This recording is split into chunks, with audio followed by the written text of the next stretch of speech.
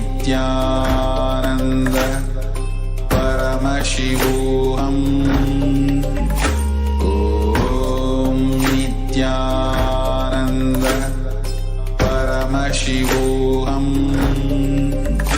Om Nithyananda Paramashivoham. Om Nithyananda Paramashivoham. Om Nithyananda Paramashivoham. Om Nithyananda Paramashivoham. Om Nithyananda Paramashivoham. Om Nithyananda Paramashivoham. Om Nithyananda Paramashivoham. Om Nithyananda Paramashivoham. Om Nithyananda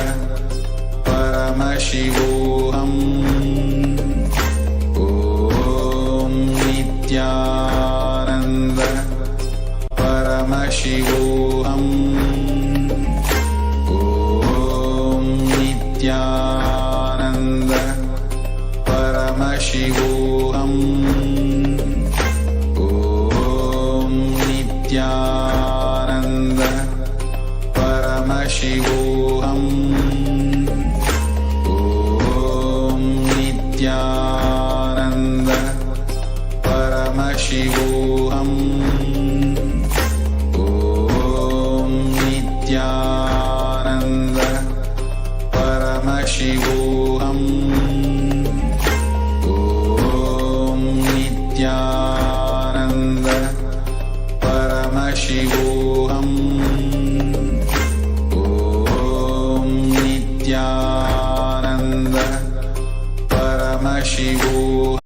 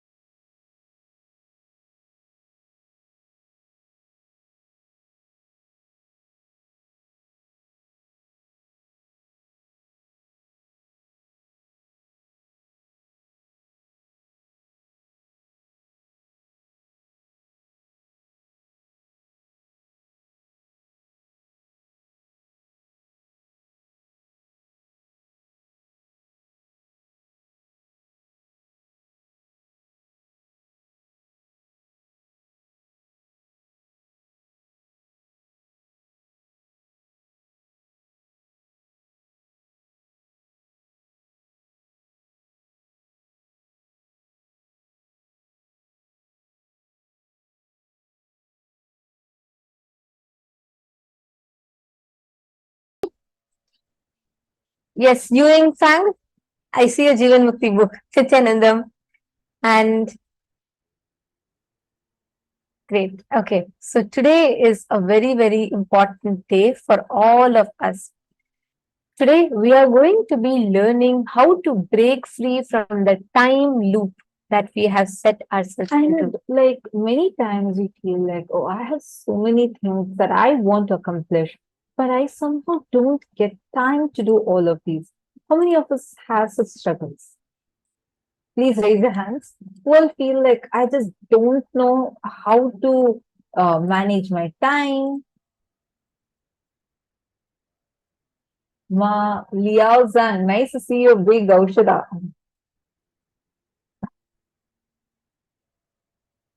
See, all of you understand the struggle that we all face, where we feel like I can't manage time. I don't think I have enough time available in my hand to do whatever I want. I have so many desires, but I don't think I have enough time to experience those desires or manifest those desires. Many of us have these kind of struggles with time.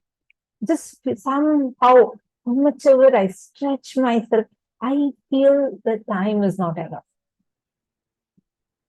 But if you just see Swamiji's life, Swamiji is what, 46 years old, but he's created an entire nation for Hindus.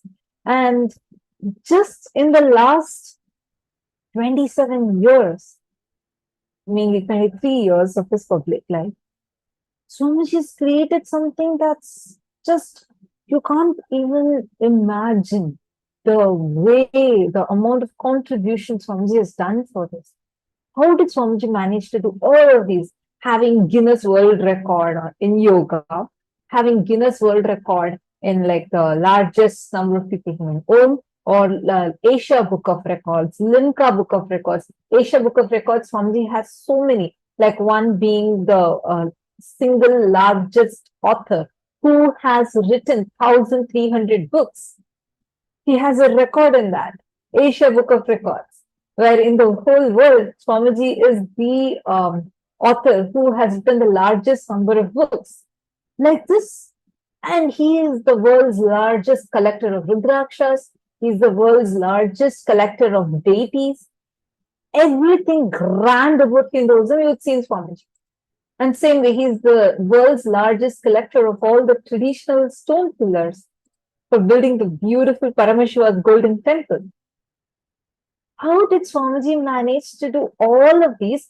And he is the only Hindu guru. He's the only one who has commented, given commentary upon all the major scriptures of Hinduism, whether it's 108 Upanishads, Bhagavad Gita, Shiva Sutras, Yoga Sutras, Jain Sutras, Ashtavakra Gita, everything, all the major scriptures of Hinduism, Swamiji has given his commentary upon it. He's written books upon it. And on top of that, Swamiji is there available to all of us, making himself so available and continuously making the programs available to us. How does Swamiji manage all of these? And yet, be so relaxed, smiling. That smile will never even go even little lesser. What is Swamiji's secret? So is it actually possible for us to live beyond the clutches of time and be blissful like Swamiji? Today, all of us are going to be learning exactly this. So get ready. Make sure you're attending the whole program. Make sure you're here for every single session and be on camera. Understand? I just want to also tell, during the program, it's not that just during the darshan, you will be in Nayana Diksha with Swamiji, but throughout the program, there will be so many times where Swamiji will be seeing you. You may not know, but Swamiji keeps seeing the participants throughout the program and giving his blessings.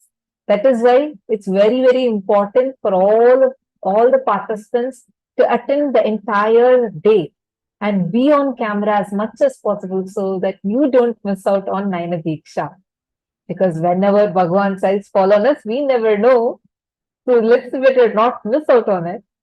So with this, let's enter into our very first session and make sure that you are participating. That is something too important. Make sure you are participating and understand everything that you're learning. If you have any questions, doubts, feel free to ask. All right. So now let's enter into the first session, which is Paramashanta Svarupa of Paramashivam. What does that mean? How to be established in the Paramashanta Svarupa of Paramashivam?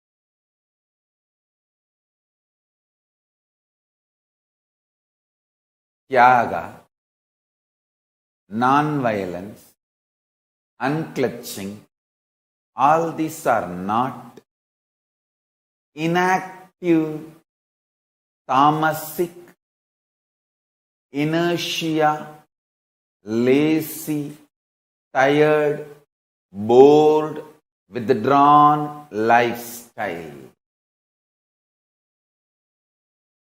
Non-violence means not only you will be non-violent, ahimsa, established in ahimsa, you will actively practice ahimsa and enrich everyone to live ahimsa. You will create an ecosystem where ahimsa can be practiced with integrity. Understand? All the infrastructures needed to keep the non-violence ahimsa alive. Media is the non-violent way of reaching out to people and telling the real truths and facts. Like media, education mechanisms, everything should be actively filled with the truths, ideas about non-violence, tyaga, spiritual strength, powerful cognitions, all these great truths. Strength is intelligent way of existing. Strength is not violence. Strength is not terrorism. Strength is not conversion. Understand? Neither by conversion nor by terrorism any religion is going to survive in the future. Future of the religions is not going to be decided by their capacity of conversion or terrorism. No, that period is over. The next generation is not interested in conversion or terrorism.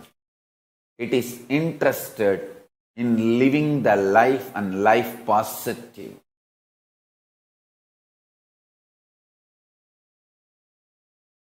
That 0.0000001%, that only is the little arrogance, anger, makes you and me feel separate inside you. I call it delusion. I tell you,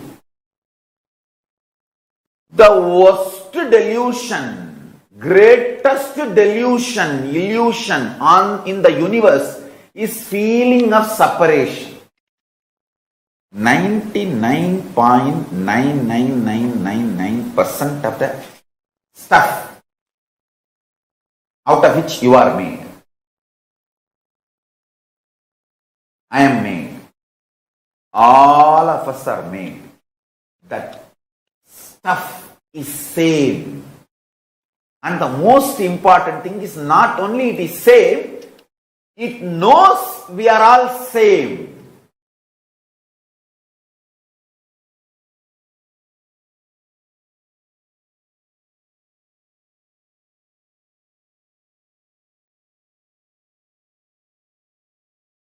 So, 0.1%. I won't even say 0.1%, 0.00001%. That only makes you feel you are separate from the universe. Anger and arrogance. Listen carefully. That is why I am telling, feeling separated is the most stupidest and worst delusion. Worst delusion.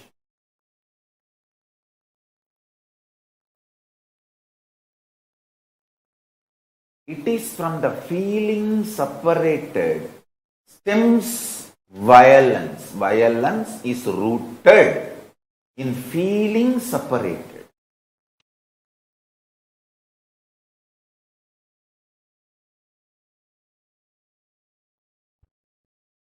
Just like how my Guru gave me straight teaching and liberated me from all the socially inflicted delusions about wealth,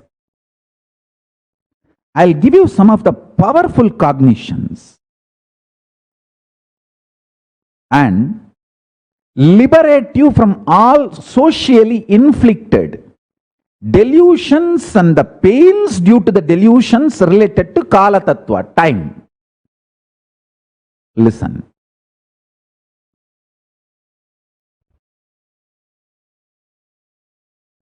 Even death is okay, but don't ever become violent. Non-violence is the best strategy even in the face of the death, because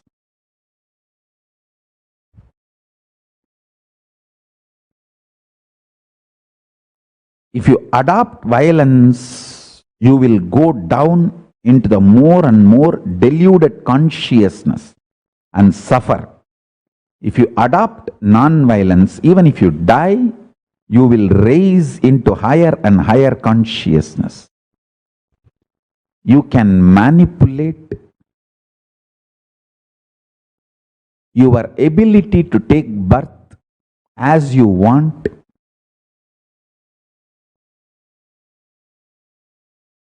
Your ability to enjoy life as you want by the pure observance and cognizing ahimsa paramo dharmaha. When you cognize non-violence is the ultimate dharma,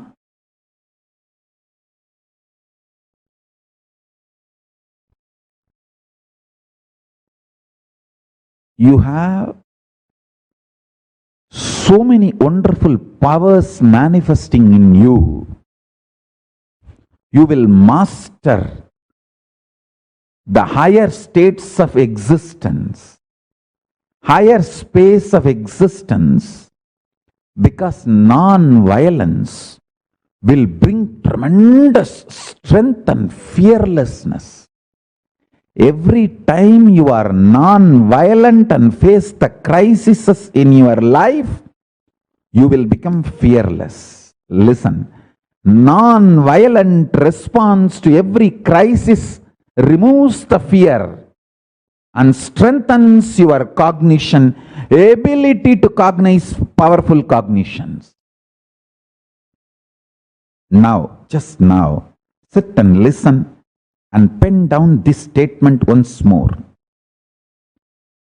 Non-violent way of responding to every crisis in your life removes all fears from you and strengthens your powerful cognitions and your ability to cognize powerful cognitions and manifest them as reality.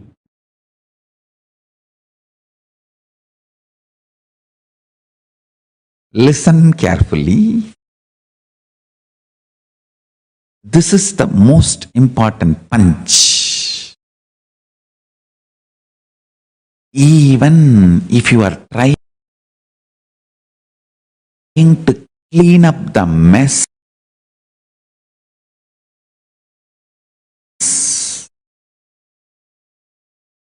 created by the reactionary assumption patterns and reactionary assumption lifestyle,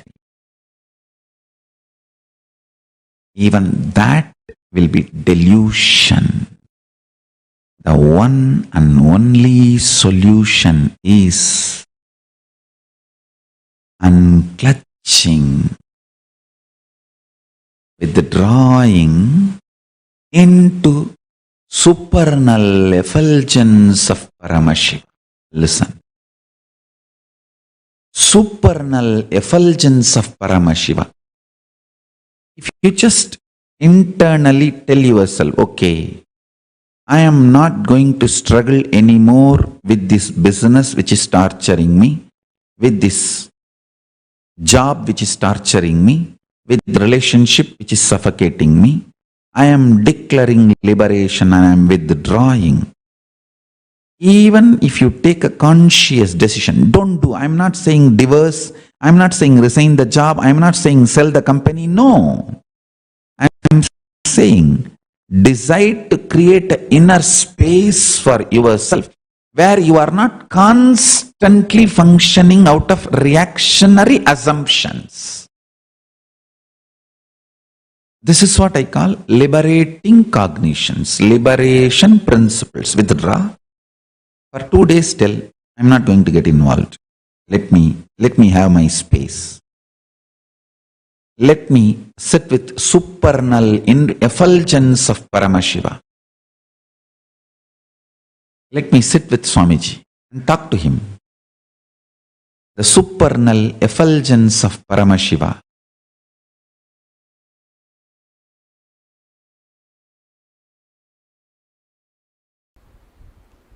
From the moment you wake up, the way you wake up, the way you feel about you and life when you wake up,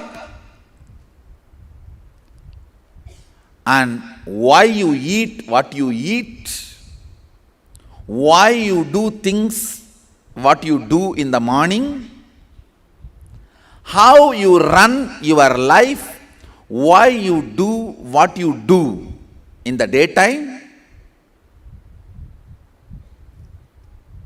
how you handle you when you are up, how you handle you when you are down, how you handle you when you are feeling you are gaining whatever you want, how you handle you when you are feeling you are failing in what you want. This whole cognitions, the bunch of cognitions, is what is called Swatantra. Right cognitions about you, life, how to handle yourself when you feel what you want is happening, and how to handle yourself when you feel what you want is failing, and how to handle you when you discover what you want itself is what you don't want. What you want itself is not what you really want. What you want, whether it happens or not happens, is called explosion. Explosion of joy and sadness. If you realize what you want is not what you really want, it's called implosion. During the implosions or explosions, how you hold you, the methodology with which you are handling yourself.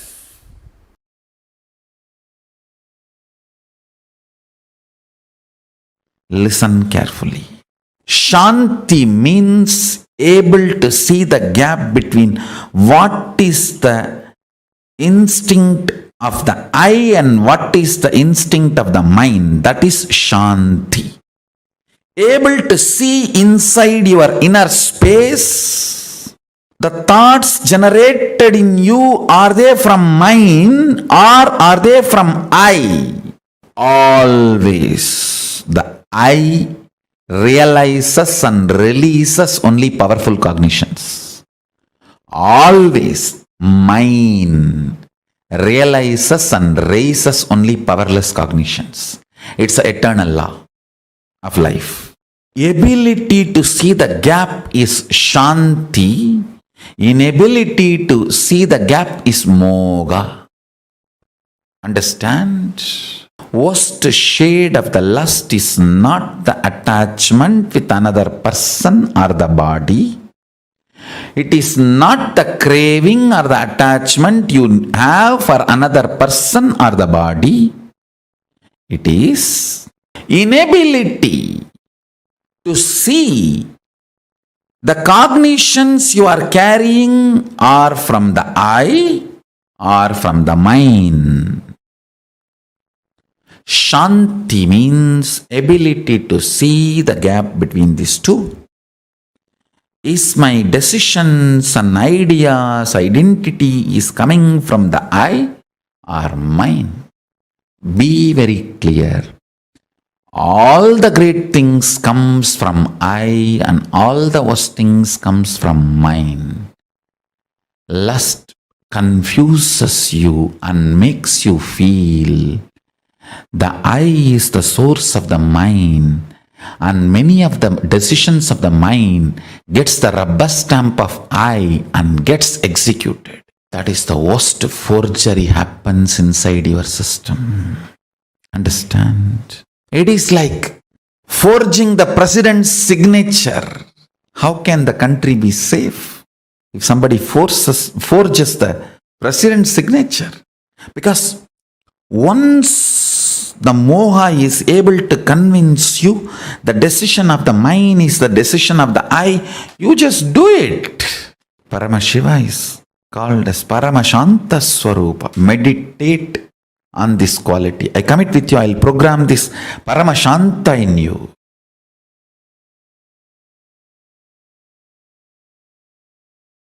Intensify your inner space through any one of these methods. I'll describe the methods now. Just 5. Continuous, unbroken prayer.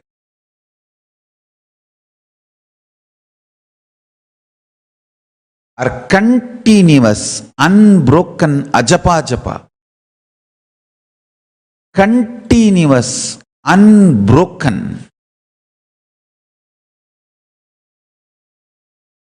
Paramashanta Svarupa Dhyana.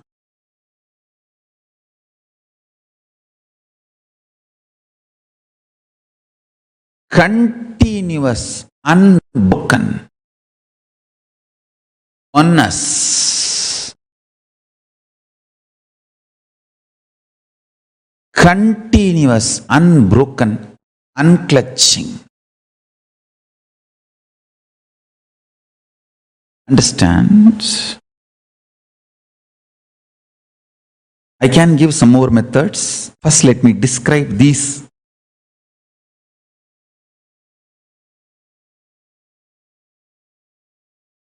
Use any one of this or all of it, no problem. See, sometimes you may feel that prayer is so deeply helping you. Do that. If you start living in the space of peace of Paramashiva, Paramashanta Svarupa, remembering the reality he breathes, inhales and exhales in you,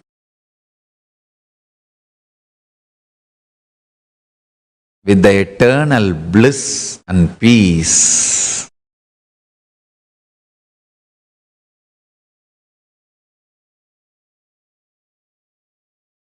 When that becomes Nitya in you,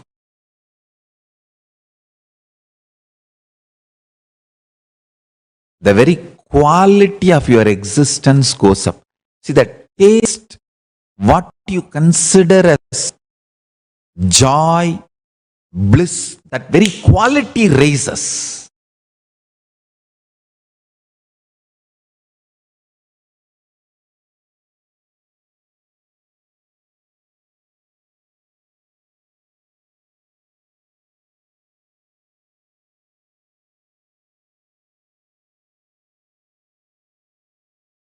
You become beautiful to yourself and to everyone around you. You become too cute to yourself. You yourself will start feeling, oh, I am so cute. And everyone around you will start feeling that, oh, he's so cute. That feeling, you feeling cute within you, about you, and everyone around you feeling you are cute for them too.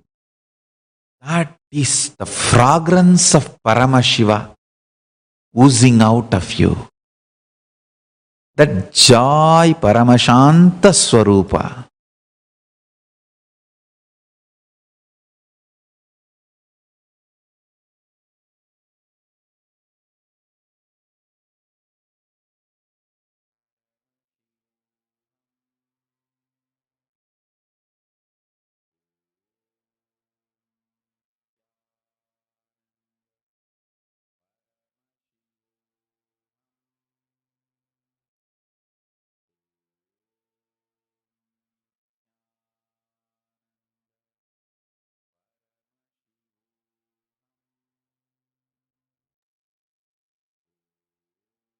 Paramashanta Svarupa, the ultimate non-violence. All of us, just by connecting, just by experiencing Advaita. Swamiji revealed a very important truth here. Swamiji said, non-violence means not only you will be non-violent, but you will be established, you will actively practice, participate in enriching the world through that non-violence. That is the real manifestation. See, understand, when you are experiencing that space of ahimsa, right, where there is complete, absolute non-violence, where there is no way any himsa, any kind of violence in any level, any which way, which is happening outside. This will not only make you practice non-violence, but also will make sure you actively spread that ahimsa. It will ensure that you are continuously participating, enriching the world to follow that ahimsa.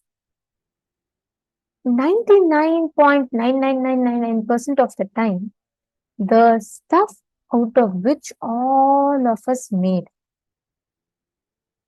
it is not only seen, that part of us knows all of us one or the other way is seen. So it is only that 0.0001% makes you feel you are separate from universe. Understand, actually you need to know this. 99.99999% of you knows you are part of the whole. It is only that 0.0001% is in delusion that you are something separate from the universe. And that 0.001% is creating that violence.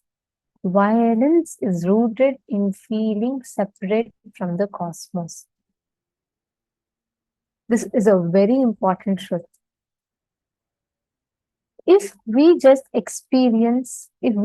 establish ourselves in that Paramashanta Svarupa, where you are not separate from the existence, where you're not anything separate from what the cosmos is showering for you, then you realize that you become established in pure enriching. That's the difference. That's the difference between anyone, and that is the difference between enlightened beings. When we do something, we are always trying to go behind and see what is the gain that we can have through this, correct? We always do that. We always try to do everything more like a business transaction. But when you establish yourself in Paramashanta Svarupa, you are literally manifesting that space of ultimate enriching. That 0.0001% of you is completely liberated from all the ups and downs that it creates for itself. And that ahimsa, when you establish yourself in that, you manifest shanti, peace.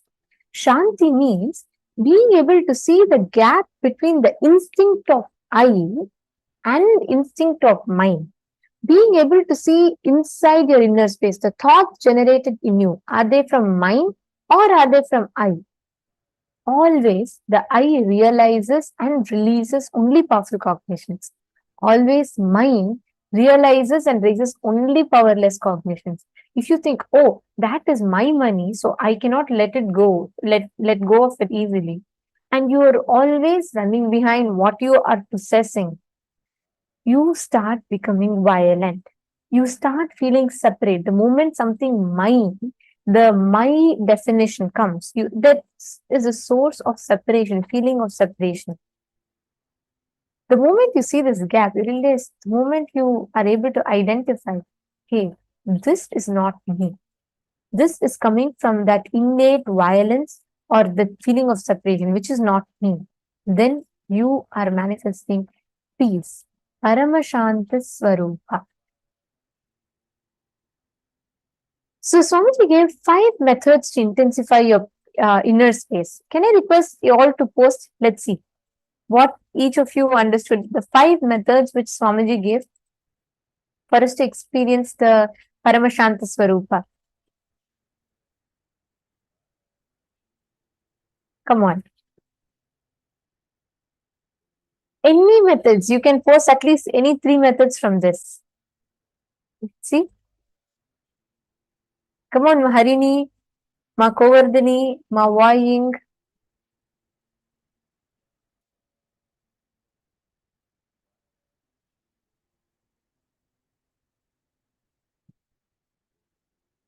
Yes, people are. Yes, correct. Chanting Mahavakya, correct. Unbroken prayer. Okay, good. I'll tell you all the 5 things. First is unbroken prayer, continuous unbroken prayer. Second is continuous unbroken ajapa japa. The third is the Paramashanta Svarupa Dhyana. The fourth is continuous unbroken oneness. Fifth is continuous unbroken unclutching, continuously unclutching and manifesting that space of Paramashanta Svarupa in your inner space. Now, for this to being able to manifest this space, you will be doing there's a very powerful and a very beautiful kriya that you'll be doing, a small meditation. So I request every one of you to please sit straight, settle down.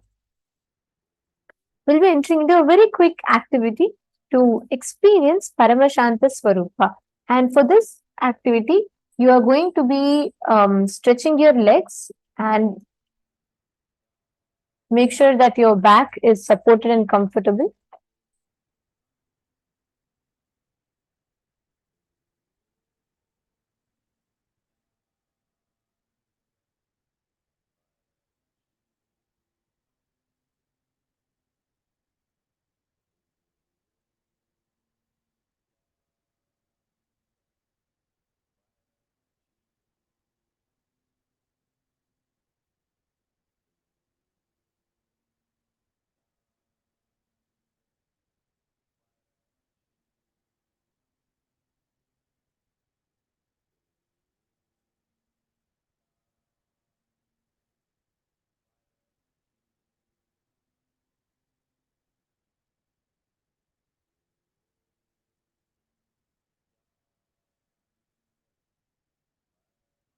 Yes. Now, for this particular Kriya that we're all going to be doing, I request you all to please sit, lean back, and stretch your legs forward.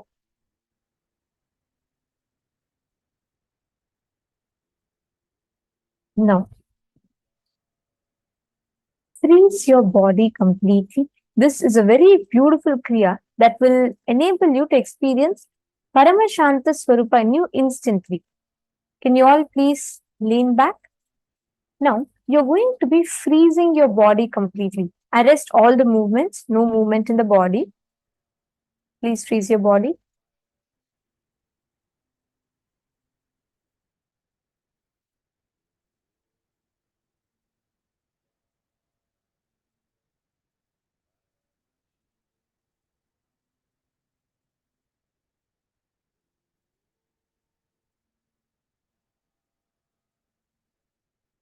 Stay. Yes. Now, bring your awareness to the tip of your nose.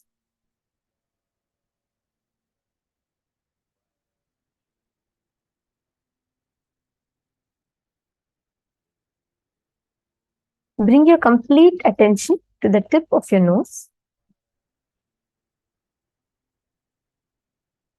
Inhale as slowly as possible, as deeply as possible.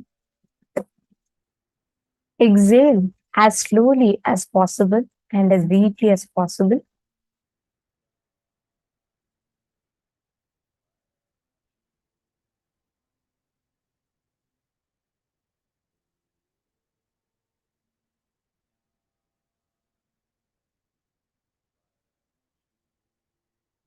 Keep your complete awareness unclutched from all the ideas of thoughts and boredom that is coming to you. Just unclutch. Unclutch from all the boredom. Decide you're not going to move the body. You will have so much of urge, like correctly that time something will happen, you will want to itch your body, or you will just want to move your hand, you just want to sit more comfortably, but don't move. Just completely freeze your body. You're just going to be not entertaining any boredom, any tiredness for your body to move. Unclutched from your very idea of boredom. Just sit unclutched.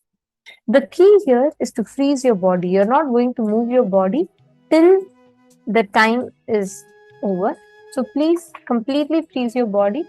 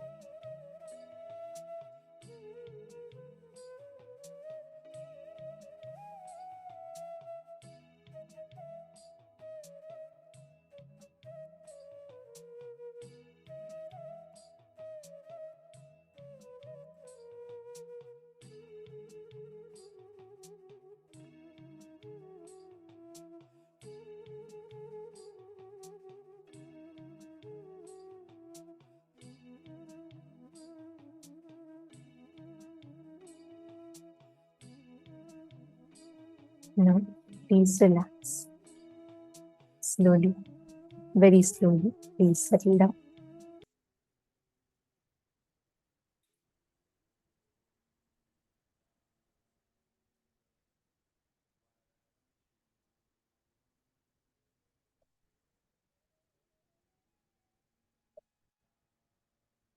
Relax. Please settle down.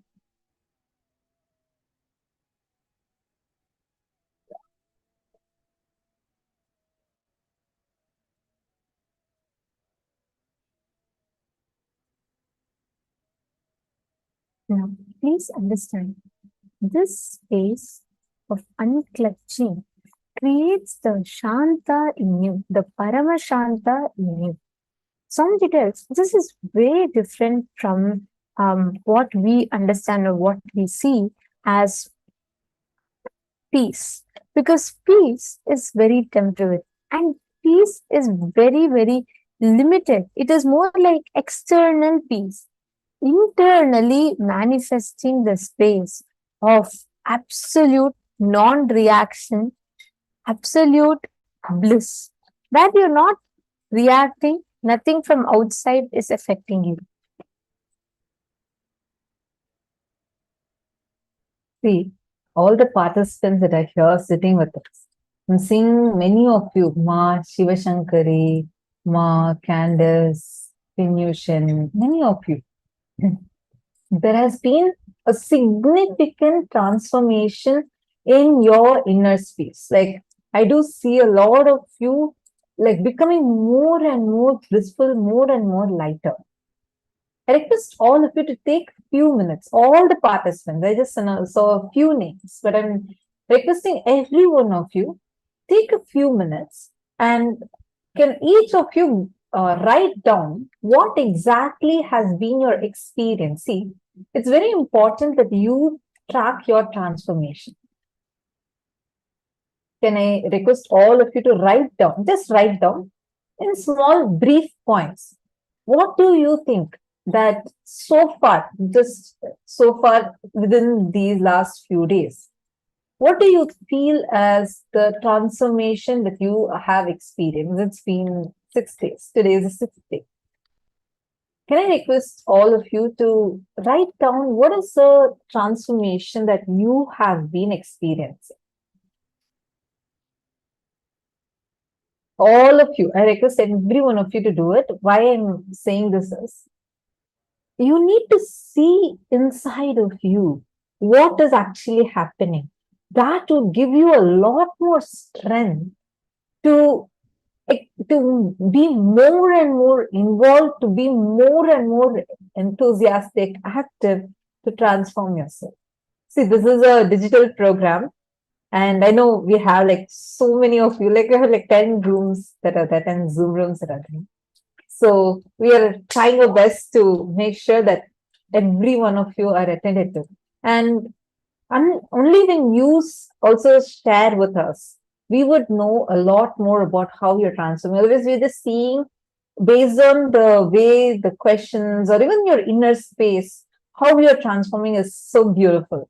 If each of you could verbalize what kind of transformations you have been experiencing and what exactly you're understanding, it will be so nice. And you would also get to know more about you and it would help us to help you further in your transformation, in you manifesting the space of Paramashiva in you and manifesting this Paramashanta Svarupa inside of you.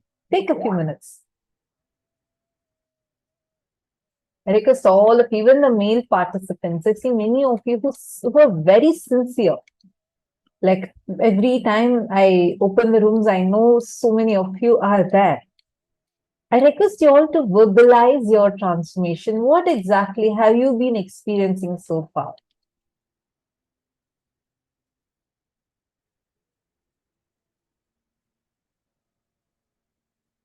Take a few minutes. Alex, Lin Shinhua, and Huang Kyun, Surendranath Nambyaraya. Can I request all of you take a few minutes and share with us? Just post it in the chat. what kind of a transformation, or what are all the understanding, the clarities that you're getting? What is the shift you are seeing in yourself?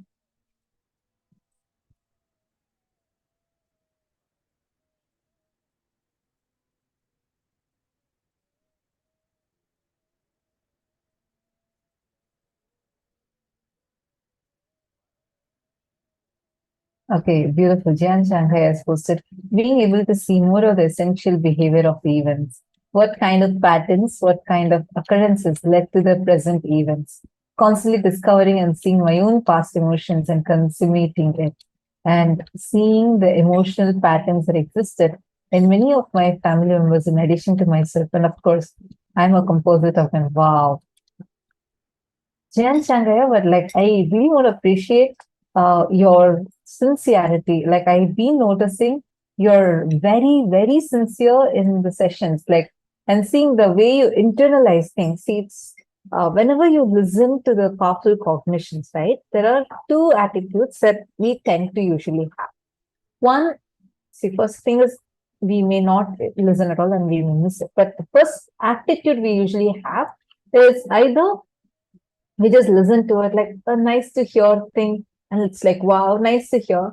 But the second is where you take those cognitions and make it as a part of your Like life. internalizing it and analyzing it, internalizing it.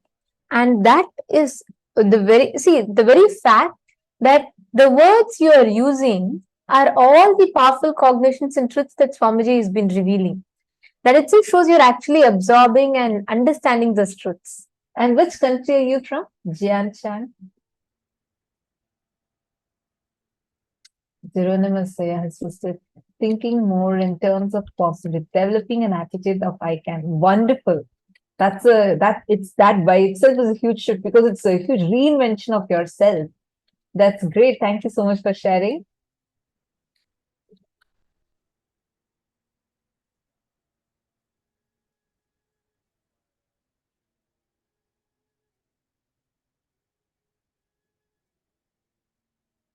I always see self-doubt, self-blame, self-hatred. There will be a lot of guilt.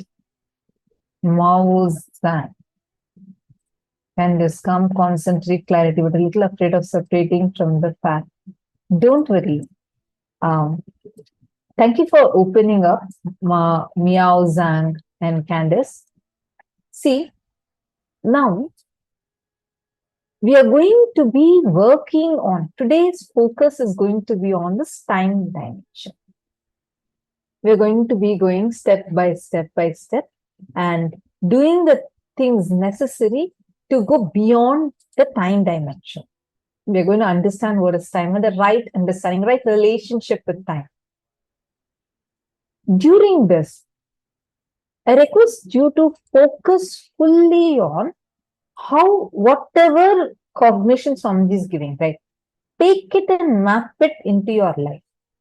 And in every session, post what you're understanding. Like, for example, Candice, you're saying that there is still some kind of a resistance or like a fear about separating from the fact, like where you are trying to unclutch. You are having a kind of fear. I hope my understanding of your message is right. If that is the fear, don't worry. Today, sit and intensely listen, especially when Swamiji explains to us about Kaala. When the understanding about you changes, the relationship that you have with the world also transforms. Are you understanding? So don't worry. Let's work slowly, step by step. If you have any questions during any of the sessions, feel free to ask. You can tell us even if you want us to repeat something. Feel free to ask. So that way, it'll help you to transform the understanding you carry about you.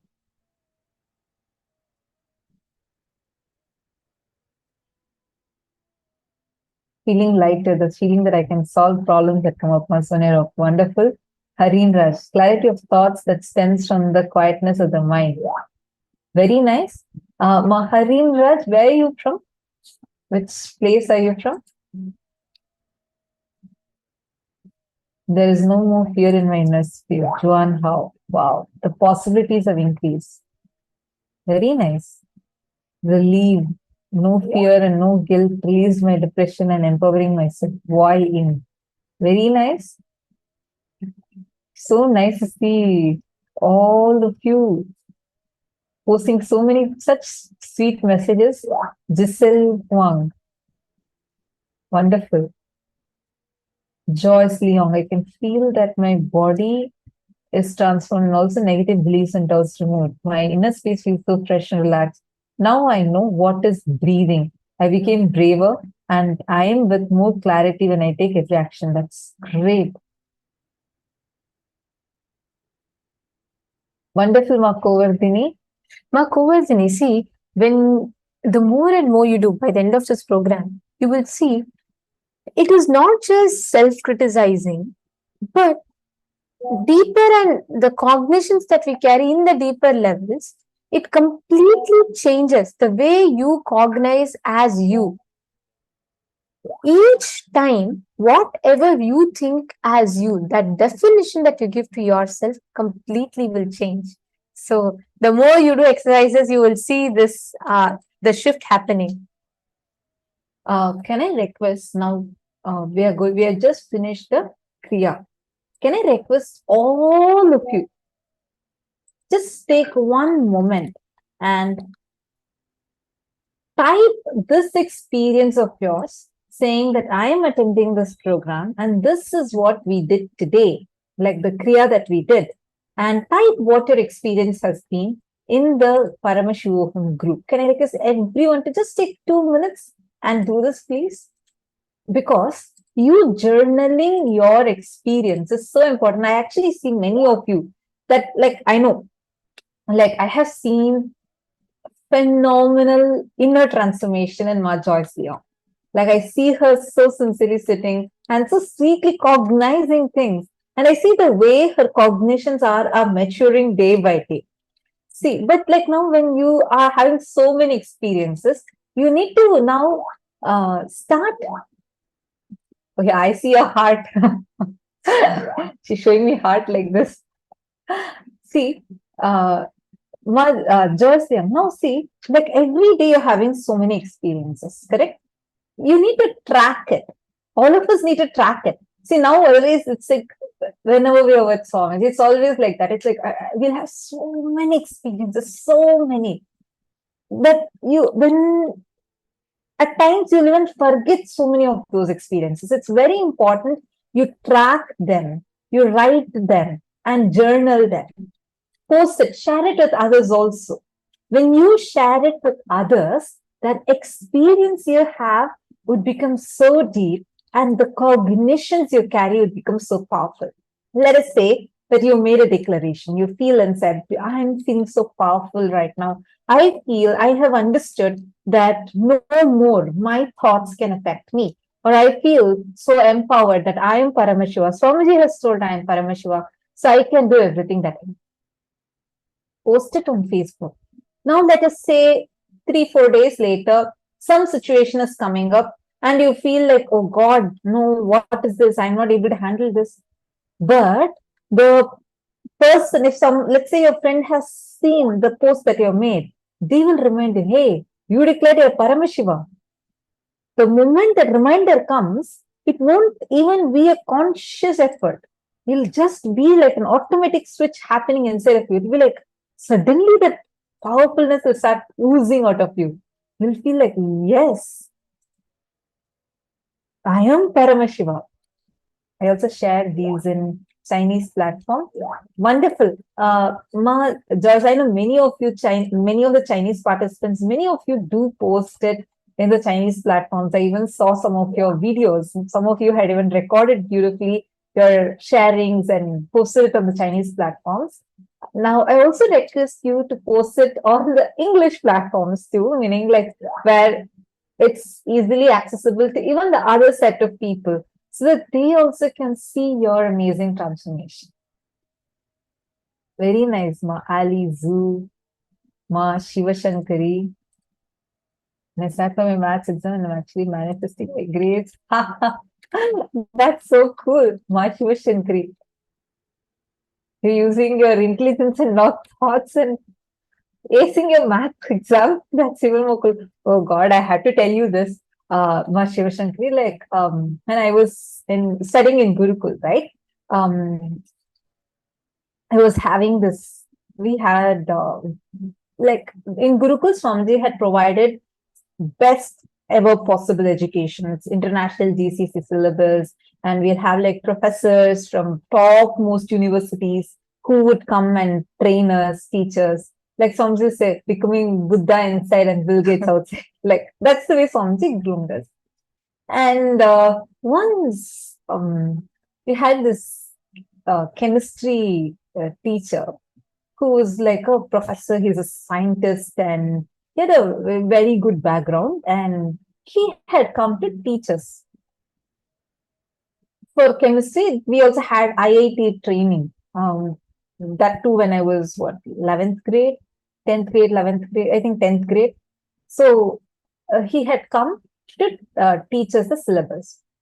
So all these people come from outside to the Adinam, and then they teach us. That day it was, I had missed my chemistry classes, like in a row, 3-4 classes I had missed. And sir had taught something very important, and he had taught about organic chemistry. And it's like a new chapter, completely new chapter. He had explained in the 4 sessions, 4 different days classes. And all those 4 days I went for temple for Abhishekam and I missed it. So the next day again, I'm coming to the class, and then sir said that you missed all my 4 classes. I'm not going to accept this behavior again. I was like, okay, I'm sorry. In Gurukul, actually, we don't have, like the teachers cannot scold us. The teachers can't get angry at us. There are like so many rules. It's like, it's not a normal school. It's like, it's so different. So there's like zero anger policy in Gurukul. So I finished, I was like, again, I came to ask permission again to go to temple during the class time. It's like, I think it was an evening, it was a special class time. So I said, I want to go to the temple. She was like, no, I'm not going to agree to that. You already missed 4 days. Today is the assessment. You come and sit, you have to write the assessment. I was shocked. I was like, what? Wait, assessment, exam? I'm not even prepared. I don't have a clue about what you have taught in the last 4 days. He said, I don't know all that. I'm going to take this exam. And if you don't pass in this exam, he said only from the chapters he covered in the last 4 days, he's going to give a test. And if I don't pass in that test, he said that he will not let me to go to temple. And I was like, no, I have to go to temple and I will definitely do it. And he challenged me. And I was like, okay, come on. I have my cosmic 911. Swamiji is always there. So I just went, I said, okay, sir, I'll sit and write. And then like the whole class, everyone else had attended.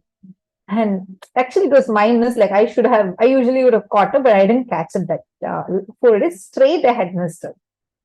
I came and sat in the class. Then this is Swamiji's Atmamurti in the class. I went and prayed to Swamiji's Atmamurti. I was like, Swamiji, you should only save me today. And if alone I don't get I don't get good marks in this test, the sir will not leave me, then I will not get to go to Abhishekam for you in the temple. Please save me. Like I just prayed to Swamiji and I sat. So this was supposed to be an 1 hour assessment. And it had 60 questions. I remember this so clearly. He had printed the question papers and he came and he distributed it to us. And this test, it's prepared for like IIT level. I had just finished my 10th and I'm not yet up to, I was not yet up to that thing, or I hadn't even learned that chapter, right? So it was a very advanced paper. He gave it to me. He said, come on, start. And it was a multiple choice question type. I'm seeing, I couldn't understand a single thing in that. Like everything was looking so complicated because it's like organic chemistry, completely new thing which I hadn't even seen before. And it's like showing all like C, no, O, A, some random letters are there. I was like, God, what is this? How am I going to even attempt this paper? So I was like, okay, I'm just leaving it to Swamiji. What I did, first question, I used all my intelligence, logic, and I tried solving that paper. I wrote down, I put like all sums, everything, and then I marked one answer. After that onwards, I literally couldn't understand one bit of that paper. I just saw the questions, I closed the paper, I prayed to Swamiji, whatever letters I'm getting, it was like multiple choice, right? So I just, in next 5 minutes, I quickly wrote down all the letters, like different options, whatever Swamiji is showing, and like writing, and I get the paper. Sir was like, hello, this is supposed to be 1 hour paper. You're finishing in 10 minutes and you're asking me to leave you from the class. I can't accept to that. He said, how are you finishing like this? At least try attempting. I said, sir, I really attempted more than this. I have no clue. And then he couldn't do anything. So he took the paper and he went. So next day he is coming to share the results. Usually he'll come and he will be talking to us. They'll be like laughing and all that. He was in a very serious mood that day. And then he said, I can't believe this. I can't believe this. We didn't understand why sir is telling like that. So he came, he got the papers and he distributed everybody else's papers except for mine. I'm like, I asked my paper, wait, I'll give it to you. And then he told the class, see, this question paper, I set it. I had not put it online. It was not like, it can be leaked somewhere because I just prepared it before coming to your class. And I had just taken the printout and the printouts are only with me. And we were not understanding why he's explaining so much. He said that there is no possibility for cheating. We all were like, yes. Then he showed my paper. How did she get 59 out of 60? I was like, what? 59 out of 60? And then I'm like, God, what is he saying? And then I saw the paper, the first sum, which I did out of my logic and trying all my thing and doing, only that was wrong. Everything else, all the other things, just the letters that I had written, everything were right. He asked how I did it. I said, I don't know. This is a secret. This is how Swamiji does for us. You just pray to Swamiji and leave it to Swamiji. He will write the exam for you. See, understand, this is how life is with Swamiji. Like, it's so magical. After that, never again that sir ever stopped me from going to temple, stopped me from missing the class, or he never even will ask me or challenge me in any of that. That is the power of having Swamiji in life. Like, literally, no logic applies. It is just sheerly like pure magic. It is just purely runs on his grace. Shiv Shankar is putting, my brother and sister always question how I pass my maths exam and I won't even study for that subject and always answers give wrong when they ask me and any kind of math question, but always pass my exam. Now you know the secret behind it. And I also had one more question from a participant. Mark Xiang Ying Zhao is asking, teacher, I have a question. Previously, I had volunteers say that everything I remember is incomplete. So many things we have forgotten is, okay. So many things we have forgotten is the part of the perfect part. For example, many students sharing their fulfilling experiences, which are already fulfilling. Why does she still remember? How to share them so carefully? I don't quite understand this point. Could you please explain it again? See, Xiang Yingzhou, Swamiji explains, whatever you remember, you only usually remember the most painful incidents in your life. Most of your memories are what are painful memories. Those type of memories only you remember in your inner space. That's the first thing. Second, you will see whenever you have some really happy moments, exciting experiences. Those things will not be sitting inside of you and making you feel heavy. The things that you usually remember, meaning there's one thought current that goes on and on and on and on, which is usually filled with painful memories. The ones that you, whenever you remember, it can immediately put you in that experience of the joy. You will see that those will never be as like a memory that is inside of you that will pull you down. You understanding, ma? See, the memories that we carry inside of us, most of the time, they are only painful memories. We do not carry joyful memories as an undercurrent in us, because we usually believe that whole life is suffering. You ask anyone, everyone will keep saying, oh, my life is suffering. I have so much, I have this, I have that. Understand, only when you do completion, unclutching, you will not have these as memories. For that moment, if you want to give us, like you are handling something, you need a powerful cognition, so just come as a reminder to inspire you further, not as a memory that will just pull you down. Are you understanding, ma? Jianging Zhao. These things would not, anything where you have been complete in any situation, wherever you experience complete completion in that situation, will never be as a memory inside of you. Any moment that is completely lived to its fullest would never be as a memory inside of you. You will go and try to pull it to remember it. And when it comes inside you, it will not cause any reactions that can pull you down. Any other memory, which the moment you remember is causing suffocation or suffering in you, is only because you have not lived that moment completely. You have not experienced that moment completely. That is why the process Swamiji is giving us is called as completion, where Swamiji is teaching us to relive the whole experience and relieve yourself. When anything, for example, let's say you really crave for sugar, okay? And you like these sugary sweets and all that. And every time you eat, you feel so guilty, saying like, why did I have it? I should have not eaten it. If you're facing this, just take one spoon of that sweet, any sweet. Eat it with full awareness. Eat it with full, like your whole focus. Enjoy it completely. And try eating it. After that, you will never be addicted to that again. Because anything that you live fully, completely, will just leave your system. That is why incompletions are called as a hangover of past in the present moment.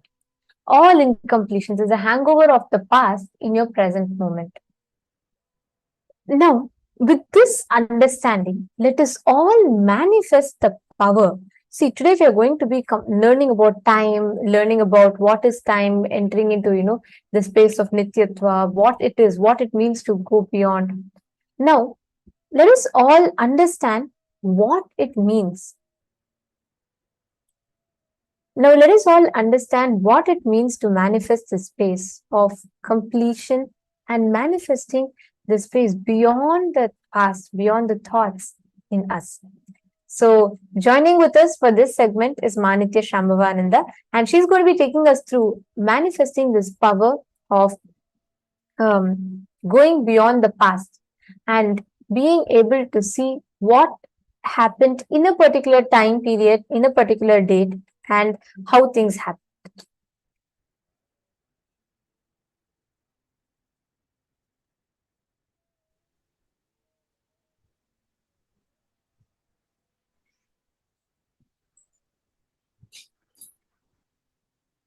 The Shastra Pramana for this power is from the Vijnana Bhairava Tantra, Dharana 61, Sutra 84, where Paramashiva himself reveals the ultimate details about the power of Akashic readings.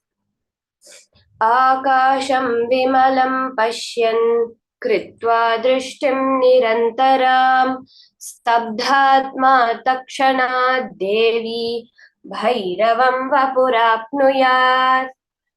Bhagavan Paramashiva very beautifully reveals, looking at the spotless infinite etheric space, the Akasha, beyond the sky and clouds, one should fix one's gaze from the third eye without blinking continuously and make the body and inner space steady and motionless. In that very moment, O Devi, one attains the nature and powers of the infinite space, Bhairava. That infinite etheric space is not something that is far away, somewhere beyond the sky and the clouds. It is beyond the clouds of our thoughts. That space within us, our inner space, that we see is constantly filled up with different thoughts, different thought currents. Beyond that, what exists? That when we fix our attention, our awareness, our gaze, automatically our entire inner space becomes motionless and we attain the nature of Paramashiva himself.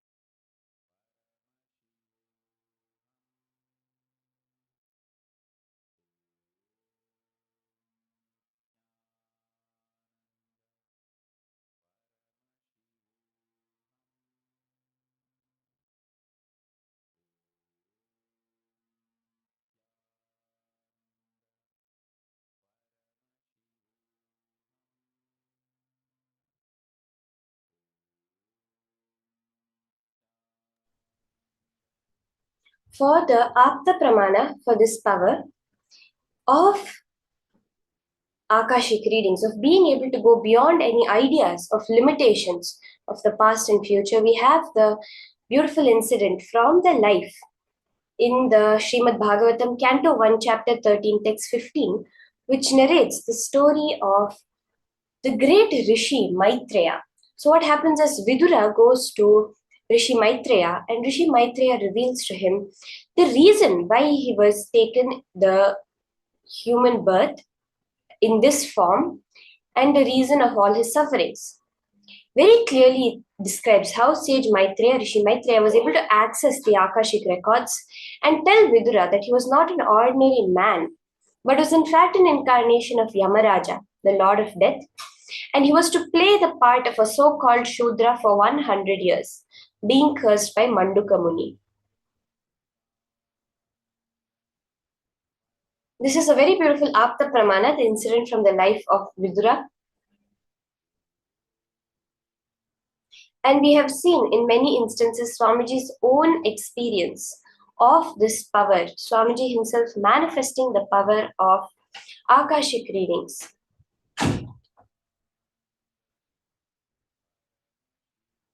How a devotee beautifully shares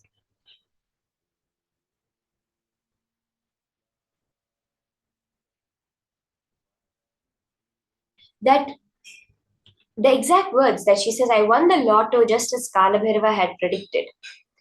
She says, at the time when I did not know what to do with my life, Swamiji took the time to help me in many ways.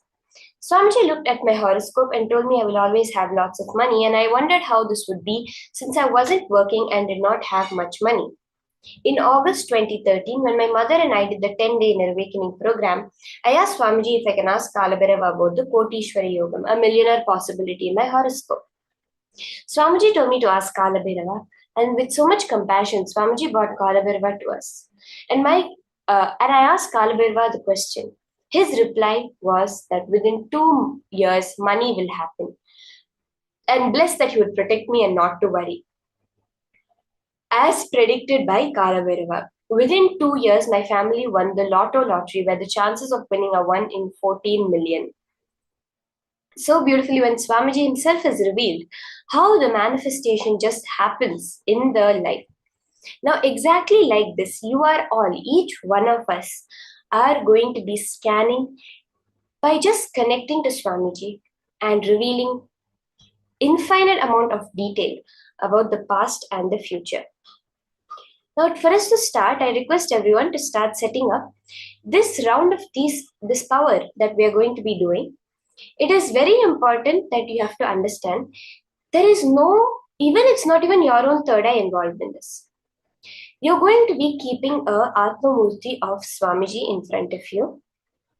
It can be if you have the Atma Murti, that would be the best, the 3-foot size Atma Murti.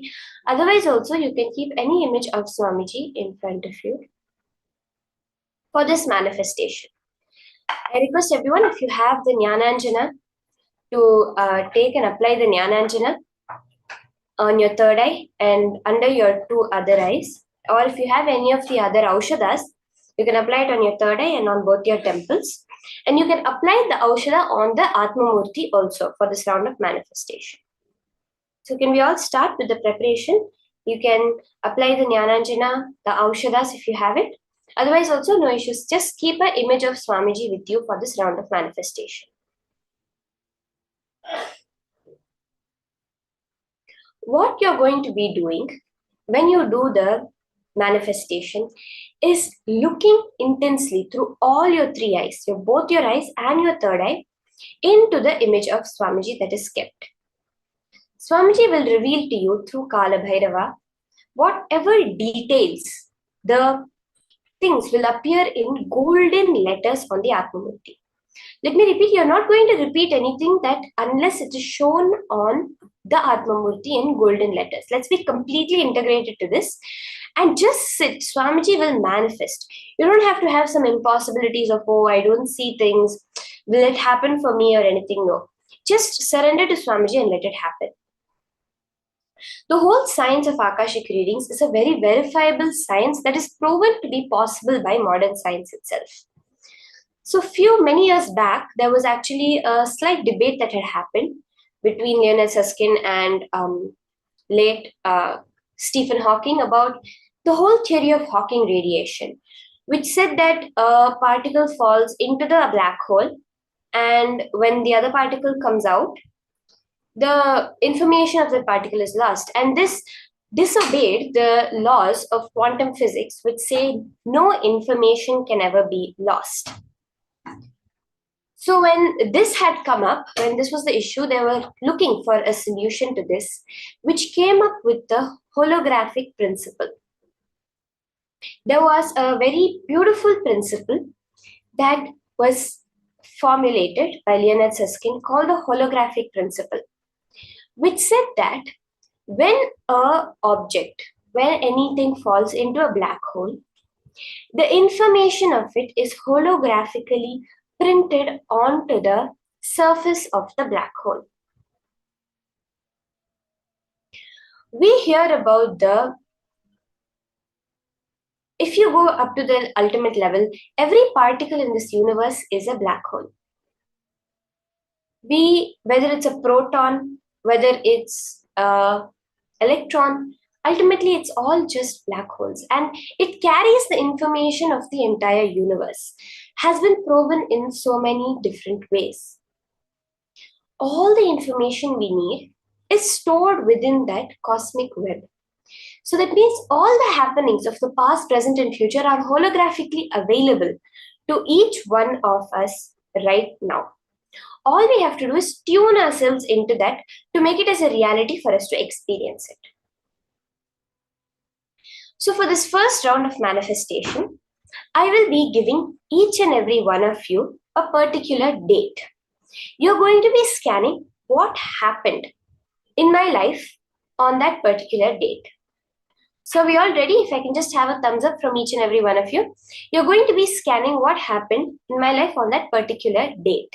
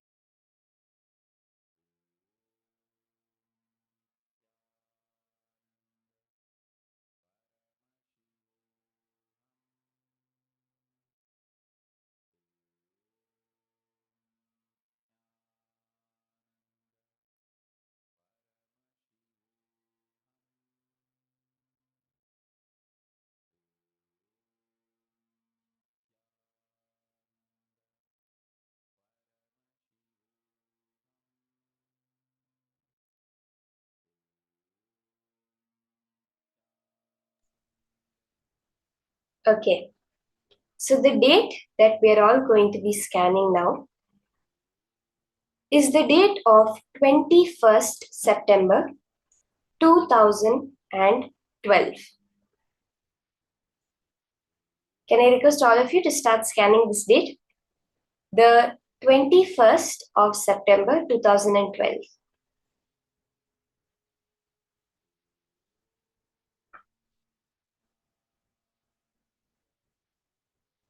What you're going to be doing is now just connecting to Swamiji looking into the Atmamurti through all your three eyes. Intensely look. Whatever Paramashiva is revealing in your third eye, you're just going to be typing it down exactly as it appears only in the golden letters on screen. Only whatever golden letters are appearing, you're going to be revealing that. Find out what happened in my life on the 21st of September 2012. This is what we are all going to be scanning.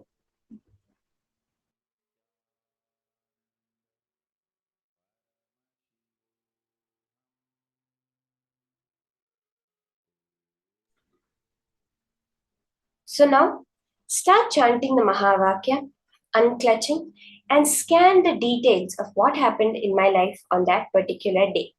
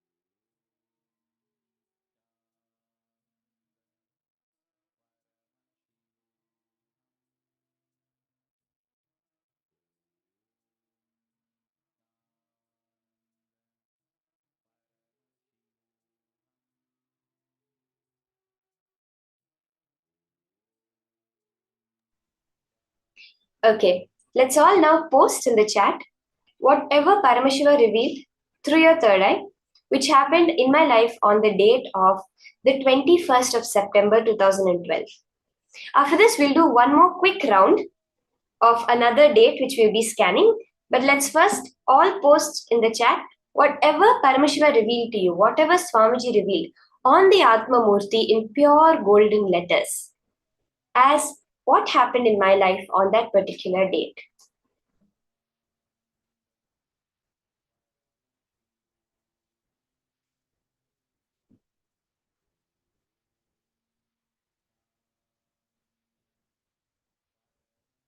Yes, Ma Jessica Martin, the Mahavakya is Om Nithyananda Paramashivoham.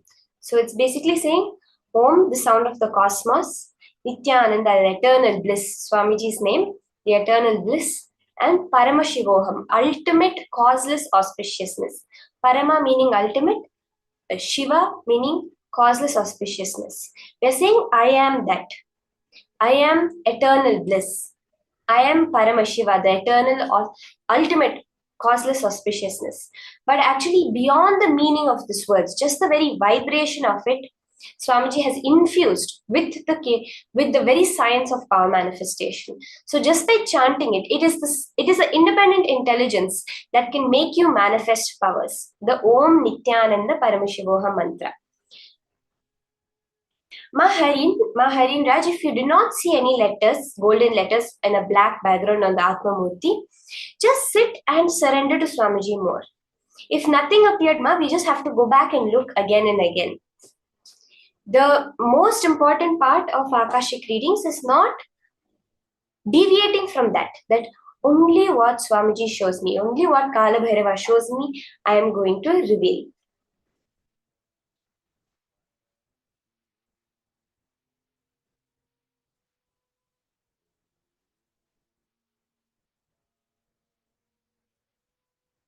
Okay, I see many people starting to post. Okay, I think Ma Bhavani has gotten it exactly correct. That was the date I joined Gurukul. 21st September 2012 was the day I actually came from Singapore, where I was before, to Gurukul at the age of 7 and joined as a part of Nithyananda Gurukul for the first time. Ma Virupaksha, you also got it right, Ma. That's perfect. That was the date I joined Gurukul. So we'll have one more round. See, if at all there are many of you who do not see it on golden letters, don't worry at all. You have to just sit, connect to Swamiji more and open up yourself.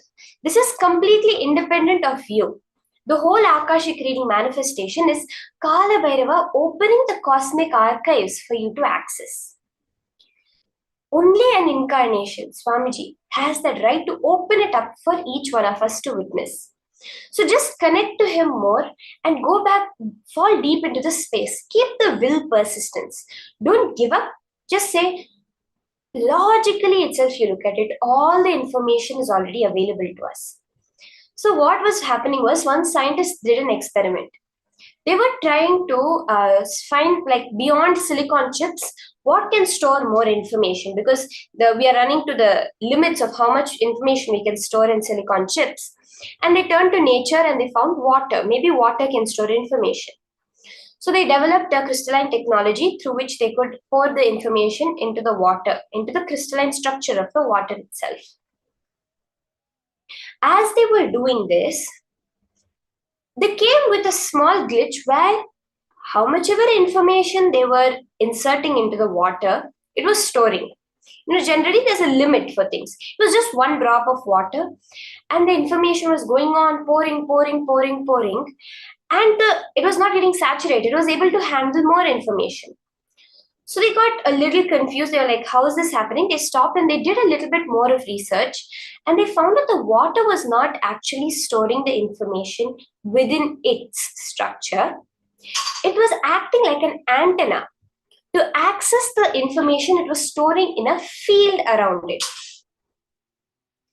Further experiments prove very clearly that even the neurons in our brain are only accessing that cosmic field of information.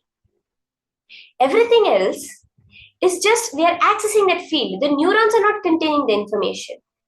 When they do research, where is the color red, the identification of the color blue stored in the human brain, they're not able to find it. Where is the memory of my, for example, my day of joining Gurukul stored in the brain? They're not able to find it. They're only able to find a region which corresponds to that antenna which is accessing the field where the information is, which clearly says that any information is present in that field. When we say rewiring our brain, we are rewiring the antennas, the circuits in our brain to tune to that frequency and receive that information. Now, all you're doing is you're opening up yourself for the cosmic archives to be downloaded within you through the Atma Murti of Swamiji. So let's take a few minutes. I have another date for each and every one of you. 11th of May 2018. Okay, this is another date that happened in my life. You're going to be scanning on the 11th of May 2018. Can I request each and every one of you to start scanning? So don't worry if you do not see anything in the first round. Just connect to Swamiji. Now the manifestation will clearly start happening.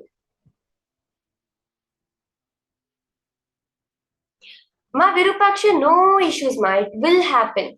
More and more you sit for the power manifestation, Swamiji will reveal. It will start off with just a golden light. Many times it just starts off like a golden light coming, and within that you see some forms, some images, and you say. Within Swamiji's Atmamurti, just vaguely you see the words.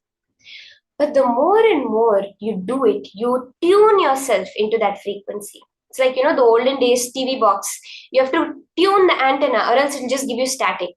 That's all. Right now we're receiving the static. All we have to do is tune a little bit through the detox, through the Mahavakya, through unclutching to receive the cosmic frequency. So let's all start the scanning. You can chant the Mahavakya, Om Nithyananda Paramashivoham intensely and scan what happened in my life on the date of 11th of May 2018.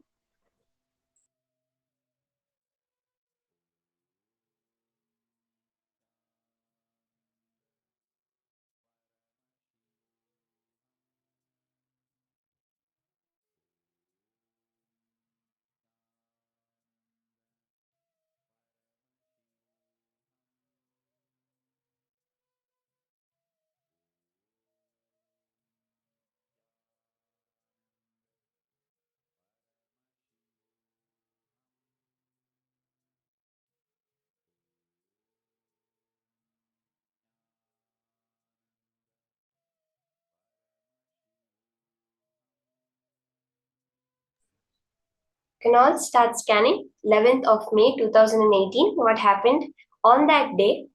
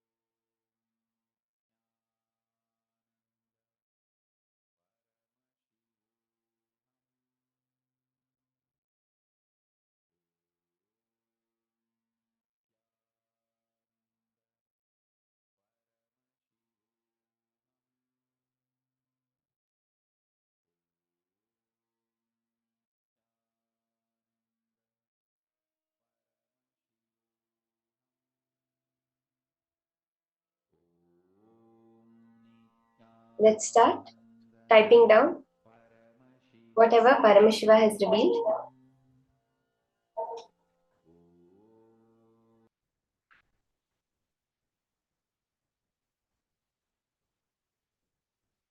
As it is appearing in the Atmamurti, can go on posting it in the chat. I see my Yogamallar has posted. Ma Jayalakshmi has posted.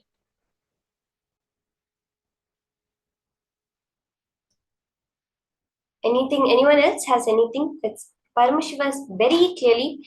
See, we have to change our context of power manifestation.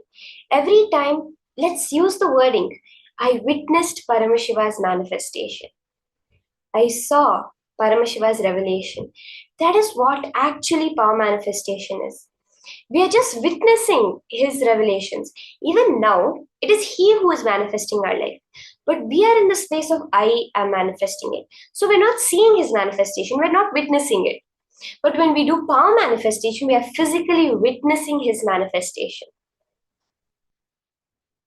You can please keep your eyes open and look at the all three eyes at the Atmamurti.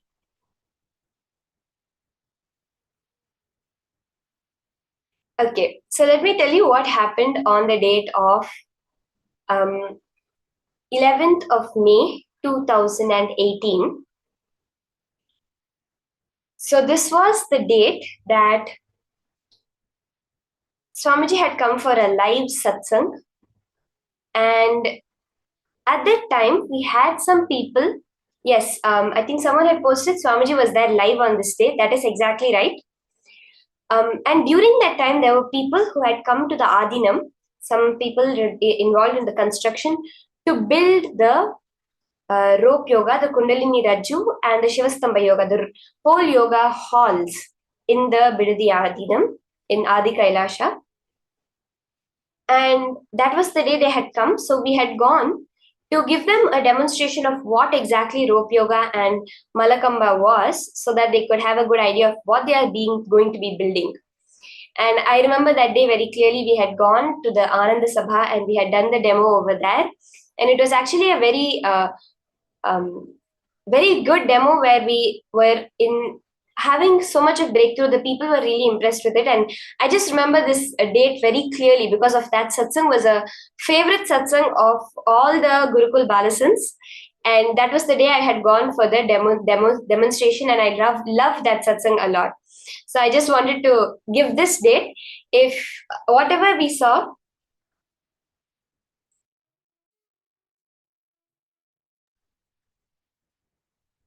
so in that satsang, Swamiji very clearly reveals that your will is not a broomstick to clean the bathrooms, but it's a sengol, it's a rolling staff for you to rule. So use your will not to beat yourself, but to make yourself powerful. Your will is Sadashiva's will, which is ultimately the source of all power manifestation. So this was the date that I had asked for all of you.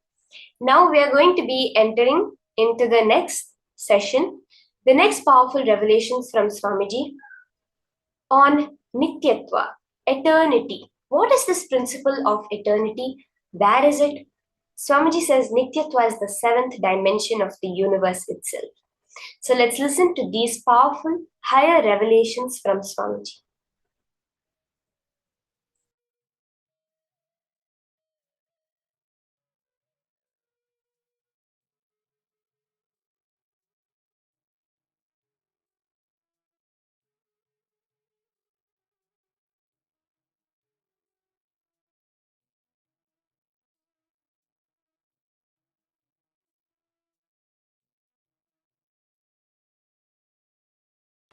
What is incompletion? Past interfering into the present and try to manipulate the future. That is incompletion. Your memory, form you carried in the past, entering into the present and trying to destroy the future form is incompletion. you can always see whenever you have a pain, guilt, powerlessness, incompletion, you will be visualizing, imagining your own form in a deep suffering. You will be visualizing, imagining your own form in a disgusting way. Look inside. Please understand, I am giving you a very deep insight.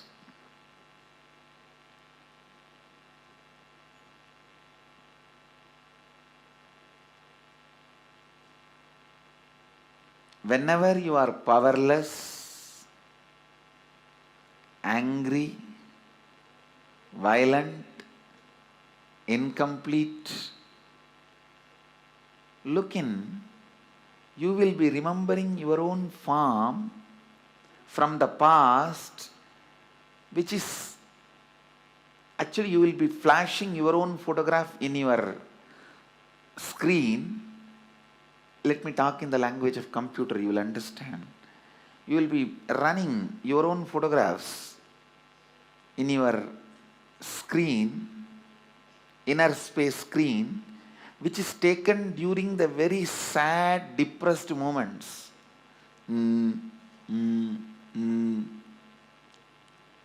What can I do? Lost, over. That kind of the photographs which you have taken at the wrong moment and preserved, stored in high resolution, in a stupid way, in your inner space, you will go on be replaying them. See, whenever you are powerless, you are not going to remember the full smile photograph of you, or the ecstatic photograph of you. When you remember that, you are going to be in the space of completion.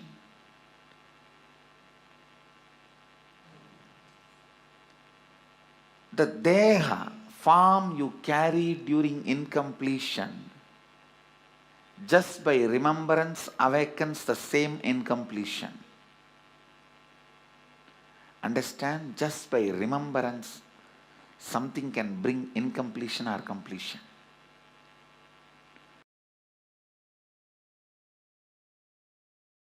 The moment one incompletion is triggered by somebody, then that's all. You don't see the world anymore. The world does not exist, only my world exists. That is what is meant by the great Mahavakya, Jagat Mithya. What you perceive as my world is Mithya. Because a small incompletion, the moment it got triggered, it gets triggered.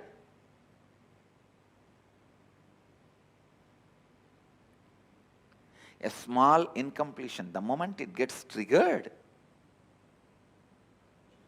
you stop seeing the world and you are deluded in my world. Brahma Satyam, Jagat Mithya. I don't disagree. Jagat Mithya. But that does not mean in your actions you will not radiate the truth Brahma Satyam.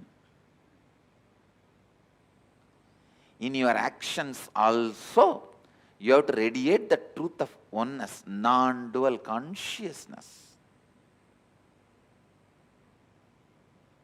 While you are seeing your finance, your accounts, sitting with your auditor, do you feel that oneness without falling into the powerlessness? While you are sitting with a spouse and having a dinner or lunch, do you feel that oneness without falling into the powerlessness?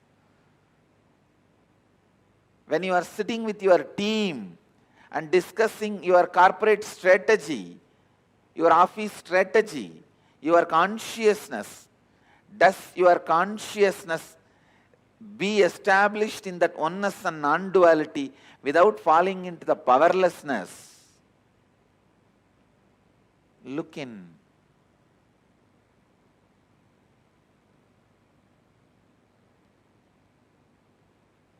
Just your back pain disappearing is not the result of Advaita. All the pain which you have hidden in your back should disappear. Not just back pain disappearing. All the pains which you have put it in back has to disappear. Suddha Advaita Sugabodha Jnanam. The pure Advaitas, joyful influence and the wisdom which comes out of joyful influence. Please understand, the joyful influence of Advaita is what I call completion. The joyful influence of Advaita is what I call perpetual completion. The joyful influence of Advaita is what I call Sahaja Samadhi.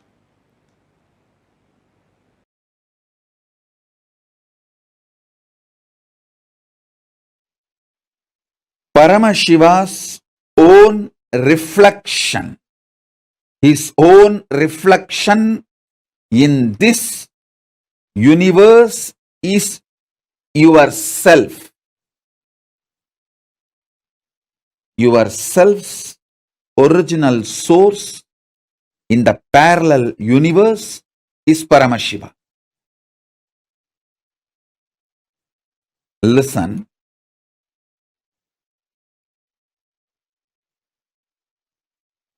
Understand this example. A swan, Paramahamsa, flying on the sky, is just floating in the sky. His reflection falling on a swimming pool. The reflection is you. The swan is Paramashiva. The swimming pool is your body.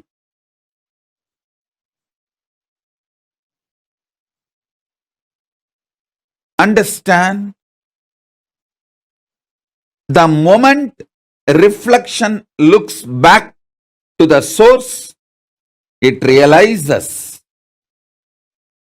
it was, it is, it will be forever Paramashiva. Sometimes the reflection feels it is being hurt by the waves in the swimming pool.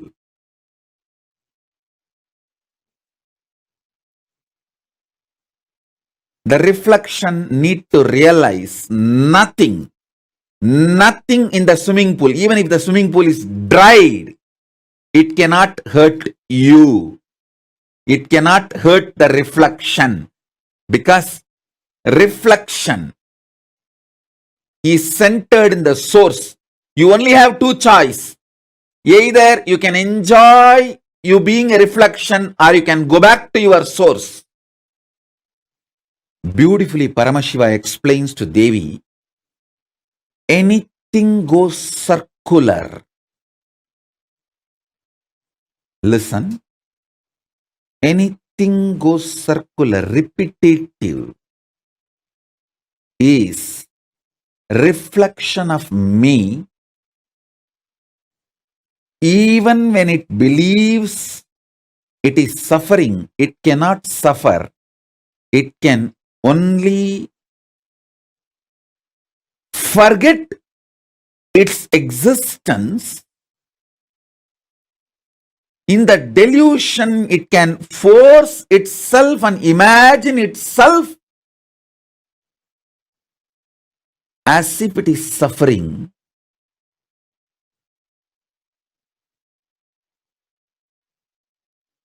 When that reflection looks back at the source, it realizes it is Paramashiva. It can never suffer. Listen. Listen to this deeply. You in the parallel universe is Paramashiva, the great swan floating in the space.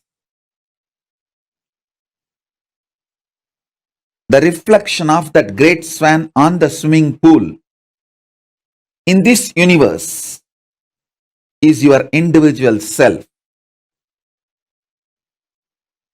That swimming pool is your body.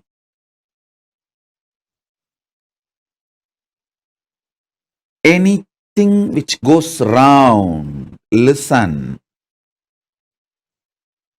Paramashiva explains so beautifully.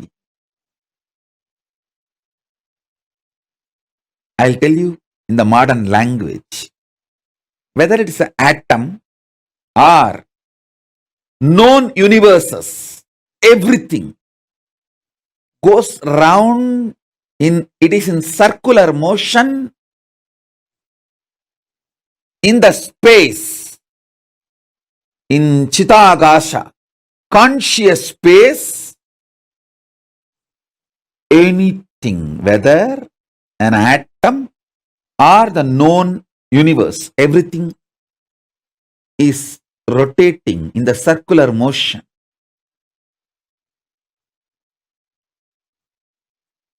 What is created in the circular motion is called circular time. The time which circles, repeats itself.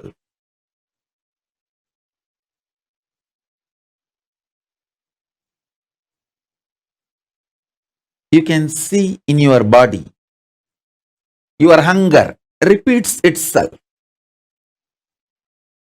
Your number 1, number 2, number 3 repeats itself. Your sleep repeats itself. Your patterns repeat themselves. Your decision to smoke, your decision to drink, your decision to be addicted to something, everything is repetitive. Understand? Anything which repeats is in the circular time motion. It is within the field of Nirantaratva but not Nityatva. It is within the field of Nirantaratva but not Nityatva. If you know, anything which repeats does not hurt you, cannot hurt you. You are liberated from time. You are liberated from Kaala.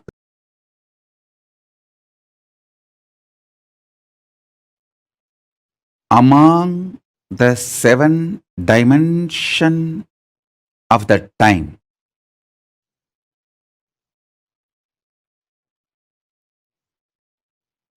space before the past,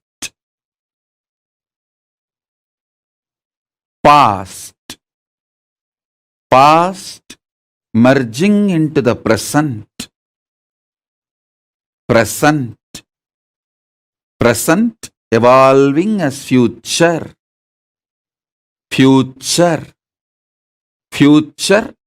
merging into the space beyond future.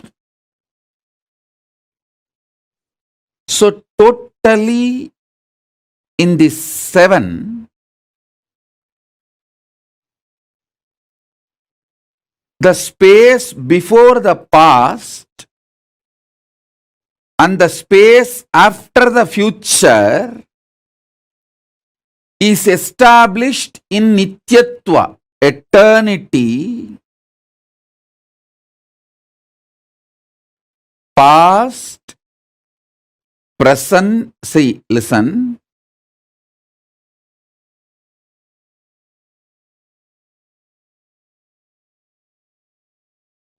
Past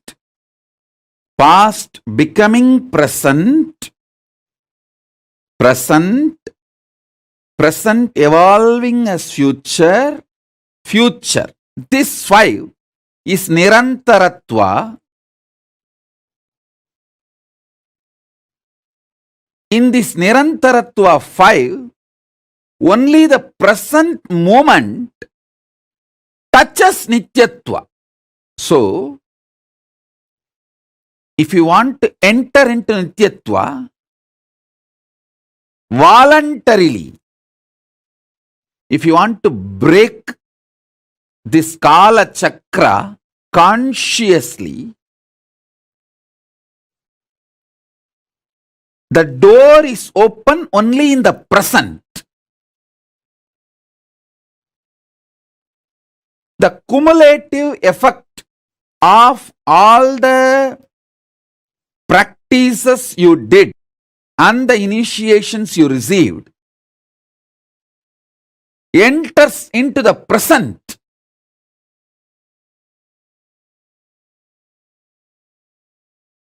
And makes you experience Nityatva. Listen.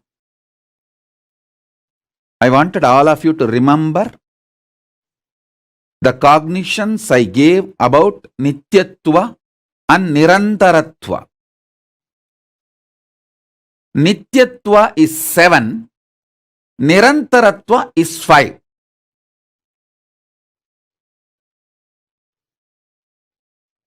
Nityatva is all the 7 put together. Nirantaratva is this 5.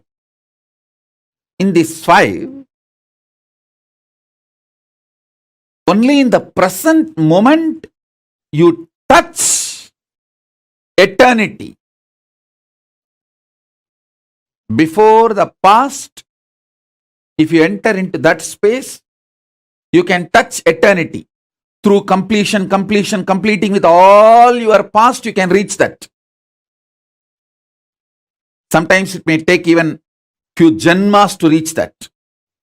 And through the future, you can reach the space beyond the future by constantly being in Nirvikalpa Samadhi, burning all your desires and patterns which want to repeat itself. You can reach.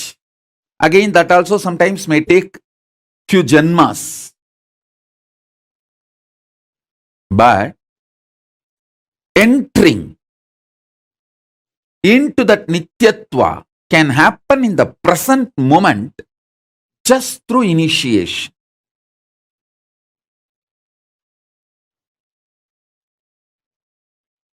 Remember the definition and the revelation about Nityatva.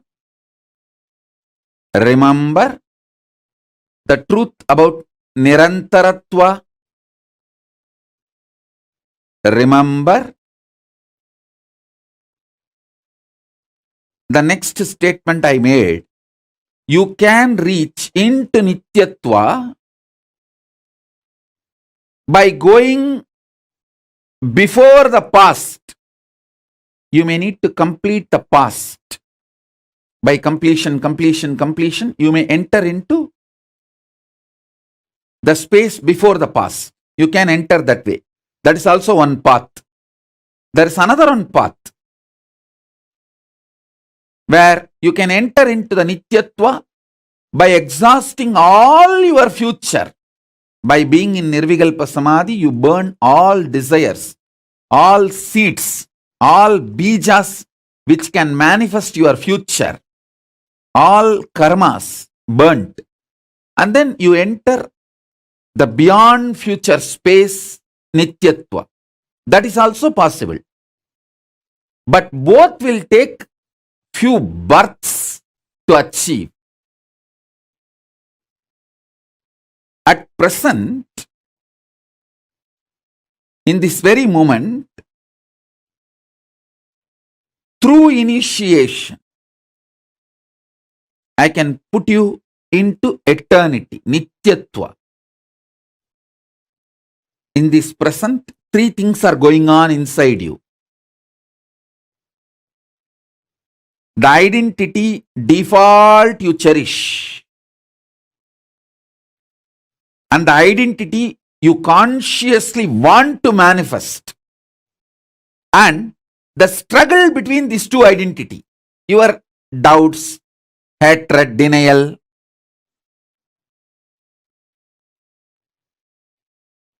smelling Paramashiva, waking up to Paramashiva,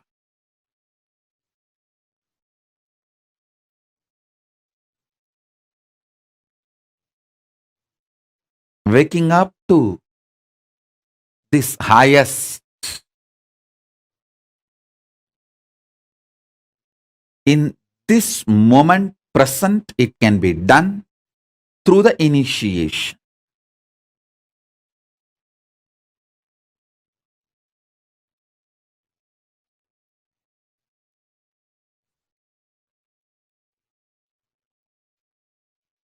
So understand,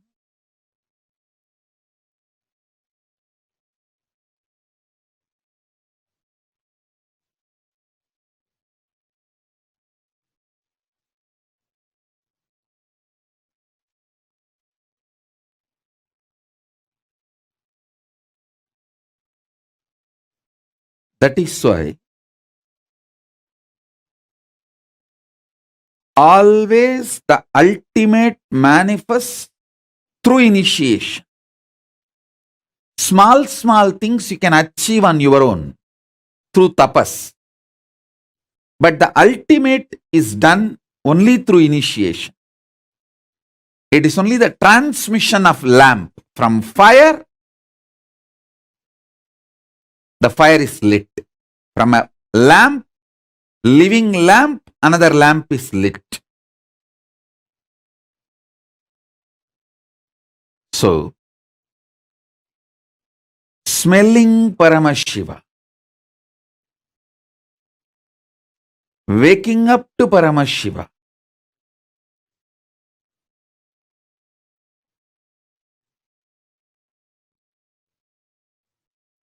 waking up to this highest. In this moment present, it can be done through the initiation.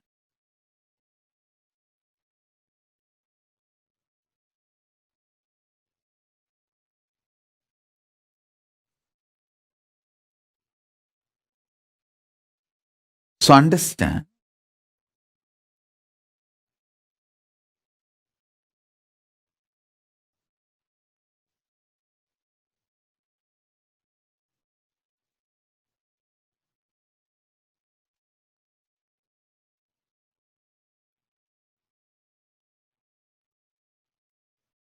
that is why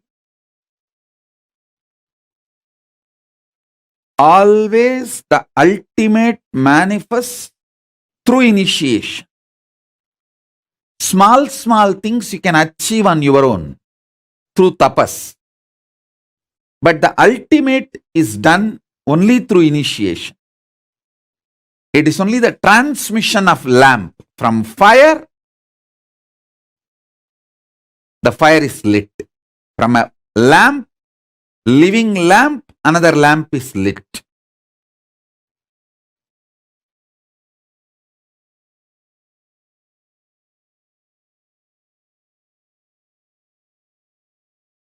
I'll explain this eternal, the truth of eternity. Understand? Many of your patterns, sufferings, fears are impulsive, not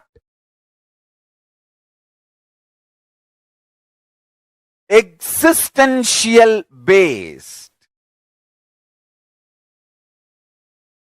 If you decide to sit with you and relaxed way look at you and have a mature conversation with you, much of your fears have no place inside you.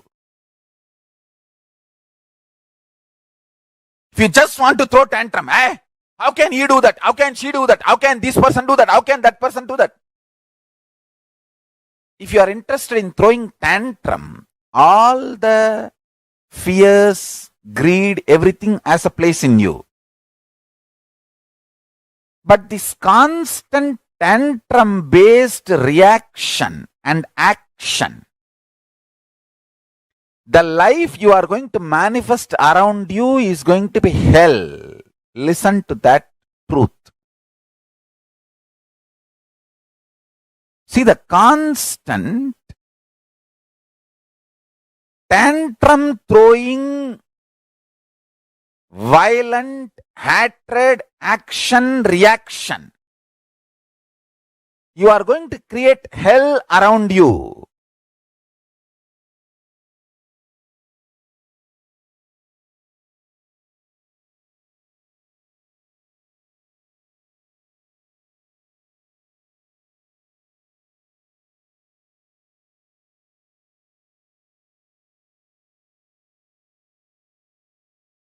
Nityatva.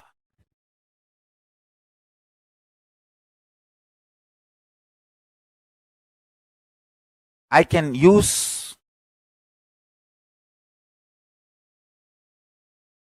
and maybe I'll create a new word. Eternal, cosmic constant.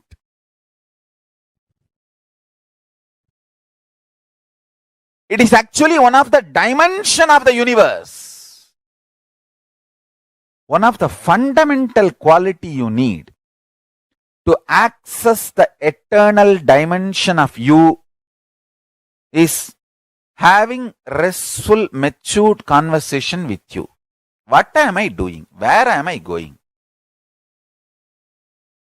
I am going to be eternally alive. Am I planning and building my life for that? Or am I just agitated, tantrum throwing child, thinking that there is no tomorrow? When it comes, let me face. Understand, all suffering is nothing but having this attitude. When it comes, let me face, and when it comes, you will not be able to face. That is a suffering. Understand, this is too important statement I am making.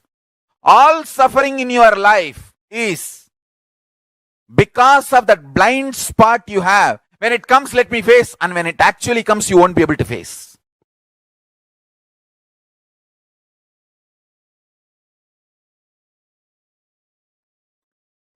In the past,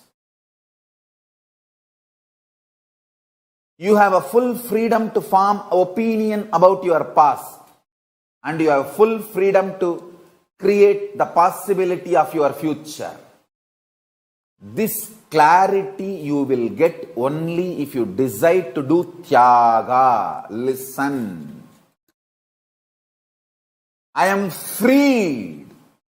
I declare boldly, I am freed, liberated from sufferings once for all. Suffering related to past, suffering related to future. Because I decided to do tyaga. Understand? You can always sacrifice the achievements, pleasantness, bliss, joy related to your past. You can always forget that you completed PhD. But you can never forget you got delayed for one of your examination because you spent time with your girlfriend, or you slept and you did not appear for that examination. That pain you will be carrying even now. Sacrificing the past related pains, understanding even factually, many of your pains are unjustified and incorrect. Understanding even factually, your pains are not supported, justified by the reality, real happening is completion. I'm repeating. Even factually, as per the real happening, what has happened, if you look what has happened from all dimension, even your pains are not justified. Your pains are not really right. Even your pains do not have justification to exist in you. If you see the past happenings multidimensionally, is completion with the past. I tell you, how much ever you say, no, I know I have some pains which are absolutely justified. No. You may be Guni, you may be Kaikeyi, you may be Surpanaga, you may be Danganaka Duck, Danganaka Dick, I don't care. You are wrong.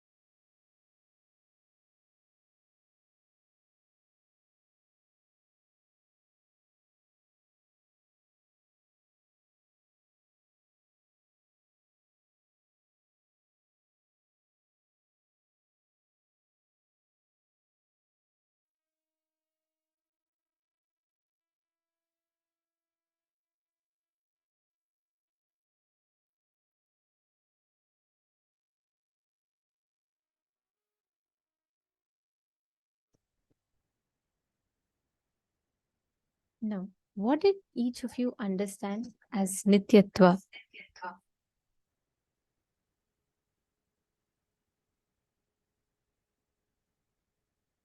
Can I request all the participants to please post?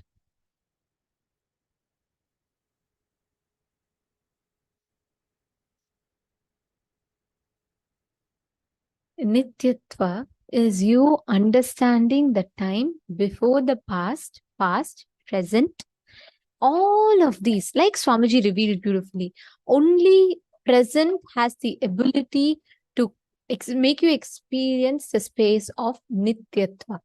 Let me start with asking all of you to please post the 7 frames of time that Swamiji explained. Can I request all the participants to please post?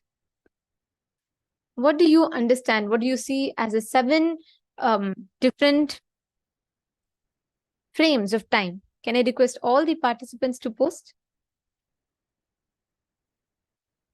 See, Nityatva, all your understanding about past, the past itself, its impact over you. All of this together forms your each moment of your life. Now, if you are holding on to past, if your past is painful, if you carry the guilt and pain of the past, your present will be loaded. It will be a suffering for you.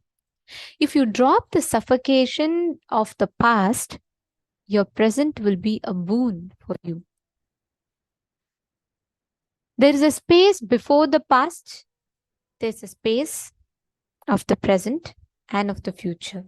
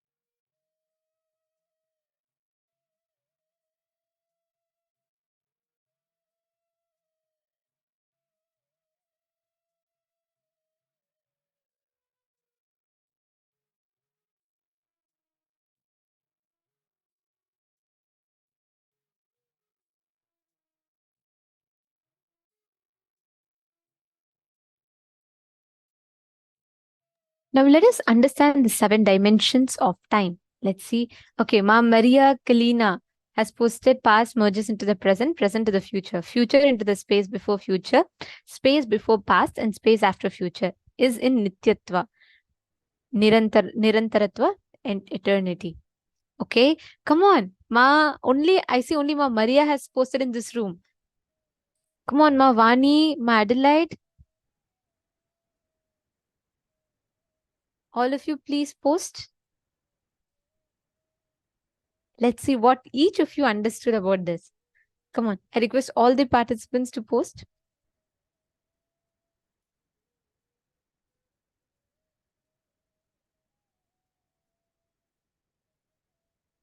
Very nice.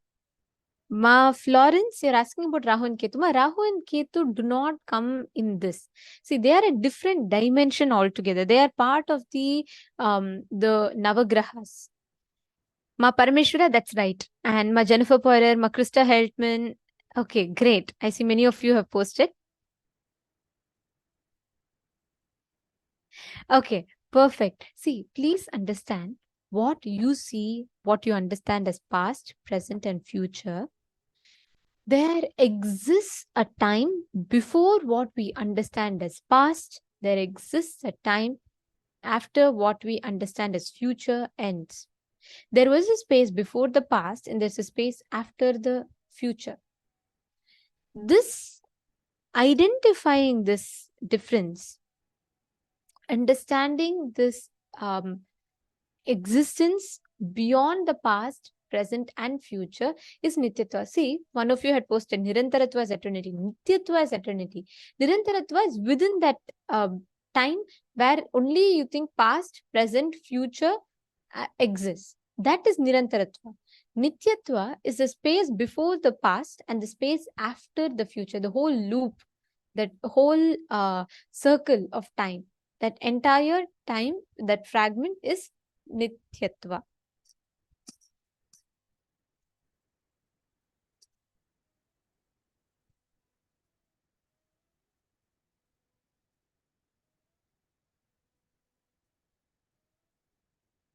So here you all can see the 7 dimensions of past.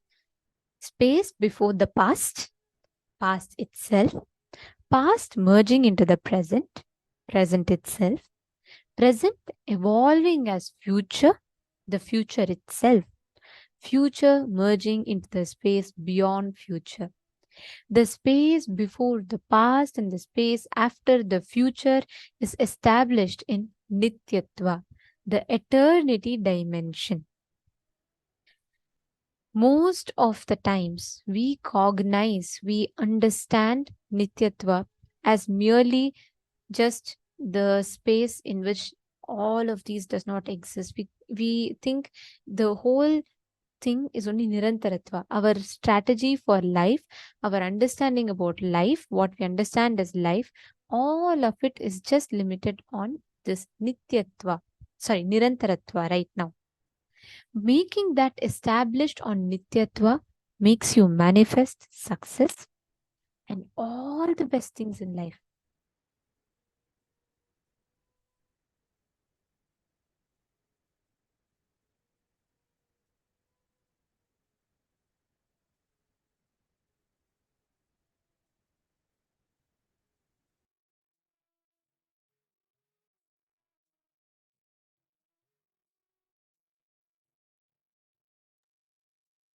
Yes.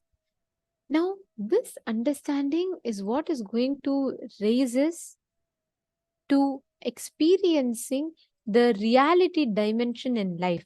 If you just understand this Nityatva, Nirantaratva, when you complete all your past, you can reach the space of eternity. Understand one key thing.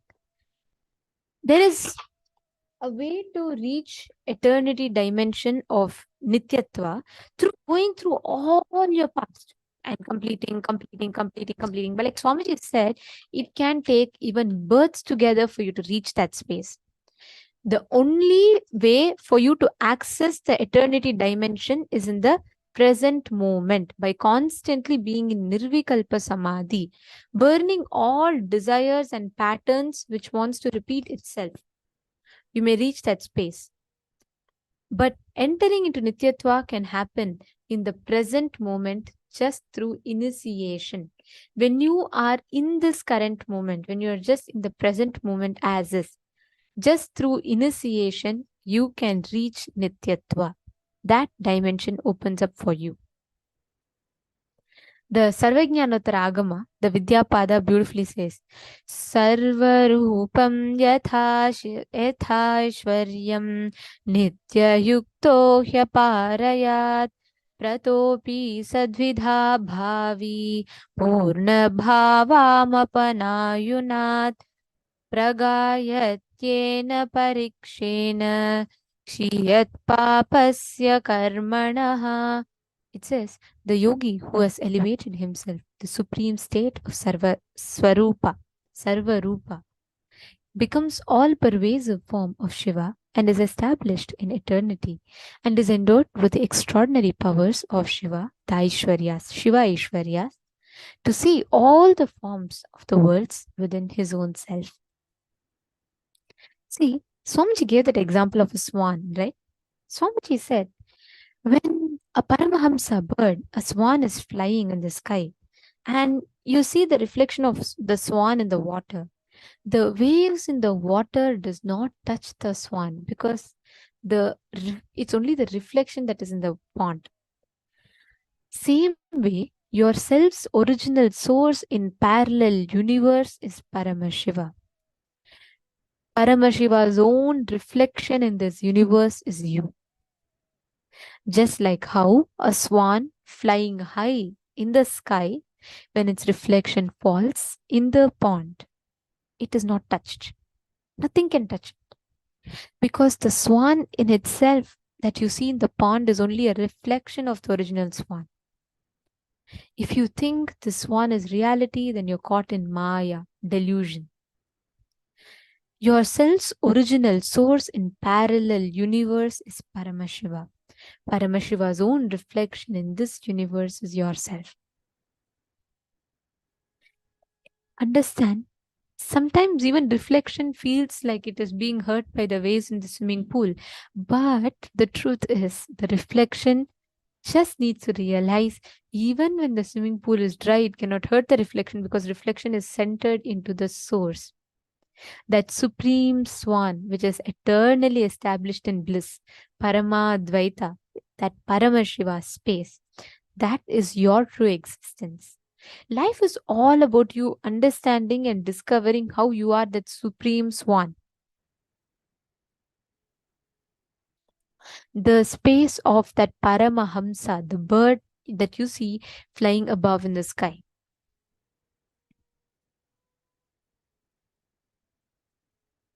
Ma Jessica Martin is asking, are these teachings also in the university programs? I feel like that might be the right path forward for me. Yes, we have Kailasa's Nithyananda Hindu University. All these revelations from Swamiji is available, ma. You can take the course and you can apply for it. So yes, it's available in Nithyananda Hindu University. Actually, ma, these sciences are too precious. It is not easily conceivable by the human mind unless an avatar decodes it. And I'll tell you one thing, all these sciences are not something new. These are all age old. It exists in our scriptures. There are tons of references. So these sciences exist in our scripture and is accessible to us only because of Swamiji. Because even though it exists in our scriptures, unfortunately, nobody knows. Even now, if you read the Puranas, if you read our history, if you read the sciences, you will not really understand the meaning of it.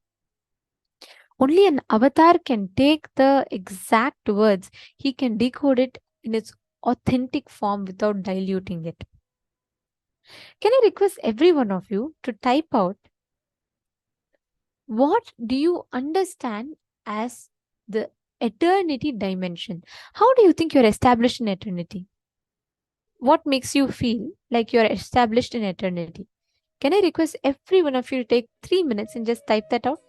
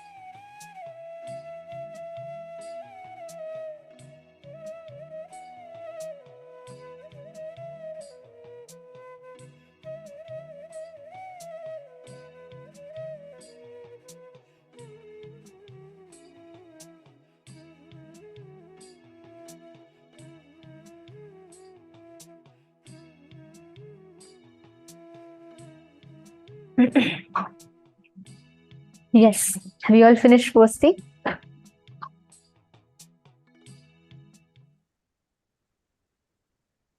Beautiful. Now, I see so many participants have posted, each of you have posted your understanding. Now, with this understanding about time, what you understand as time, Kaala, and how the Nityatva and the Nirantaratva dimensions manifest, how time is occurring to you right now. It is with this understanding that we are all going to be learning the science of going beyond time. Anything which repeats, anything which is in a circular motion cannot touch you. Because you are beyond this time frame, you are beyond these limitations of whatever is that, from the past, present, future, however things appear, you're beyond that. That space is what is Nityatva, and the key to being in Nityatva is being in the present moment. Only by being in the present moment you can experience Nityatva dimension of you. Now, there are many of you who had asked different questions about it, so we're just going to take a few minutes to answer some of the questions. Before that, the first understanding, see, the truth of eternity, many times your patterns, sufferings, fears, they're all impulsive. It is not existential based. Understand, all your delusions how many of you have experienced arguments or some conflicts with someone in your life where you'll just feel like you have such a valid point, you'll just be like all out, your whole you'll be so irritated and you'll express all of that anger, but after some time you will realize and you'll just feel like, I could have handled it more better. I think I went illogical, or I was just too irrational by fighting like that. How many of you have experienced that moments? Can you all put in the chat?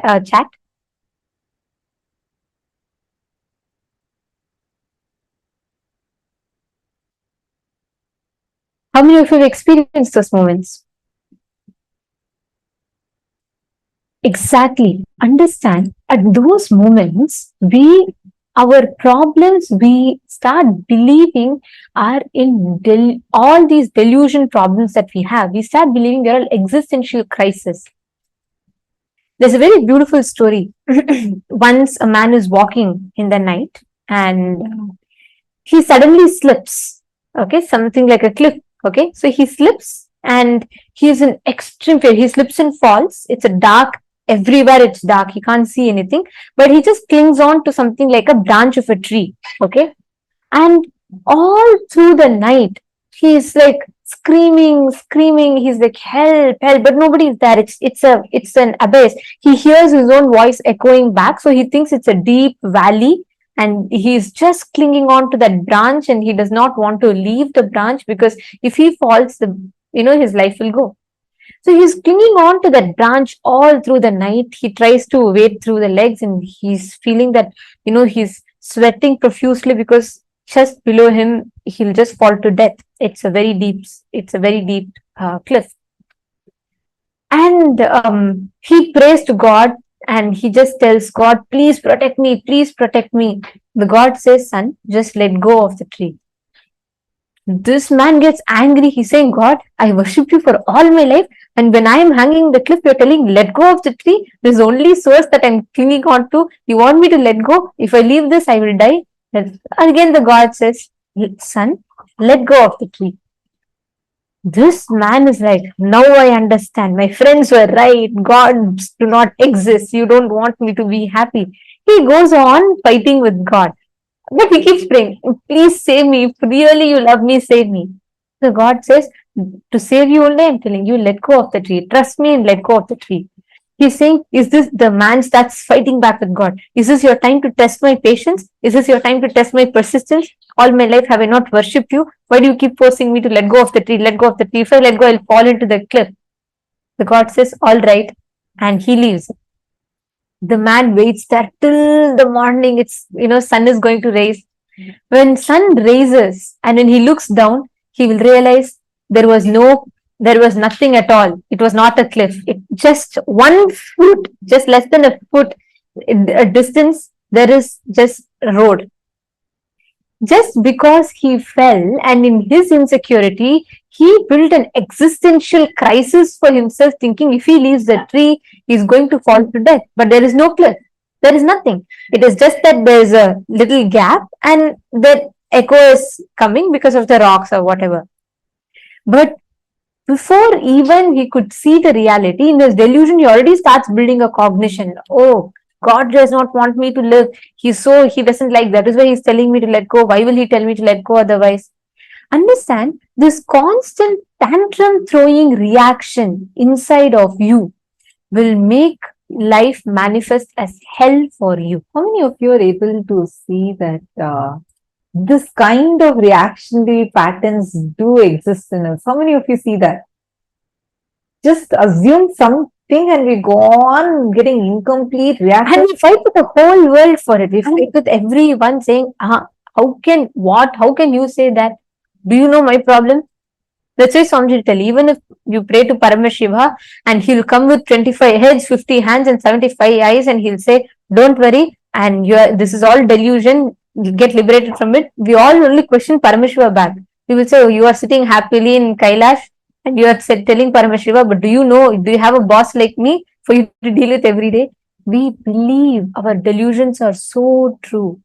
We believe that our problems are such strong grounds. No, they are not. That's the truth. All your problems are not as you think they are.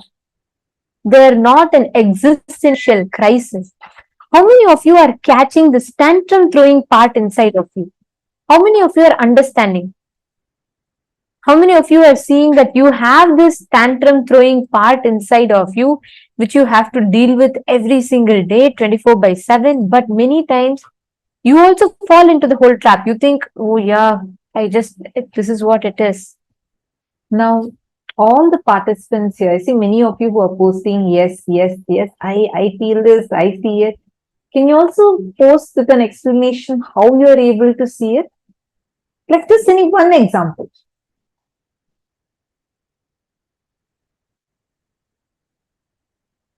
People who are watching us on YouTube, I request all of you also to post. Take a few minutes and all of you post.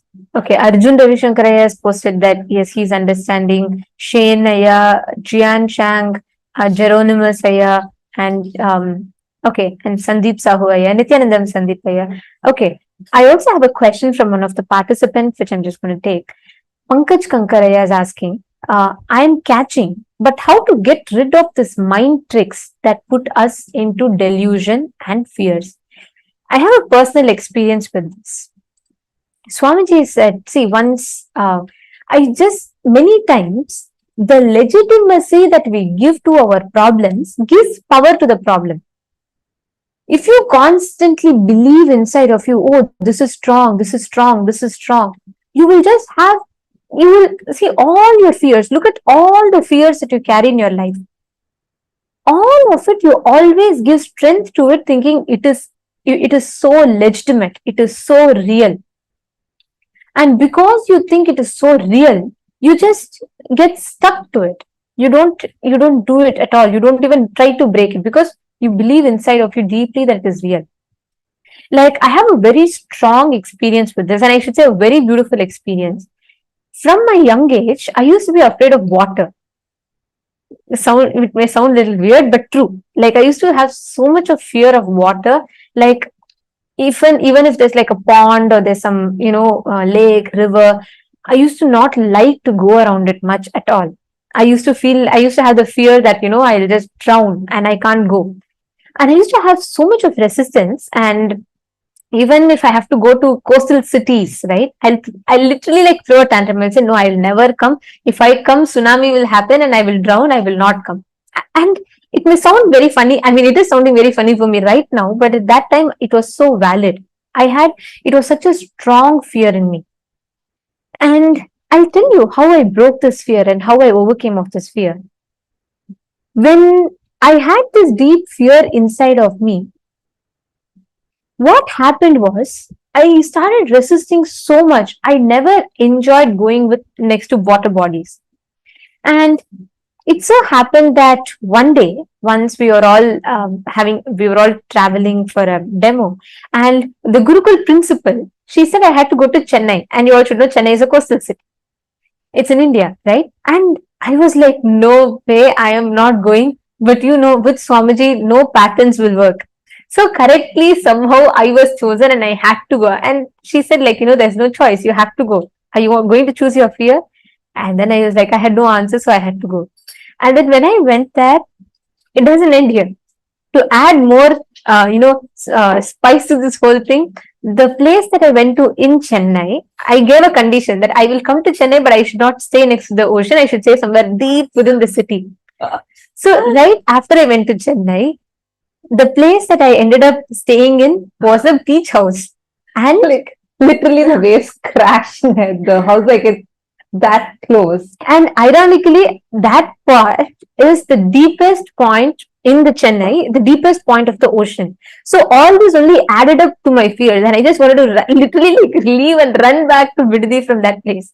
But somehow I ended up being there. And once I reached there, I realized that Swamiji had also been there for a program. Swamiji was conducting a program in that place. And what happened was, we were just there, and right after I knew that Swamiji was there, I was a little settled, but I was extremely afraid of the water.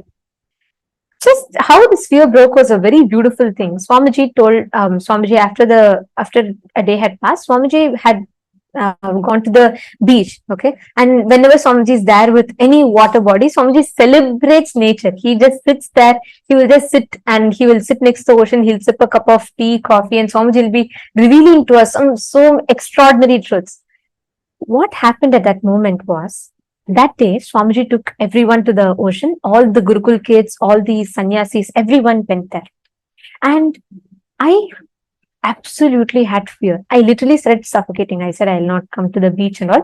I'll stand at the gate because Swamiji is there. So Swamiji and all the Adinavasis, everyone are in the beach next to the waters. It was such a scene to describe, but I'm just going to put it very short. So there were a lot of miracles that happened. Swamiji got rain, and the waves started coming just to touch Swamiji's feet. There were a lot of things beautifully happening. Everyone were enjoying it. I wanted to enjoy it, but I could not. I was just standing at the entrance of the beach, okay, and they're all enjoying inside. And I was so afraid to go inside. Correctly, Swamiji caught it. Swamiji looked amongst all the other people that were there. Swamiji looked at me and Swamiji asked, why is that kid not coming in the waters and playing? I'm observing that she's standing. And these Gurukul kids, my other friends, they got a good chance. So they told Swamiji, she's afraid of water and she doesn't go next to waters at all. She has fear of water bodies. I was like, oh my God, I felt so embarrassed when I was standing there. And Swamiji called me and Swamiji asked just one question. Swamiji looked at me and asked, how can you have fear of water? And Swamiji said, you should know, you are my daughter. You should know that you are daughter of Paramashivam, Mahadeva. That means how can something outside cause fear in you? Inside me, I was like, oh my God, I never asked this question to myself. I never cognized it this way. I never thought about it this way. In fact, I never even addressed why is that fear even there. I never tried to find a logical understanding to it because I would try avoiding it as much as possible. And I had missed out so many things because of it. At that moment, I just stood, I had no answer. I was just looking at Swamiji.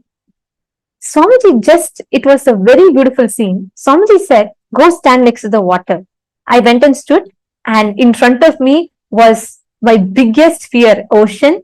Right next to me was my biggest strength, Swamiji. Swamiji stood right next to me and Swamiji said, all right, from now, because you are my daughter, I will completely, the moment I said yes, like I have this fear, I just said yes, I just kept nodding my head to Swamiji. I didn't have words in my mouth to speak. Swamiji looked at the ocean and Swamiji said, I hereby command the ocean that whenever she is there, whenever I am there, that there should be not just no high waves, there should be no waves that cause fear in me, and the ocean should completely listen to me. And Swamiji said, as Mahadeva, this is my ordainment to the ocean. The ocean has to listen. And Swamiji looked at me and said, Swamiji said, you should know the whole world, just because as my daughter, you can change anything on the outside, but nothing outside can cause fear in you. I just had tears of gratitude in my eyes. I had no words because what was my biggest fear now became a power for me. Swamiji is so beautifully, Swamiji didn't scold me. He didn't say, hey, it's so silly. How can you have that fear? But Swamiji logically walked me through and Swamiji broke that fear, the pattern, and made that pattern into a power for me. Actually, And it doesn't end here. Swamiji said, hey, don't stop with this. Now go test. Don't simply because I said don't think it is like that. Go test if ocean is actually listening to you or not. I went, I stood next to the ocean. High waves would come, but exactly at the point that I'm standing, it'll just reduce, it'll just come, touch my leg and it'll go. And you'll not believe for the next whole night, I played with the waters. I played like I've never done before with so much of completion. I started experiencing a tremendous friendliness with the ocean. Like I started experiencing that, okay, ocean is a friend. It's an extension of me. What was my biggest fear became a power for me. I was able to start playing with it. actually, this doesn't end here also. Like, I think 3-4 years after this incident, we both had gone for a world tour in Trinidad. So I still remember so clearly. We went to the world tour, and there's this beautiful beach in Trinidad, and we both were standing, and that area that we went to, the waves were literally like the waves were very wild, like they're quite big, and the place where people sit, etc., was much more inside than usual. So there's like a lot of gap between the area where you sit and where the beach waters are coming, right? So we were standing in front of the ocean, and I was telling her, hey, why don't you actually play with that power? Swamiji had blessed you. And first, wherever she went, like the ocean waves would come a little slower. So like whichever point she goes to, like till then that area, the waves would be coming and crashing. But whenever she went alone, the waves would just subside like very slowly to come. And I said we should take this to the next level. We should go and test it somewhere. Like just play with it. It's not really testing. Like play with it. We know that power exists, but just to play with that power, right? So what I did was I took her to a place like literally even behind where the chairs and all were placed, even behind that, it was completely dry. Like there's zero water that enters over there. So I told her, now if water can come till here, till this point, then it's like a real power. It's like actually manifesting. It's like beyond doubt it is manifesting. So then she declared, less than what, about like 30 seconds. As soon as she declared, in about 30-40 seconds, just one wave, exactly one wave, just spread, like it came big, and then when it came to the shore, it came like it reduced in its height, but the force was so much, it came touched till the point where we were standing, and it went back. See, why I wanted to share this is because Pankaj Kankaraya, the moment you start creating these problems inside of you, you start establishing the legitimacy to incompletions. You start feeling that all these incompletions are so valid. And you give so much of importance to it, you give so much of legitimacy to it, and you start believing your delusions as reality.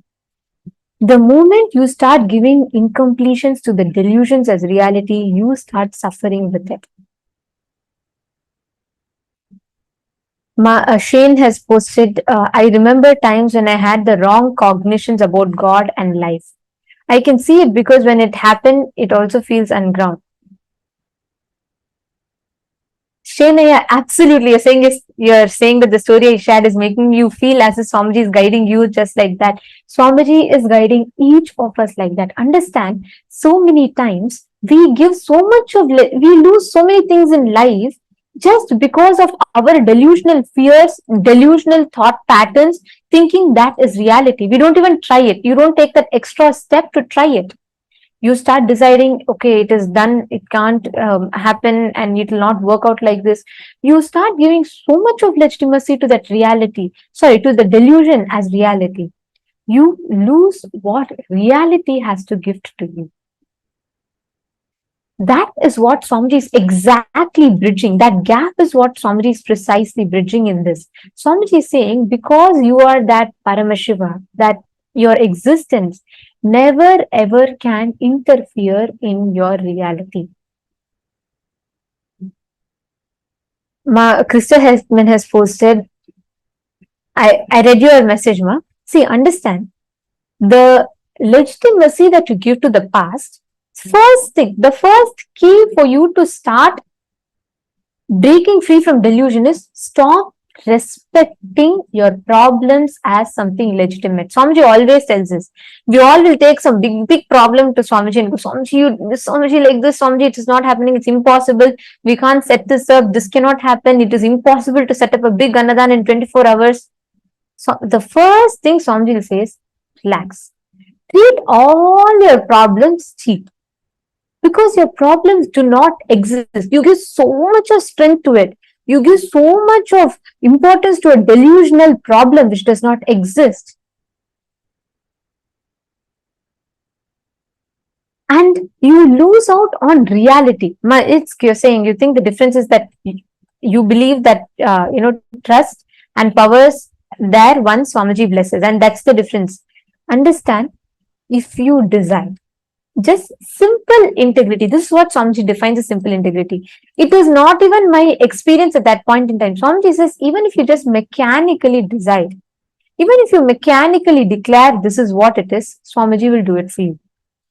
It is all about the power, the surrender and the feeling connection with existence, with life, with cosmos, with Swamiji. The moment you bring that inside of you, you will not have so much of valid justifications. You will not have so much of legitimacy for your fear and suffering. You're understanding? See, look at your past with multi-dimensional logic and understanding.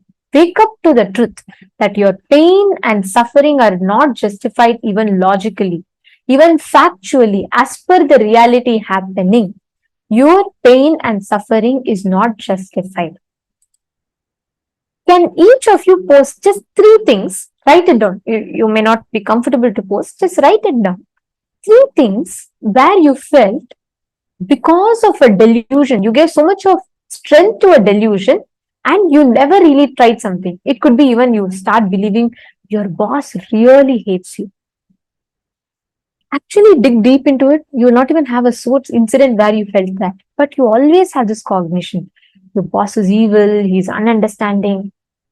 Because of that judgment that you have, you never interact with life as it is. Take a few minutes, identify at least 3 such things. Let's just take 5 minutes. Identify at least 3 such things and pen down.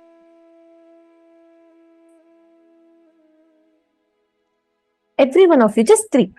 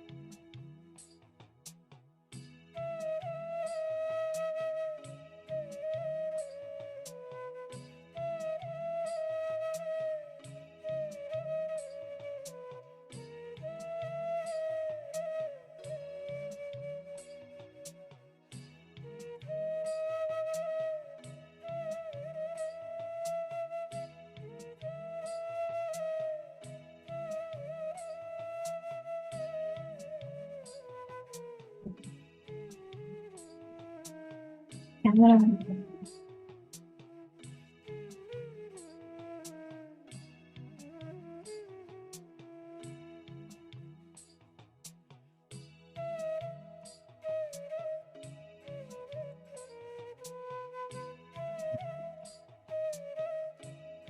Yes.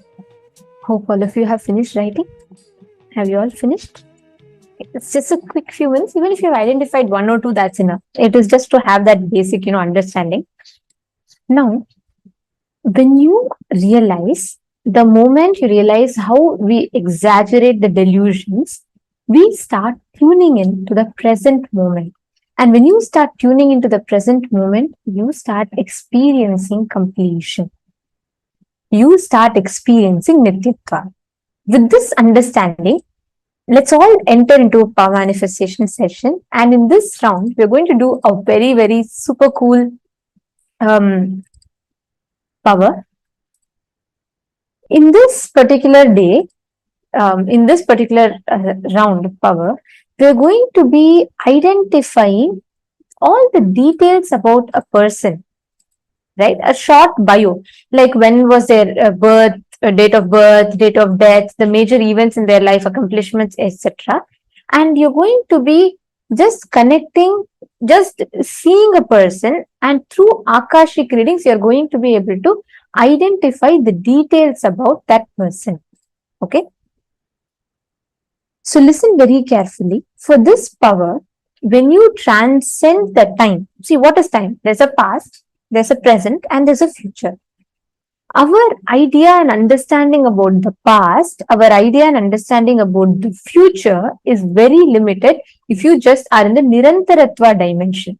When you expand yourself to the Nityatva dimension, you start you have access to much more larger data.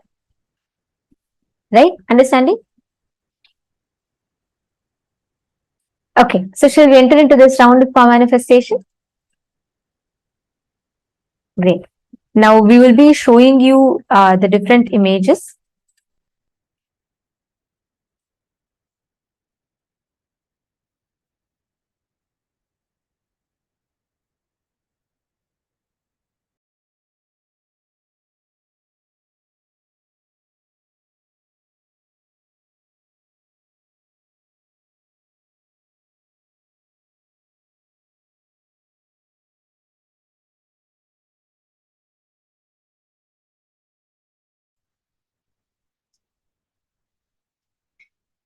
Just when you connect to Swamiji, Swamiji is that space, right? He's the physical embodiment of that which is beyond form and formless. He's the formless in form. There are so many ways we describe it. Literally, he is that Paramashiva, that space taken a physical form. So that dimension of Nityatva in a physical form we can say is Nithyananda, is Swamiji. When we connect to Swamiji, when we go into that space of oneness with Swamiji, that is when we manifest this Nityatva dimension. Swamiji, as a physical incarnation of Paramashiva himself, has opened up the cosmic archives to all of us with the blessings of Bhagavan Kaala Bhairava. Now, all you need to do is connect to Swamiji, unclutch, which is the most important thing. You can only access the time beyond the time beyond the future and the time before the past, the space beyond the future and the space before the past through the present moment. So now the key is to get into the present moment, which happens only when you are thoughtless. Because what are your thoughts? Nothing but you jumping from the past to the future, from the past to the future.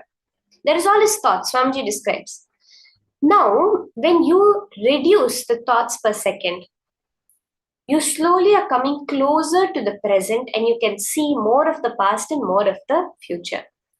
Because Swamiji is established in the space of no thoughts per second, he can see the infinite past and the infinite future. Now, all you have to do is he's the supercomputer. You just need to hook on to that. You don't have to be functioning with your limited thing as a PC, waiting for every upgrade to come before you can become a supercomputer. You have an available supercomputer. You just need to remote log in to that. That is what is the Mahavakya. You chant the Om Nithyananda Paramashivoham. You're kicking away all your existing limited software by unclutching. You're tuning in, connecting into that ultimate software, the supercomputer of Swamiji's, through the Mahavakya, that password, and letting him flow through you when you establish yourself in that feeling connection. So now we'll start this round. We will have an image of a person projected on screen. And you're going to intensely connect to Swamiji and gaze at the image of Swamiji that you have, the Atmamurti of Swamiji. If you have any of the,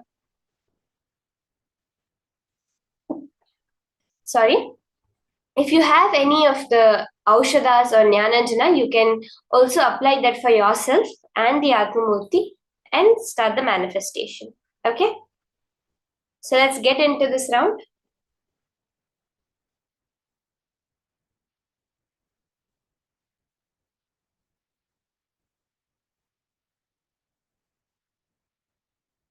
We have an image projected on screen for all of you now. You're going to just connect to Swamiji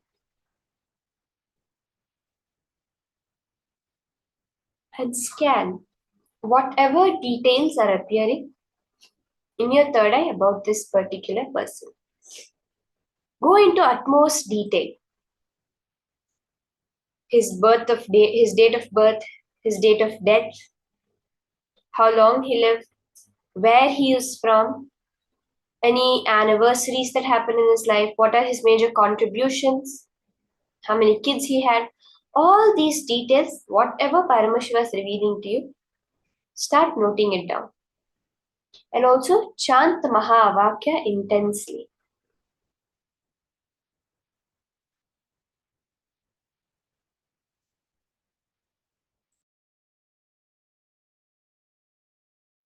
Paramashivoham. Om Nithyananda. Paramashivoham.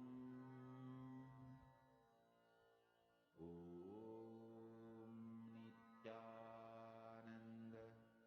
Paramashivoham. Om Nithyananda.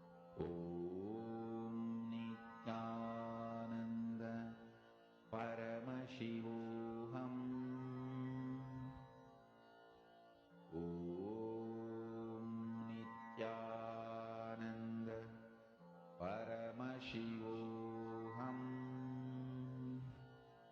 Om Nithyananda Paramashivoham. Om Nithyananda Paramashivoham.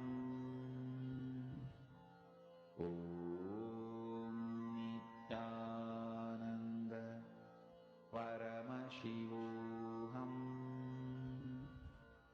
Om Nithyananda Paramashivoham. Om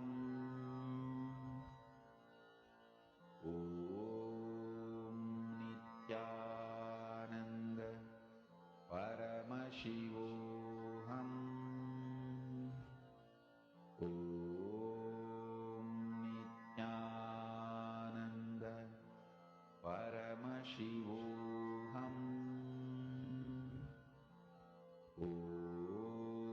Nithyananda Paramashivoham.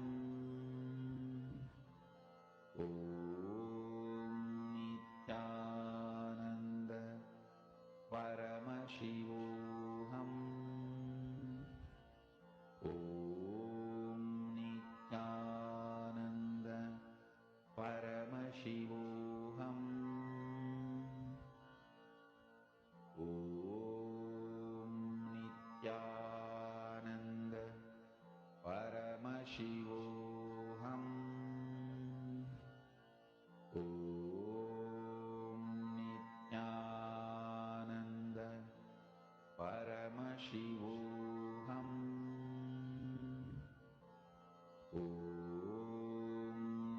Nithyananda Paramashivoham.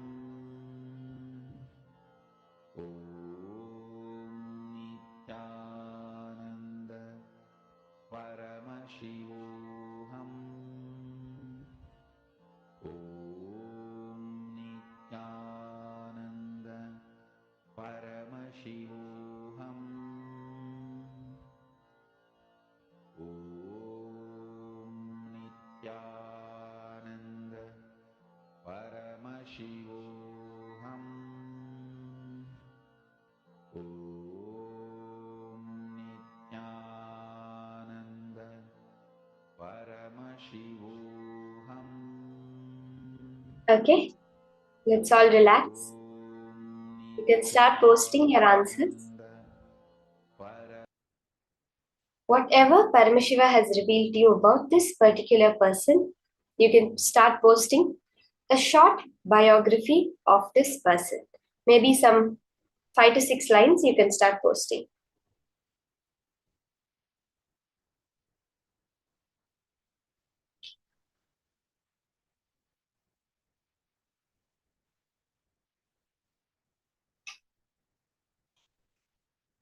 Yes, Manandeshwari has posted, Ma Parameshwari has posted. Little bit more details if you can post. Make it like a paragraph, 6 to 7 lines paragraph you can post about this particular person. How old did he live to? What was his age when he passed away?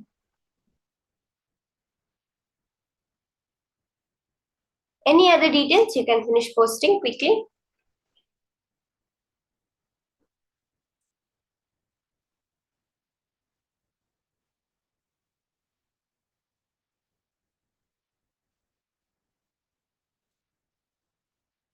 Okay, Ma Sonia Rao, I'm seeing your answers.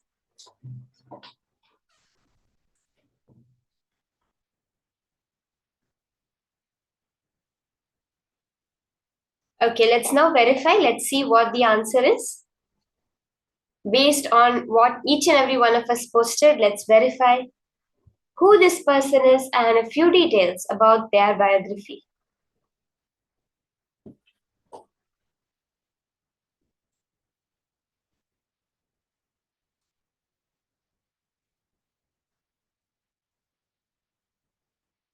So this person is Muso Suzuki.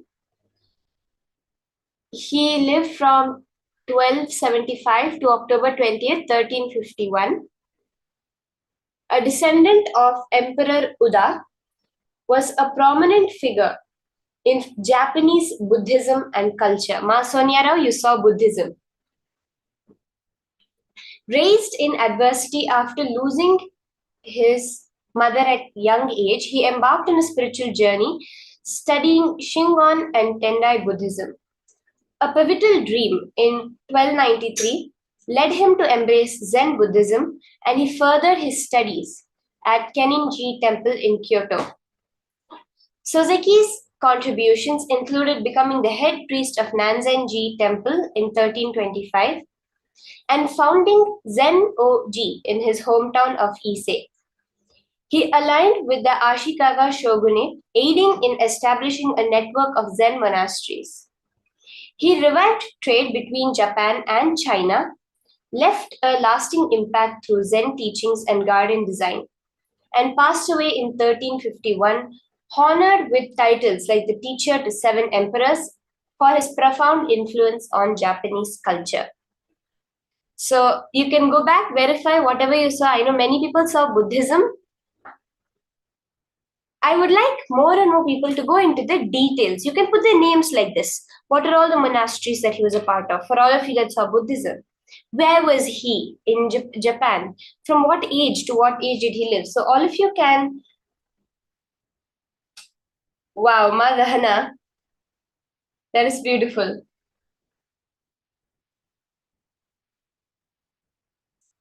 You can go back and check on all the questions that all the answers you have written, especially on the dates.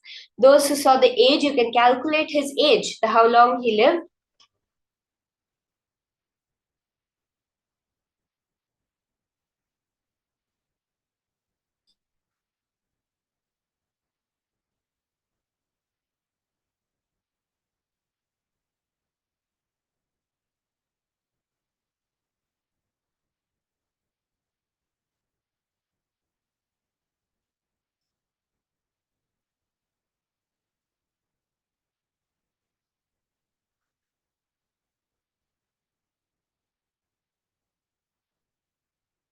He lived around 86 till he was 86.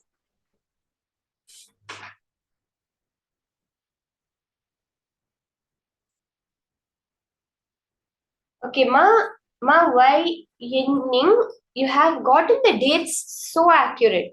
1862, you're saying it was 1875 up to 1940, which was he was living up till 19.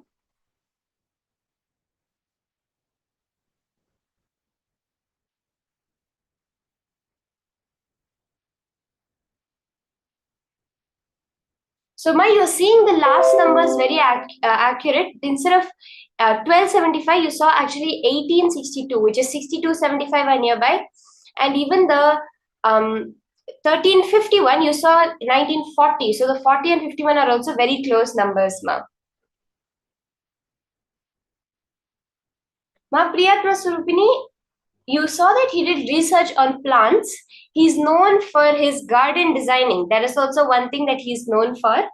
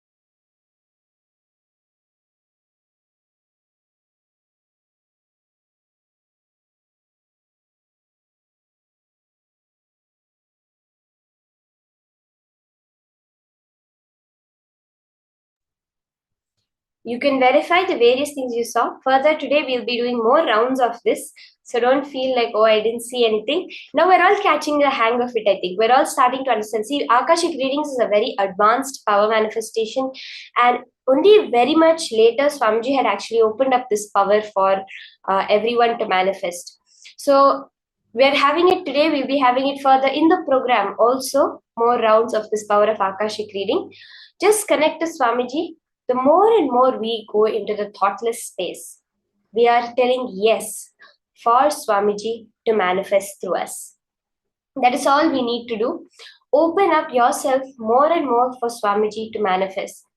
So many people have shared that when I myself have done the Akashic reading for them, actually when we do the Akashic readings, the Palasans, when we invoke Kala Bhairava after the puja, we don't actually remember much of what happens. But so many people have shared for me, to me itself, like when I was manifesting Kala Bhairava through me, how I was able to read their minds. I was able to tell things that had happened, that had not yet happened, but which later happened so much in the future. So like this, each and every one of you will be able to manifest it so accurately for the whole thing to happen. Now we're going to be entering into the next session, Greater Revelations from Swamiji on Conquering Desires. Is desire wrong or not? Should we have desires? How do we achieve our desires? All of this Swamiji is going to be revealing in this session. Let us now listen to the higher powerful cognition on conquering desires from Swamiji himself.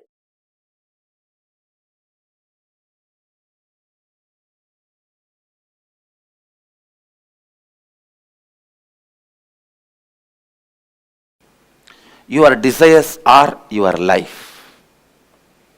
Your desires are your life. Listen.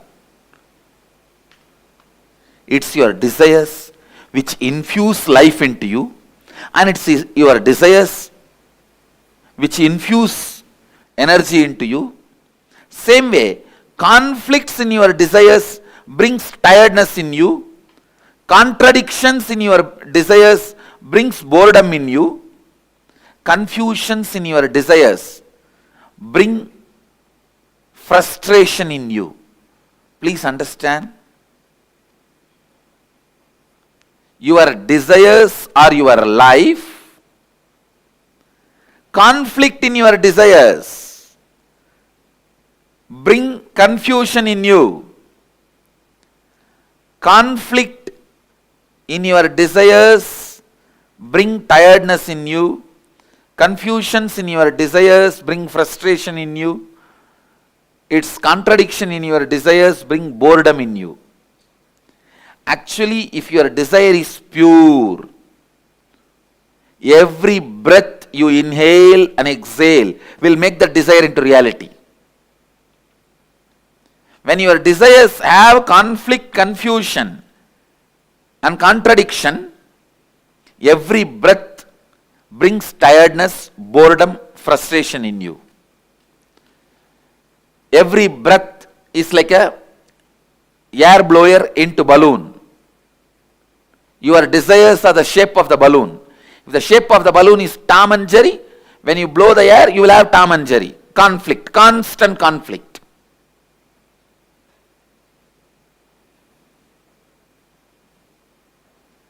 If the shape of the balloon is just round, when you blow the air into that balloon, you will have a round balloon.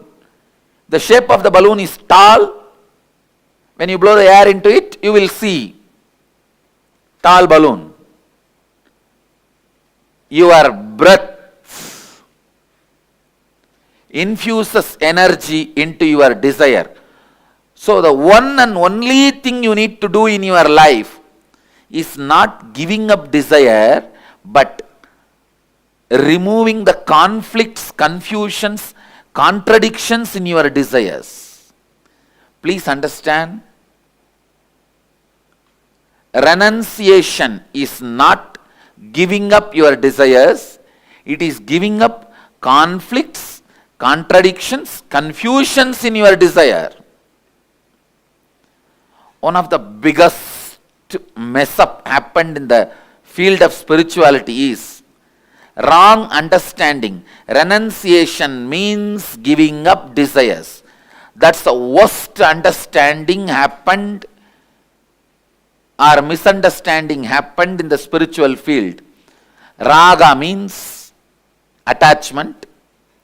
Araga means detachment. Viraga means renouncing the conflicts, confusion and complications of desires. You need viraga, vairagya. Viraga becomes vairagya.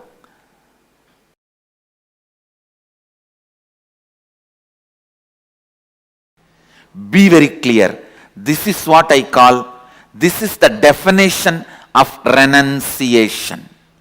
Remembering nothing can make you powerless. Anything removed from your life cannot make you powerless is renunciation. Vairagya. Raga means feeling obsessed, completely overpowered by the desire. Desire is raga. Attachment is raga. Obsession is raga. Araga means detachment, hatred. Viraga means knowing very clearly whatever you think as even core of your life, even those things, if they are removed, you will not become powerless. You will not miss them. You will not become empty. You will not be disappointed. You are not going to become dead. You will even forget you had those things or beings as part of your life. Having this clarity is renunciation. Understand? Having this clarity is renunciation. I tell you, this clarity,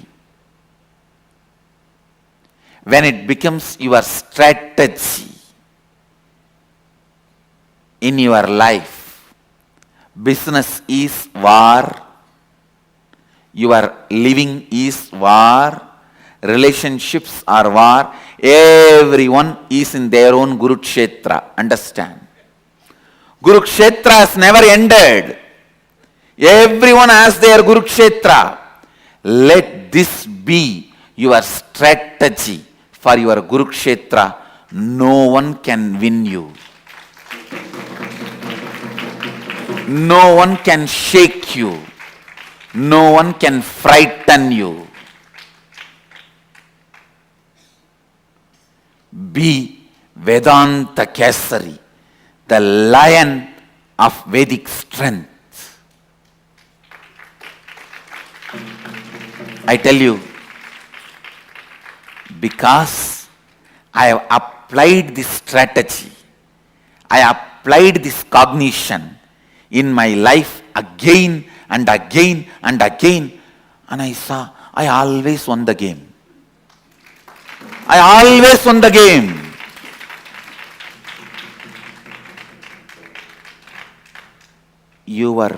The moment you have a fear that if something is removed from your life, you will become depressed, you will become empty, you will lose life. That fear becomes strength of your enemy. When he knows you can't be frightened, he becomes powerless. Understand? If you can be frightened, your enemy is powerful. If you can't be frightened, your enemy becomes powerless. I tell you, this simple understanding of me and this simple cognition of me, anything can be removed from me. I will not become powerless. I will not become depressed. I will not lose anything. I will not be lost. I may not even remember that I had that in my life. Be very clear. The spiritual truth, when it became part of your cognition and strategy, anywhere you go, Krishna is driving your chariot.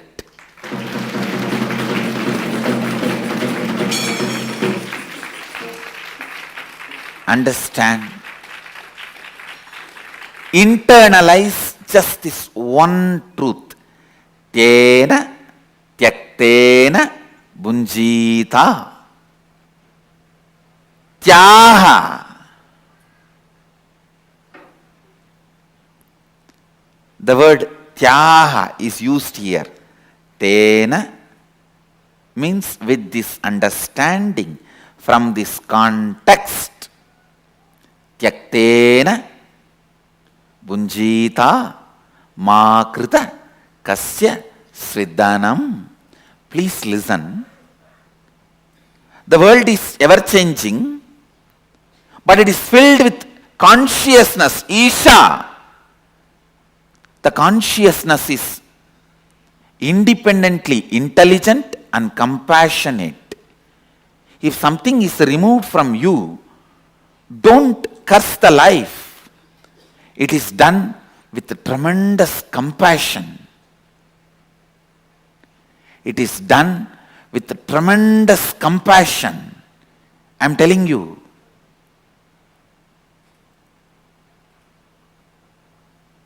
Here, Upanishads are declaring you to do tyaga, renouncing, you to renounce with this context of Isha Vasyam Idagum Sarvam Yatkincha Jagatyam Jagat. Means, world is changing and it is established in changing and it is filled with consciousness. Sachidananda, which is intelligent, truthful, blissful and compassionate. I tell you, a blissful being will always be compassionate being. When you are blissful, you will see all the good things, best things comes out of you. When you are blissful, you will be such a good person. Only when you are frustrated, you will express all bad qualities, violence, cunning strategies. A blissful person is always compassionate person. Isha, consciousness, independent intelligence, which has its own will, functions out of pure compassion. So understand, renunciation is not supposed to be done out of frustration or inability or powerlessness.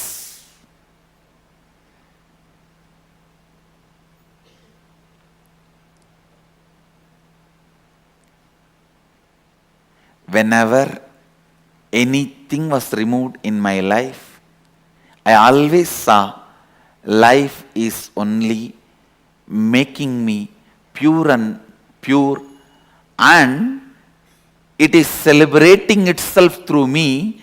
It is providing opportunities to reinvent myself. Understand? When life removes something from you, it is providing opportunity for you to reinvent yourself.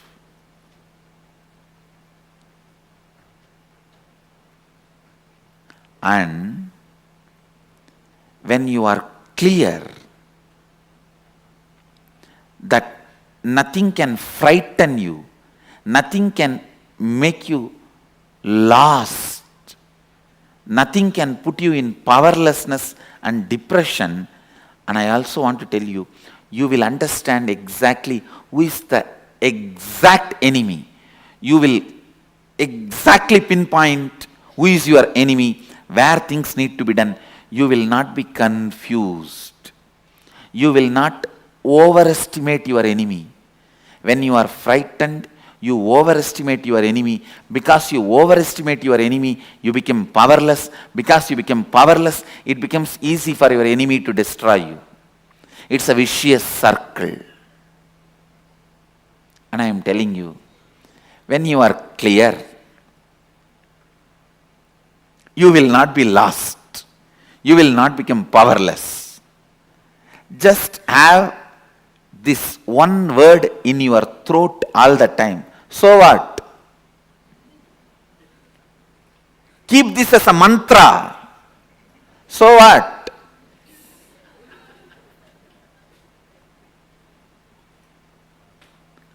Know clearly. Nothing removed from you can make you powerless. And life removes it only to make you understand you can live without it. Reinvent yourself. Wake up.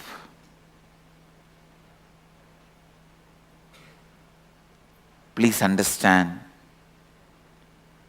I am not giving you any moral lesson.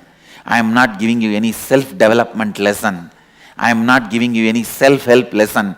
I am least interested in all of that. I am not even interested in you. I am interested in truth.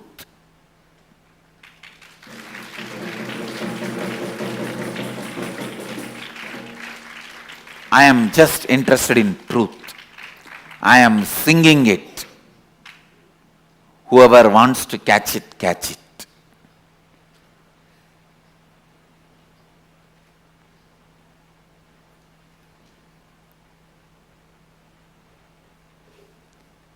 Understand.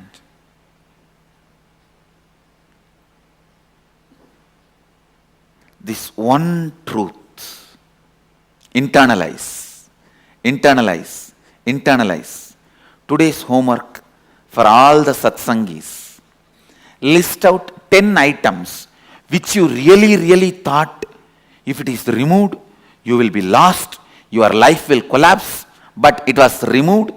Not only you are living your life now, you even forgot you had that once in your life as part of you. And I guarantee you will have 10 things, either persons or things or place, at least 10 things will be there. Pen them down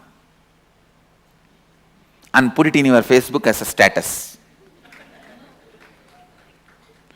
Pen the 10 things down, put it in your Facebook as status. With your own understanding of today's satsang, you paraphrase it. Now whatever I shared, you paraphrase it and put these 10 things which was part of your life, which you really felt if it is removed, you will collapse. But now it is not there in your life, and not only you have not collapsed, you even forgot that they were part of your life at one time.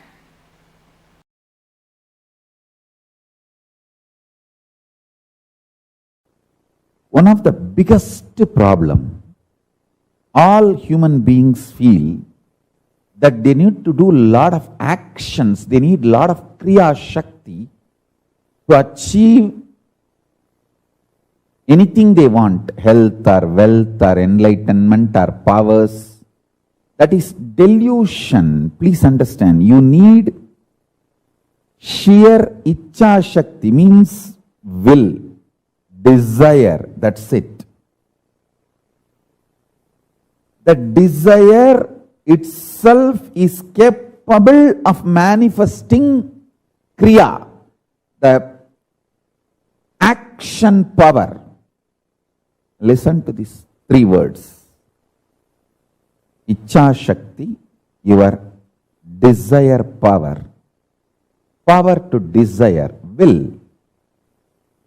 Kriya Shakti, power to work intensely and manifest.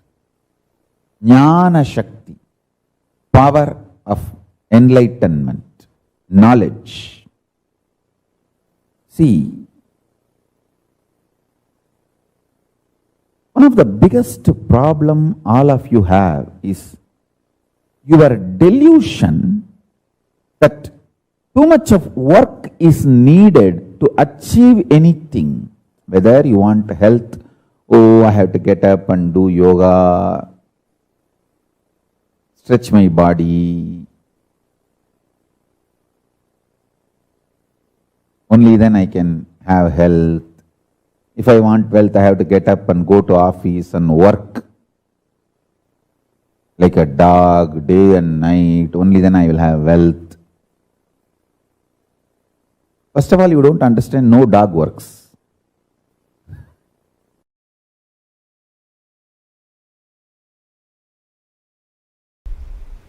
Third eye. It is also described as Anya in Sanskrit. Anya means will. Will to exist or will to collapse. Any will you carry is Anya. If your will gives you the hope about life, you will have life. If it gives you hope about death, you will have death. Anything you decide with your will, you manifest that. Understand, every breathing you do, you are giving life to your will to manifest. Every rupee you spend, you vote for that. If you are spending 1 rupee on pizza, you vote for pizza and its future. If you spend 1 rupee on Coca-Cola, you vote for Coca-Cola and for its future. On anything you spend money, you vote for it. On any idea you breathe, you make that into reality. Your will, what it carries, hope or hopelessness, right or wrong, good or bad. Listen carefully. Right or wrong, good or bad, hope or hopelessness.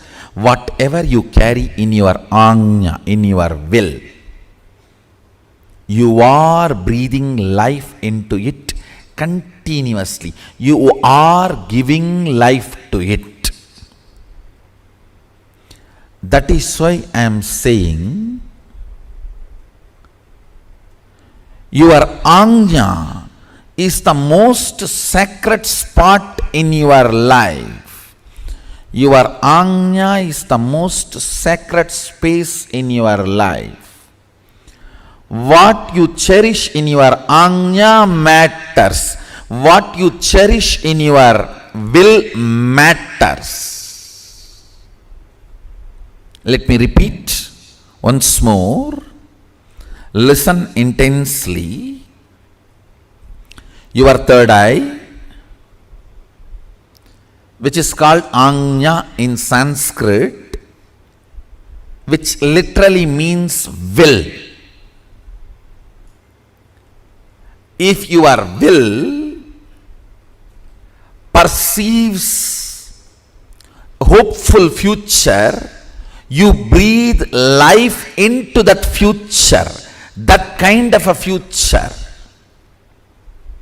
If your will perceives hopelessness, you breathe life into that kind of a hopelessness. What you perceive through your will as possibility of your life matters. Don't think you can go on be perceiving negative possibility and suddenly out of the blue something great positive will happen. No. No. Everything unexpected is accident. Listen. Everything unexpected is accident. You can't cope up with it. Even if it is lottery, you can't cope up with it. Everything manifested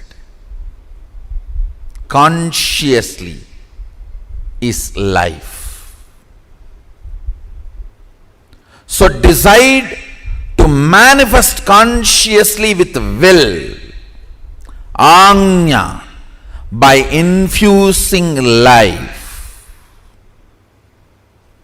It can be anything you want: health, wealth, spiritual powers, anything you want.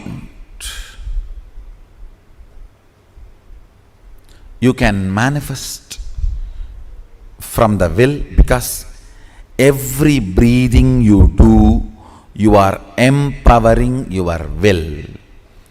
You are strengthening your will. You are infusing life into what you are carrying in your will. Understand?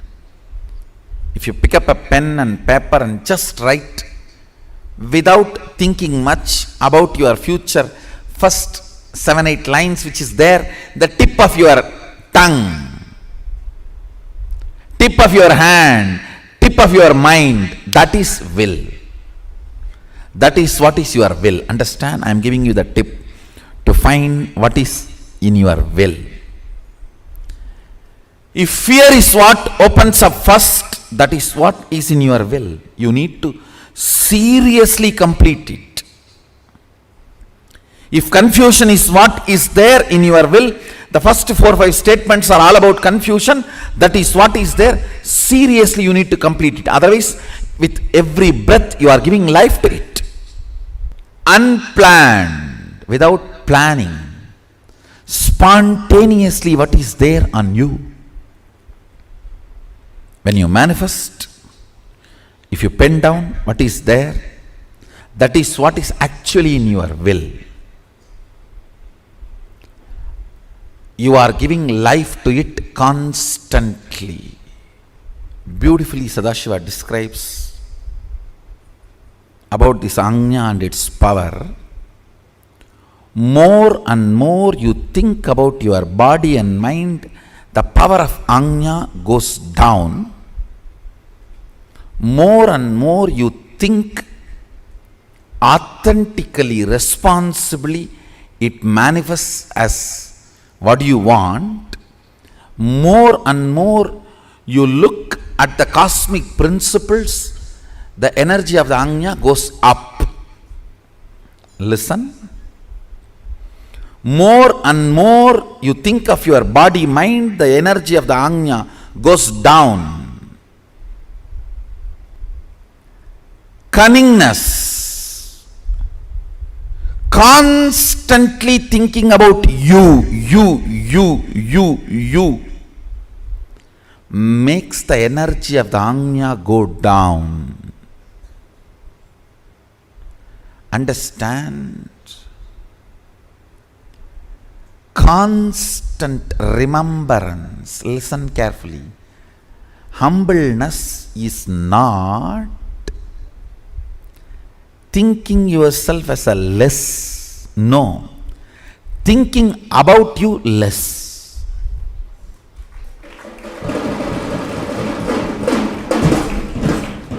Humbleness is not thinking yourself as less. Listen carefully. These so-called humble people are the most cunning. The record says Saguni used to be very humble. Very humble. Humbleness is not supposed to be having low inner image. No. Not remembering your inner image is humbleness. Inactive, passive inner image is humbleness. Not low inner image is humbleness. Understand? There's a big difference. Low inner image is not humbleness. Passive inner image, inactive inner image is humbleness. Inner image from which too much of thought currents are not released. Very passive. That is humbleness. intuition, melting the wax, and how it relates to the 25 states of consciousness? Yes, listen. Intuition is from this Turiya and Turiya, this state. All of you listen carefully. Whenever, whether swapna, dream or waking state, come near this Turiya and Turiya, the intuition is experienced. It is like a Turiya and Turiya is like a huge fire.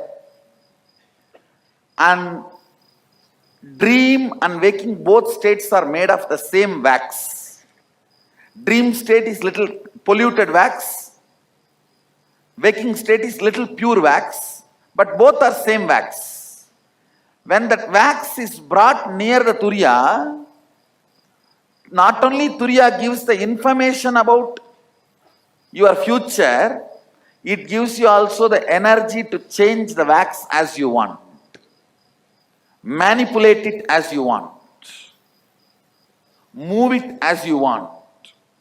Please understand, intuition means not just information about your future. Ability to change as you want and execute it without effort. All these three put together is intuition. For example, if you are having an information about some problem going to come in your business or some benefit going to come in your business, if it is a problem, you will have the intelligence to change. If it is a benefit, you will have the simple manifesting without you putting any effort. Understand? Along with intuition, intuition means jnana. Always the icha. Icha Shakti means ability to change. Kriya Shakti means simply able to manifest. All these three always comes together, not as one. You cannot say, I just came to know the accident going to happen in my life and I went there in the car exactly in the time and got into the accident and broke my hands. No, that is not intuition. That is your fear assumption. Sometimes it may become right. Fear assumption sometimes becoming right does not mean you have intuition. If you are having information as intuition that you are going to have a car accident, you will simply be able to change it. Same way, if you are having intuition, you are going to have $1 million. You will manifest it without any effort. Any intuition always comes with Icha, Kriya, Jnana, all the three Shaktis together.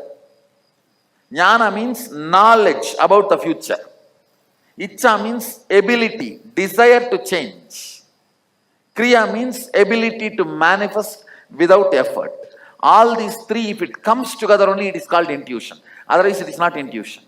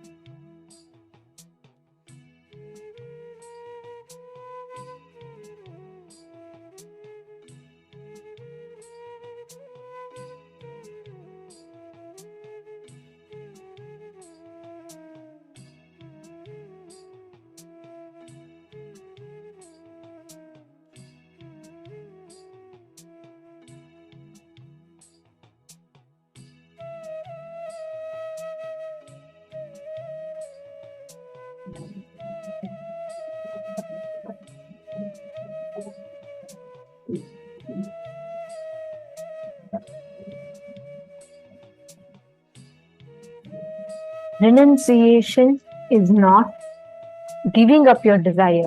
It is giving up conflicts, contradictions, and confusions in your desires. Swamiji beautifully explained the difference between raga, araga, and viraga, vairagya. Neither raga, attachment to desires, nor is viraga, araga, which is detachment, which is trying to give up all your desires. Only vairagya, which is going beyond your attachments and going beyond the fear of your desires, makes you manifest, conquer your desires. Conquering desire is the greatest gift that Swamiji has given to humanity. Because when you conquer your desires, when you conquer your life, when you understand all the you can go beyond all the suffocation that you experience, not managing your reality, suffocation that you experience because of it.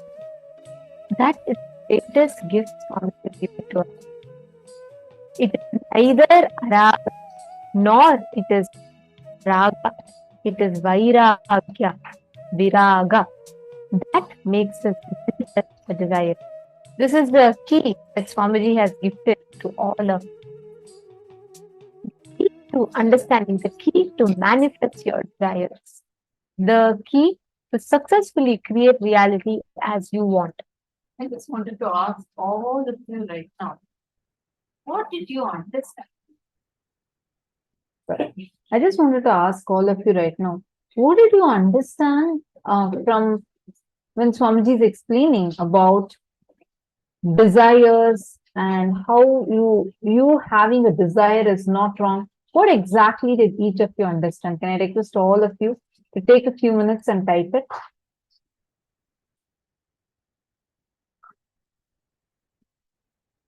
Please take a few minutes and type it.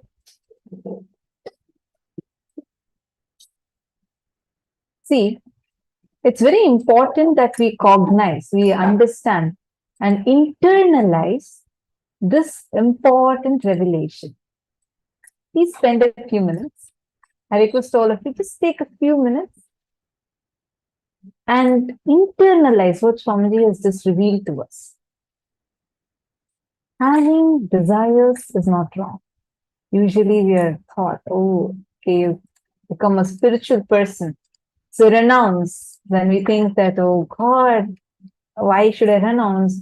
I just want to enjoy my life. I don't want to renounce. Well, renouncing is not about renouncing your desires. Having your desire is not wrong. If you don't have desire, how will you exist? How will you breathe? Desires are not wrong. You're breathing because you want to exist. You have a desire to exist.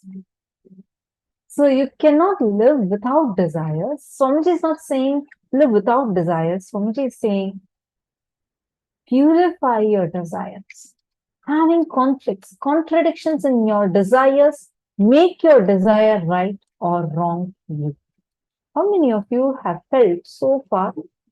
I clearly saw that I thought I should not have desires project. Good, because usually we all always have a thinking that way. We all tend to think in that manner. Sorry, I see a lot of cameras turned off.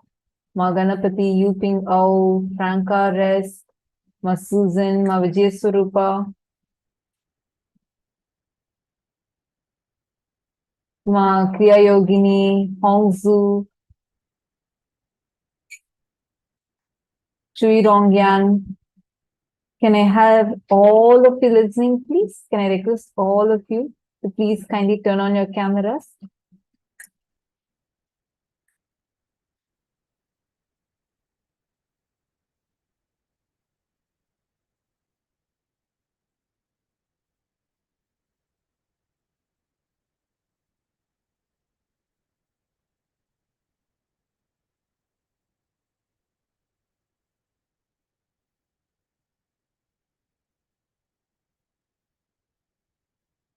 Thank you. I see many of you have turned on your cameras. Can I request all of you now, take a few minutes and write down what you have understood. Thank you so much. So nice to see all of you. See many more people who have come on camera. It's so nice. Take a few minutes and all of you type and post what you have understood.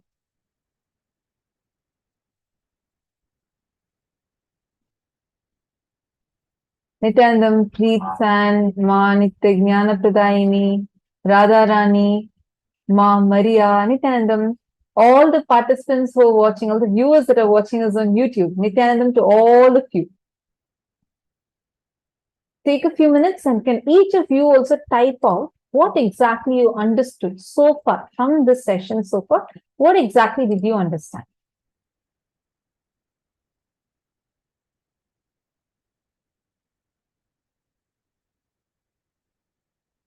Okay, see some questions. I'll attend to the questions. First, I request all of you type whatever you have understood, and we'll give you all some time so that any questions you have, you can ask during that time. Right now, first, all of you type down clearly what you have understood.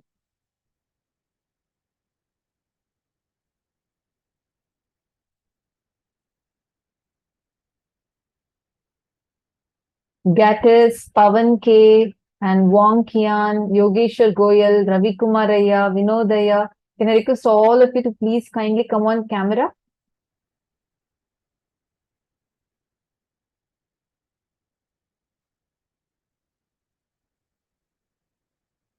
Okay, thank you, Danyar Bhatia. I see your understanding that you have posted.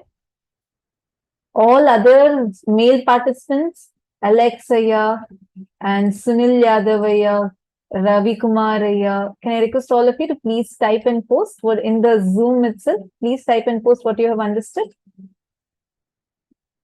Nithyanandam, Ravi Kumaraya, where are you from?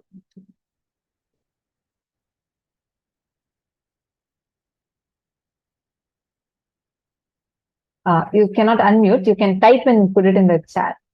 But we have like 10 rooms, so we don't have the facility of hearing you, but we can see your chats. Rupaya has also posted. Good. All of you take a few minutes. Come on, Dr. Murli Ayya. Take a few minutes and type the gist of what you've understood.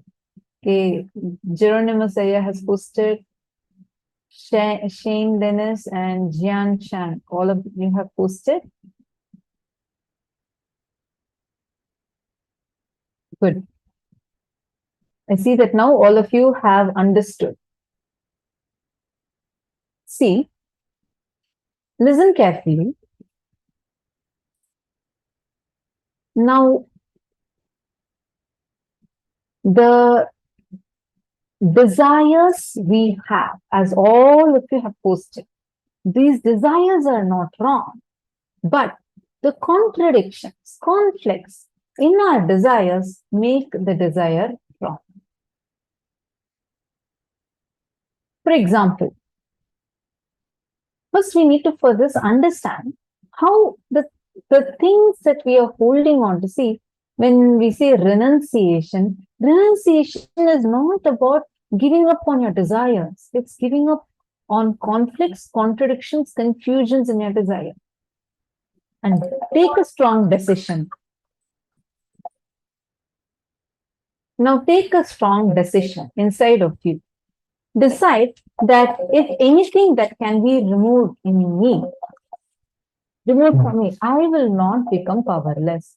I will not become depressed. I will not lose anything. I will not be lost. I may not even remember that I had it in my life. Like this, how many such things are you able to see in your life? Take a few minutes and start penning them down.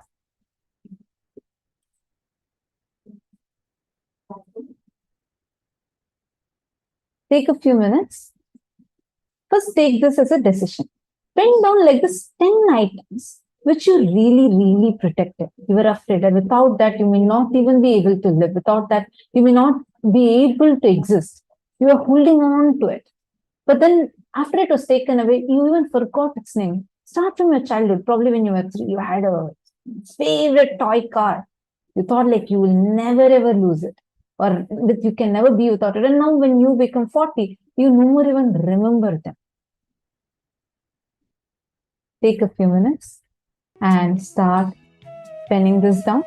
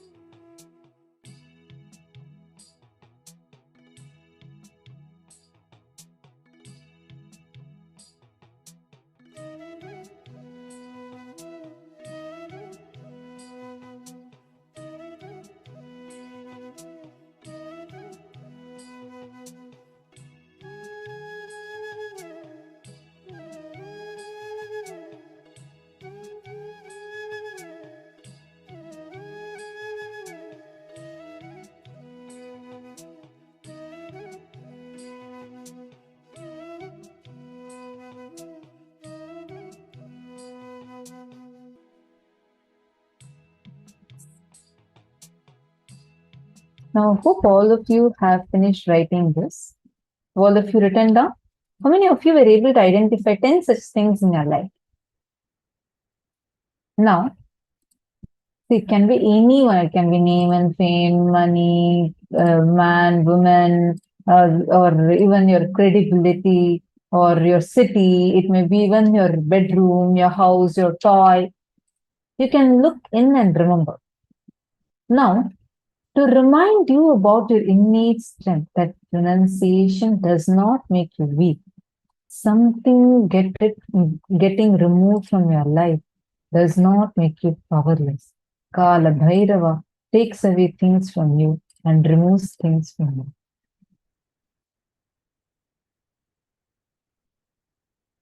Now, we all listen to Swamiji revealing about this. Now, take a decision. And actually, if any of you have any questions, you all can post now. Just put it as question and put it in the Zoom. So if any of you have questions, you can take your questions now before we move to power manifestation. The conflicting desires, contradictory desires, we'll actually be working on this on the day of wealth, when we are going to be doing the wealth manifestation, which will be on September 7th, on Krishna Janmashtami day. On that day, we are going to be working on this conflicting, contradictory desires in a much deeper level.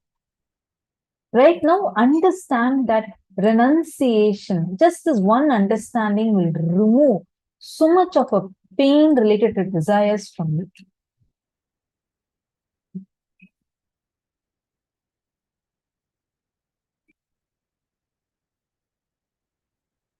Can I request all of you now? Take a few minutes and please post if you have any questions.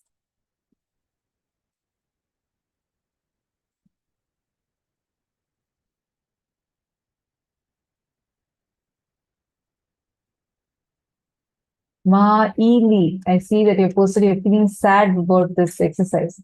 There's nothing to feel sad in this. Understand, this is to empower you. It means you're not remembering the right thing. Take a few minutes and look in. Go to your young age. See some things which now you lost it, but now you don't even remember about it. Take a few minutes.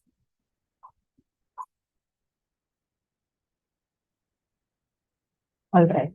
So now with this, I think we can move now to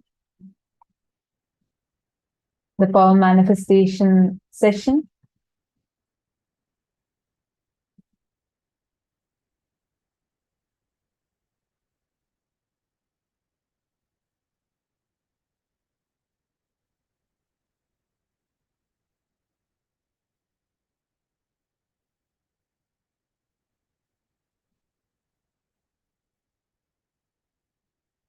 This is the gift that all of us are going to be receiving today.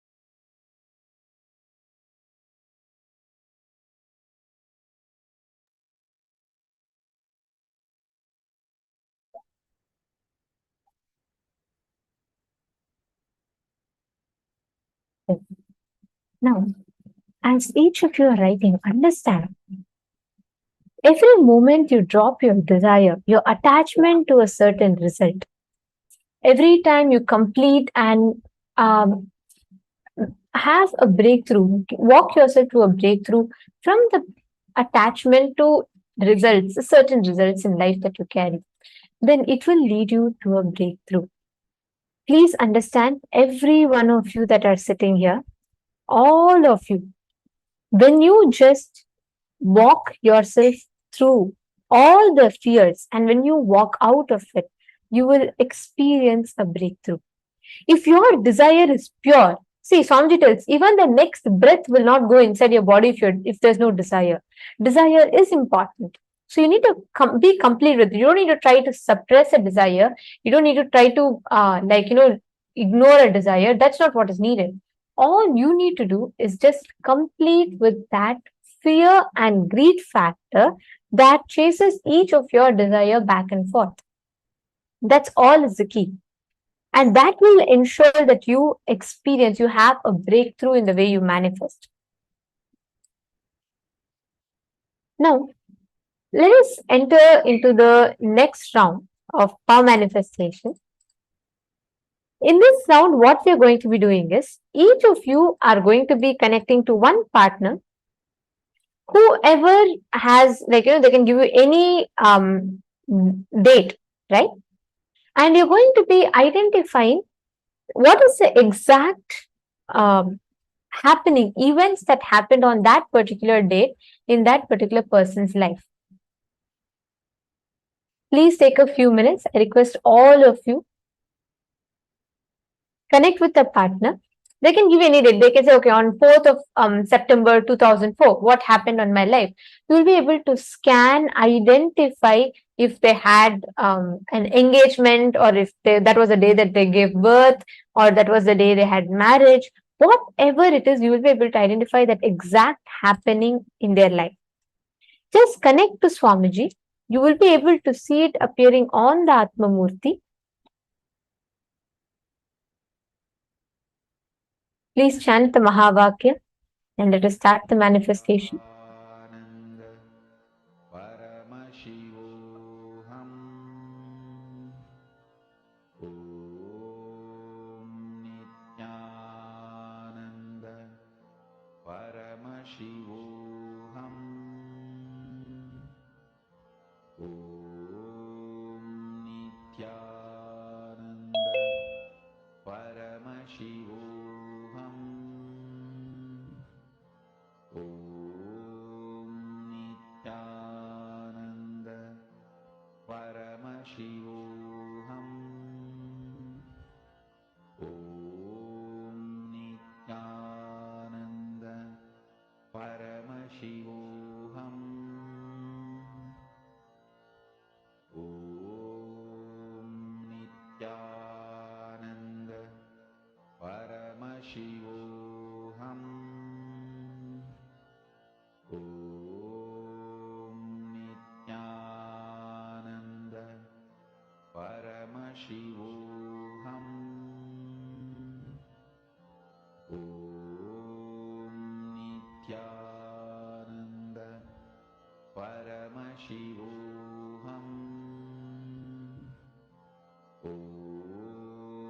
Nithyananda.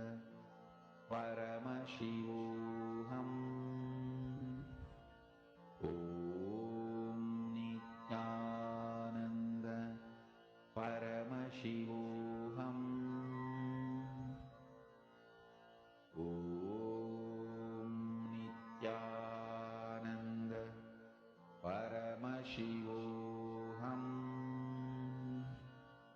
Om Nithyananda.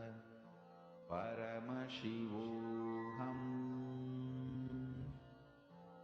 Om Nithyananda. Paramashivoham. Om Nithyananda.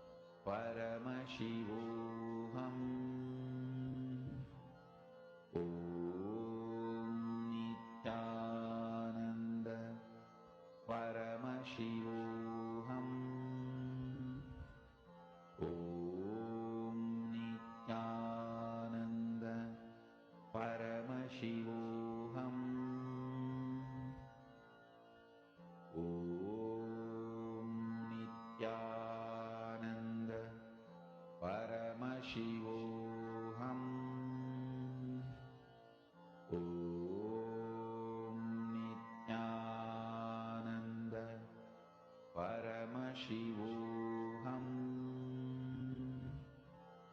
Om Nithyananda Paramashivoham.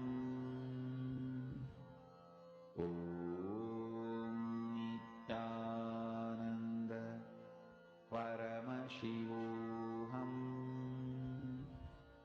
Om Nithyananda Paramashivoham. Om Nithyananda Paramashivoham. Om Nithyananda Paramashivoham. Om Nithyananda Paramashivoham.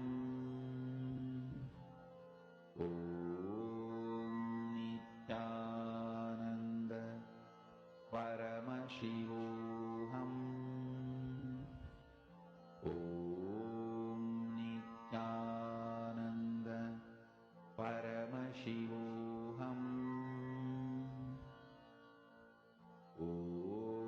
Om Nithyananda Paramashivoham. Om Nithyananda Paramashivoham. Om Nithyananda Paramashivoham. Om Nithyananda Paramashivoham. Relax. All of you can now relax. Paramashivoham.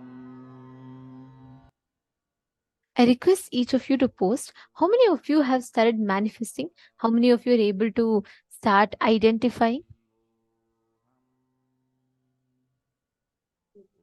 We are actually having a breakthrough with this one truth that Swamiji has revealed. And it is so beautiful and a powerful truth that just by we manifesting it as power constantly, we will be able to experience the whole shift in the cognition level as an experience inside of us. I request each of you share how many of you have started manifesting and how many of you are able to see.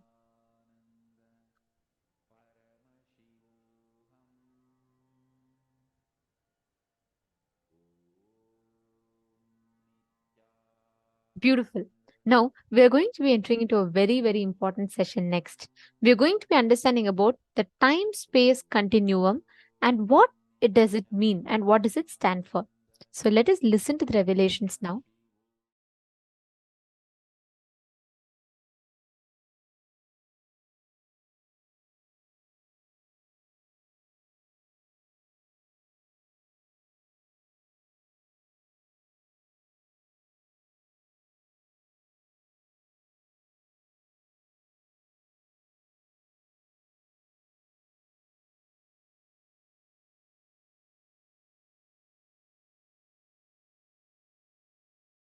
Paramashiva's message directly from Kailasa.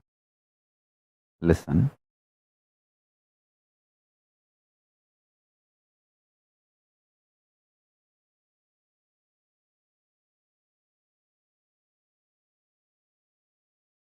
Time and space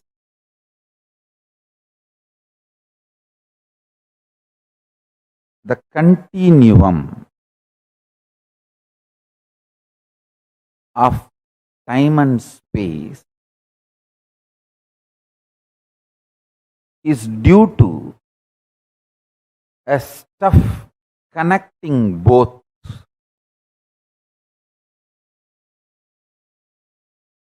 That stuff is called Maya Tattva in Vedic tradition. It is not there, but it is there.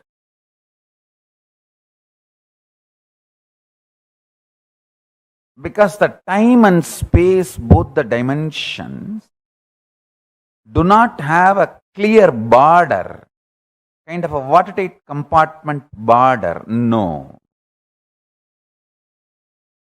Understand this very intensely.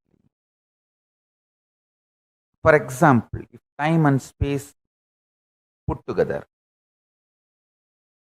is 100 meter, consider an 100-meter cloth as time and space. For some people, 60 meter is time, only 40 meter is space. For some people, only 30 meter is time, 70 meter is space. The time and space continuum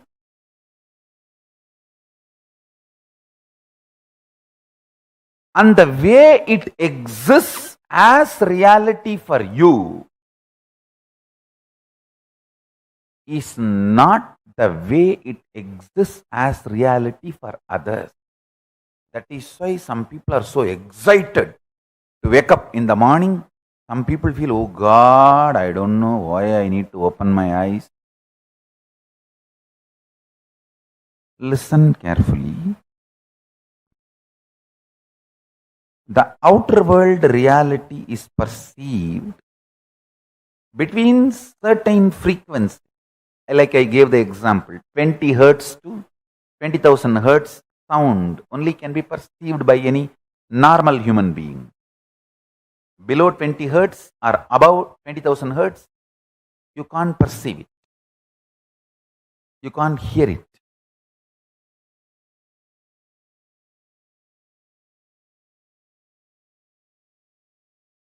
Just like the sound, below the 20 hertz, above the 20,000 hertz can't be heard by normal man, but it can be heard by extraordinary capability. Same way,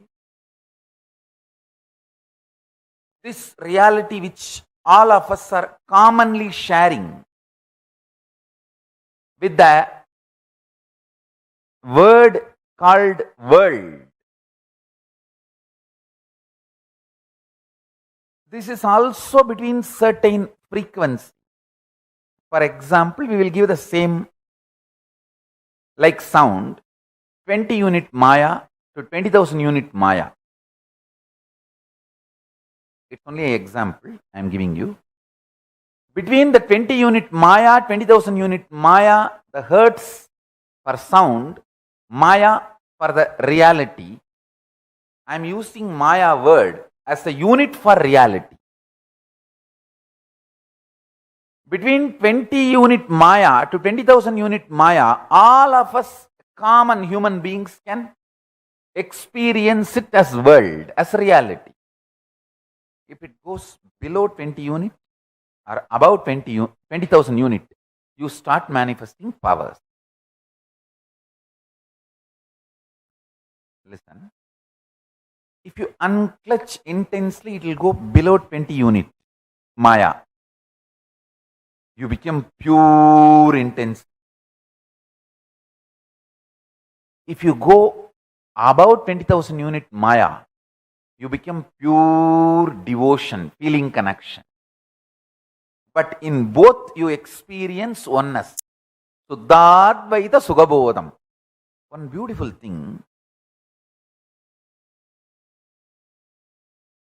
this clarity, whether you unclutch and reach below 20 unit Maya or practice devotion, feel connected and reach above 20,000 unit Maya, you experience the same oneness.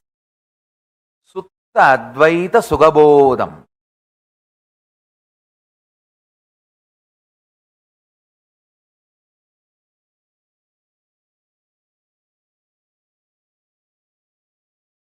if I initiate you into power manifestation, your whole body, mind starts getting grounded in that oneness space, Sutta Advaita Sugabodha. What you manifest is Shakti, not ordinary Siddhi.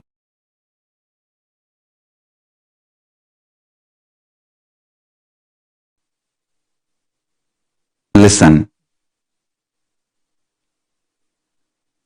The higher dimensions, when they enter consciously into the lower dimensions, they manifest as powers. Unexpected positive turn of the events and the reality you experience. You can name it as miracle, you can name it as power, you can name it as a God's grace, you can use any name you want, but the greater science, the cosmic science is the higher dimensions entering into the lower dimensions. For example, length, breadth, depth, time, space. If the space dimension enters into time, time literally manifests everything space wants. If the time dimension enters into depth, depth manifests everything time wants. Understand? This length, breadth, depth, time, space, all these dimensions are independently intelligent, alive, able to make their own conclusions and respond within their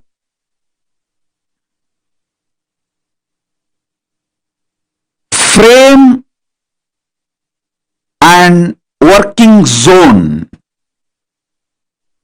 Please understand.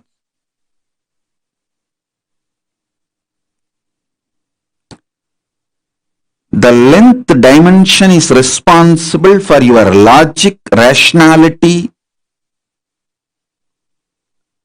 The breadth dimension is responsible for your ability to feel the emotions, feeling connections.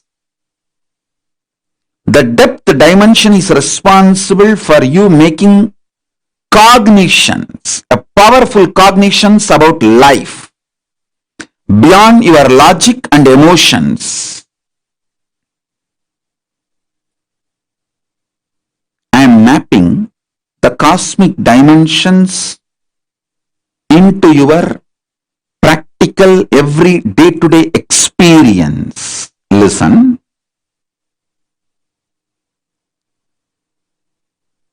Length dimension is responsible for your logical, rational thinking.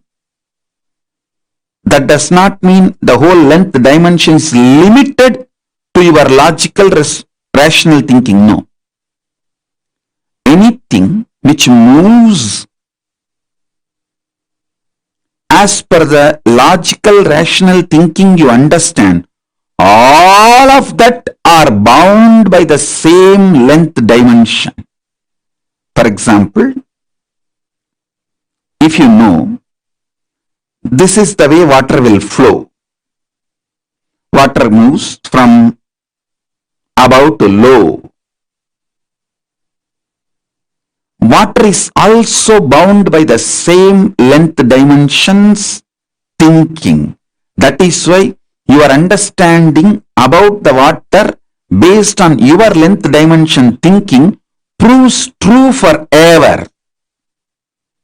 So,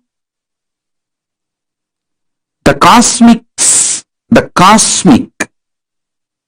length dimensions flow.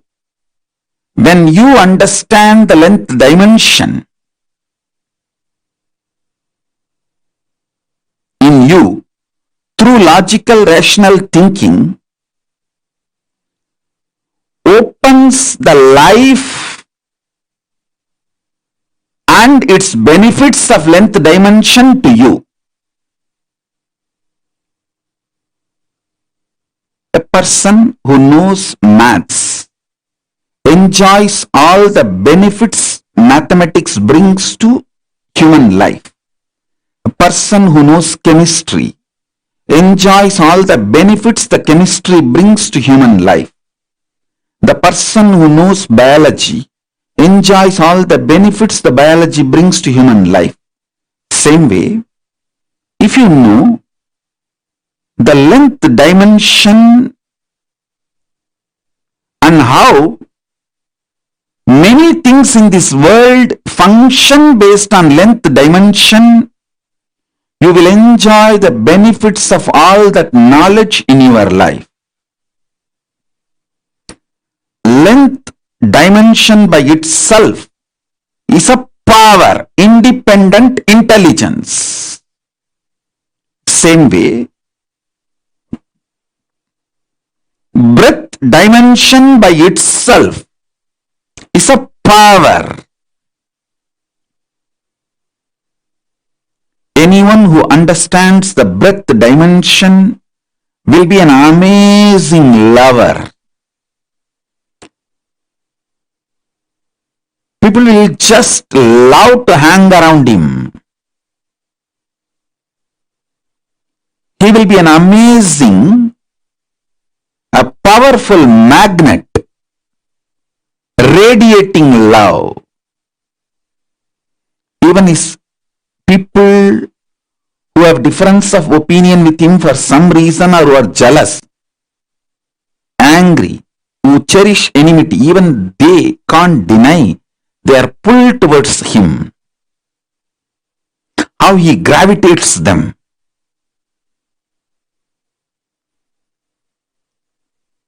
A person who understands depth dimension of the universe has access to everything which functions centered on any principle.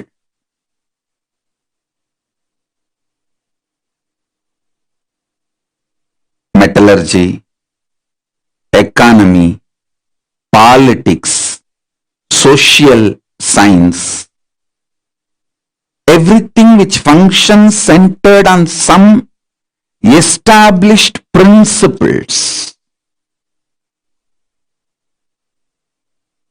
some deep cognitions. See, your doctor may prescribe drugs from different pharmaceutical companies. One doctor may give paracetamol from one company, another doctor may give the prescription from different pharmaceutical company, but the fundamental principle, cognitions, will be same for all the doctors who are pro-life, life positive, who are oriented, who are focused on treating the patients. Understand? I was studying why Americans trust Indian doctors. You should know, Indian doctors are the most successful doctors in US, not just in number or making money. trusted by the patients because fundamentally they don't compromise on the health of the patient. You can't buy an Indian doctor easily.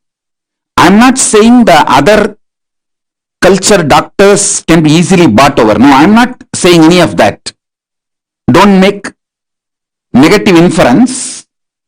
I only wanted to say the statistics available, data available proves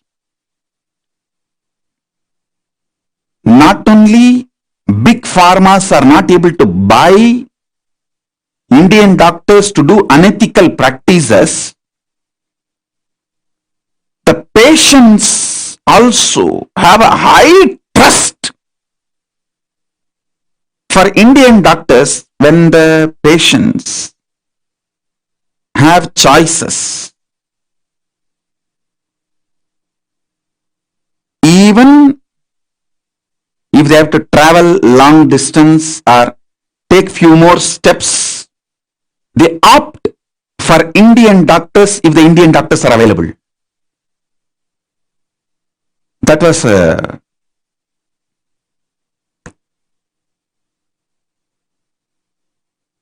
surprise. I should say pleasant surprise. Because fundamentally, Hinduism drills the cognition life is sacred. Ahimsa paramo dharmaha. Make money within the framework of non-violence. Do not violate the fundamental principles of life. So understand, every dimension, when it enters into the lower level dimensions, it manifests intense power. Now, I want you to understand,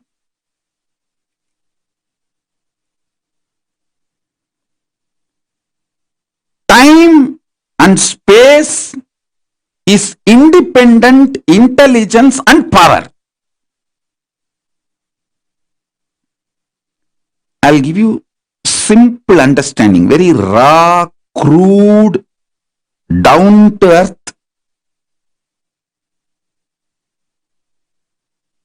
Simplest understanding. You just try to internalize this one understanding. I'll help you to go through the whole initiation and make you manifest this power. I commit with you. Just understand this one. Time is as alive as your skin. If you believe, cognize, your skin is alive. If somebody massages your skin, you feel good. If somebody cuts it, you feel bad, pain. How much your skin is alive, that much, I should say little more than, much more than that, time is alive skin of the cosmos. Listen, where your skin ends, the skin of the cosmos, which is called time, starts. Actually, your skin and the skin of the cosmos both always touch each other. You can't be away from cosmos. Understand this?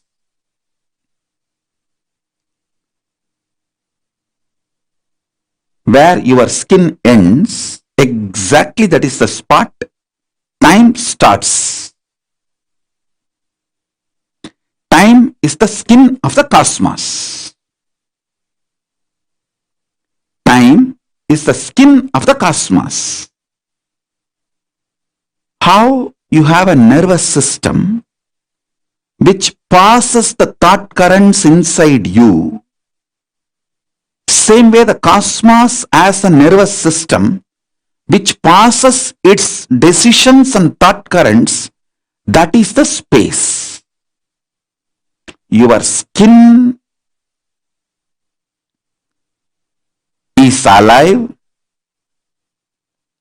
Your nervous system keeps you living. The equivalent of your skin for the cosmos is time. Equivalent of your nervous system for the cosmos is space.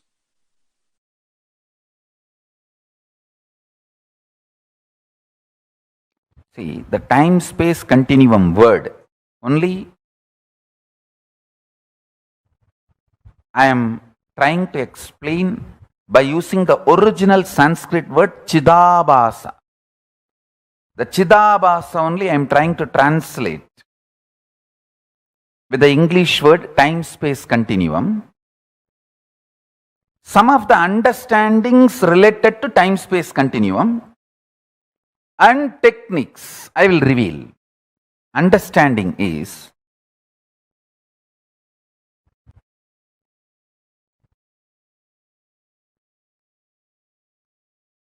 simple conscious will persistence, conscious decision. Decide, today I will not be tired. That's all. If you decide, I will not be tired for ever, immediately one part of your mind, you have inside you, your automated artificial intelligence version of your wife sitting. How many times you told the same thing, you did the same sankalpa, you tried, and how bitterly, utterly, stupidly you failed. Keep quiet.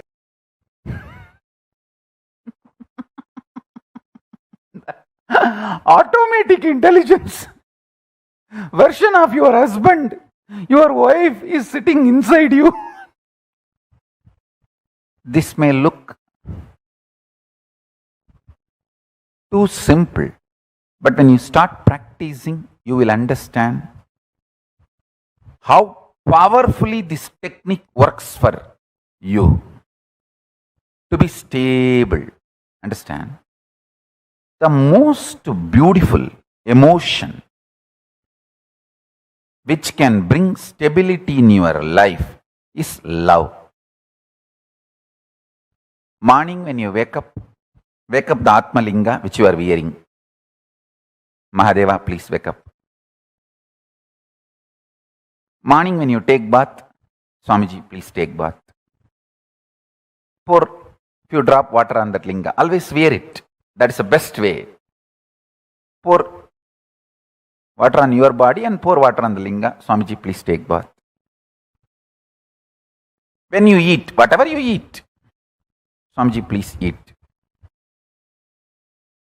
When you brush, you don't need a separate brush. Nothing is wrong. I am telling you, I am your guru. To whoever I gave the Atmalinga,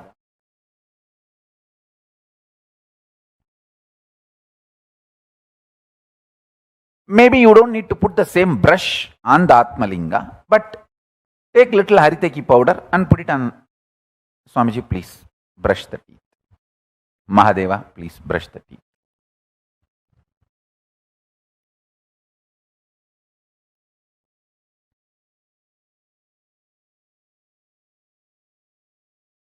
Too simple. And when you are falling asleep, tell him, Mahadeva, please sleep.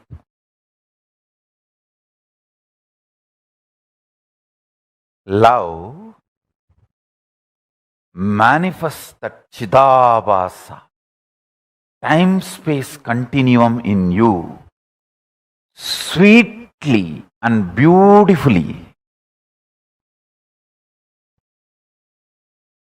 You have a special feast, celebration, anything. Mahadeva, please eat. Show to him and then eat.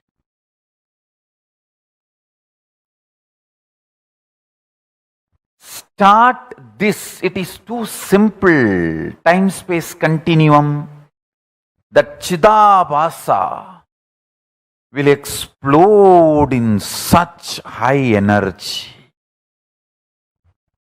When you spray perfume for you, just put little on him. Mahadeva, very good perfume. I got it yesterday. Lipstick, just put little, nothing wrong. Whatever I am enjoying, I have to give. This is what my gurus taught me.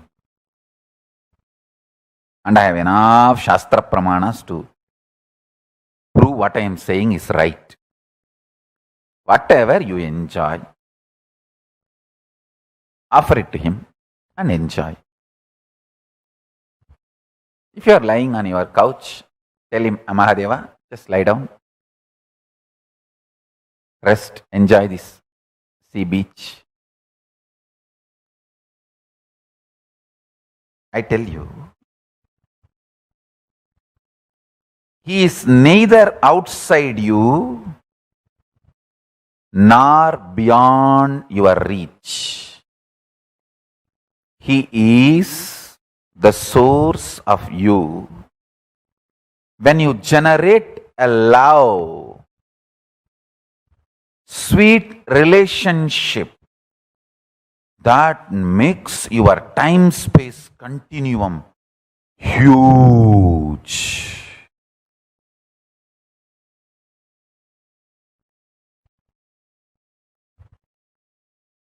Huge.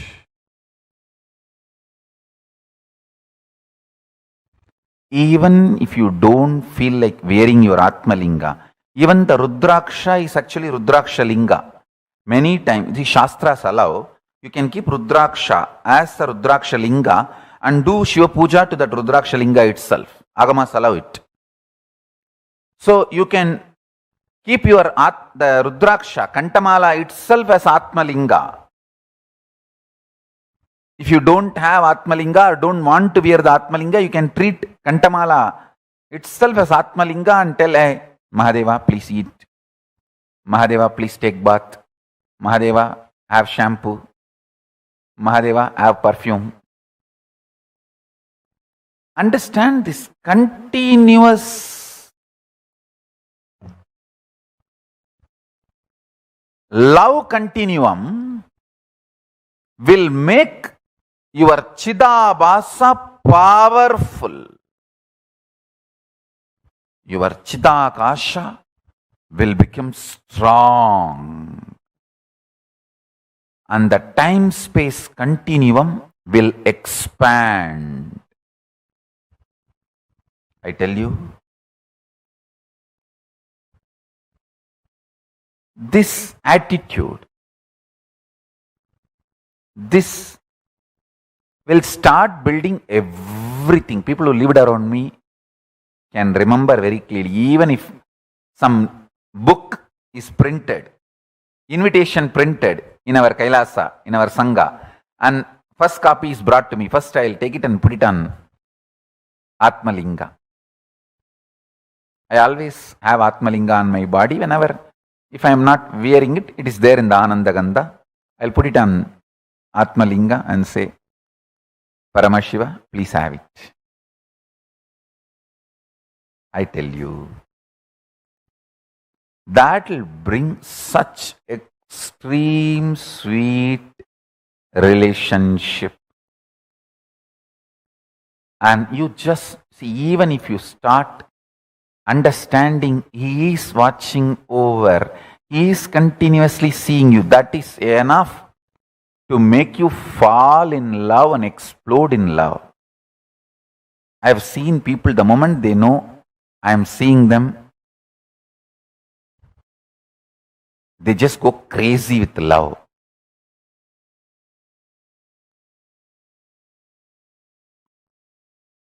The moment you start understanding Mahadeva is watching you, you just explode in love. The Chidabhasa explodes.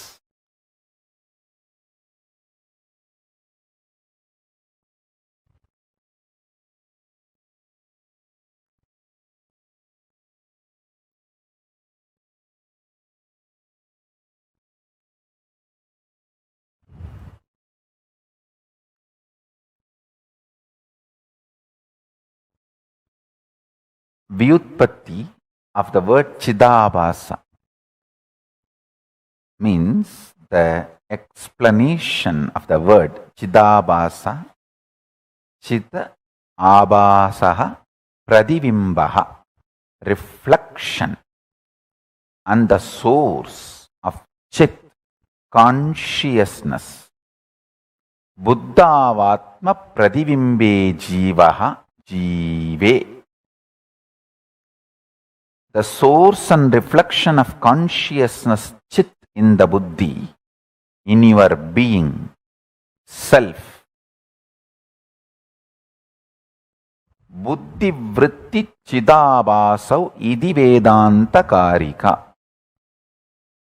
This word chidabhasa is used in Vedanta Karika as buddhi vritti chidabhasau.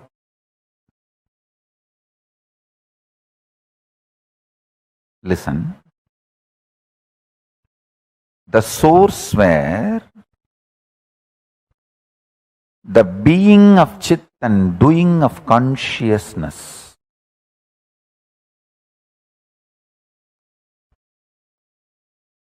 is felt, manifests, Chidabhasa. First few days only it will be like a monologue. You are talking to Paramashiva. Just after a few days you will see that he is responding in your inner space.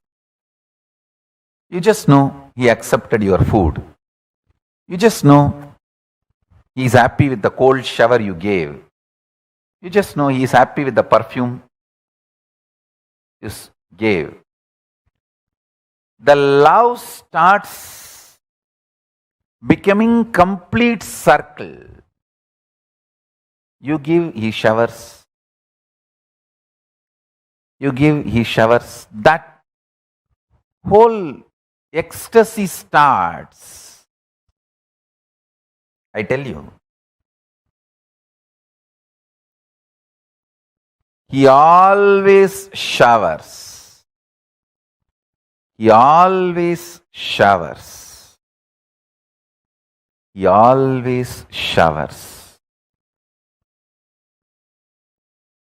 See, ability to inspire yourself without the external inspiration means you found the source of your love inside, internally. Chidabhasa of you has opened up.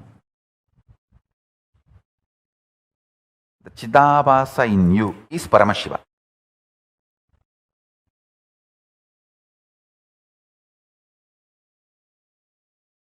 I'll be absolutely integrated to all of you. Let me give you the first truth, powerful cognition from today.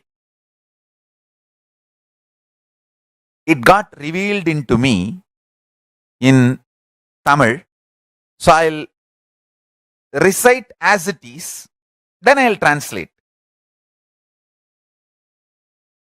Agachar Budamayum புறச்சார் புடமையும் பரம்பொருள் நிலையே என பரம்பொருளுக்குள் நிருந்து நீரு Hindu. That's the word got revealed. நீரு இந்து. தன்னை தன்மயத்திற்குள் இருப்பார்க்கே தான் தானே வெளிப்பட்டு தன்மய சக்தியெல்லாம் பொங்கி பிரவகிக்கும். Let me translate in English. Understanding the inner dependency or outer dependency for your existence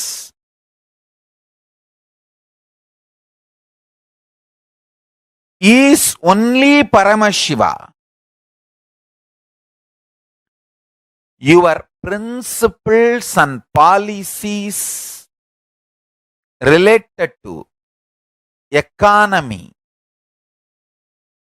your life's goals, your life's relationships, how you want to live, how you want to die, what you call as a success, what you call as failure.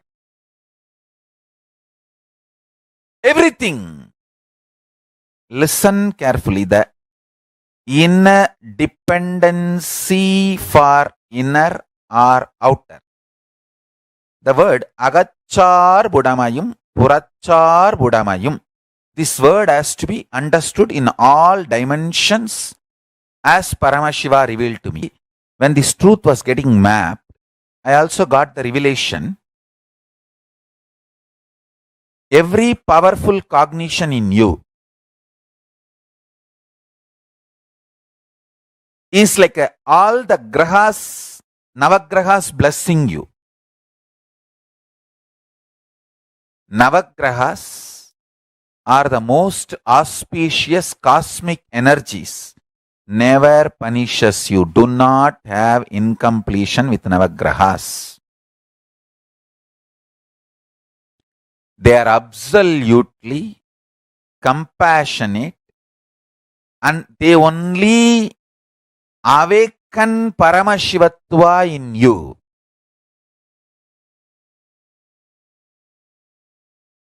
They only manifest Paramashiva in you. Listen carefully.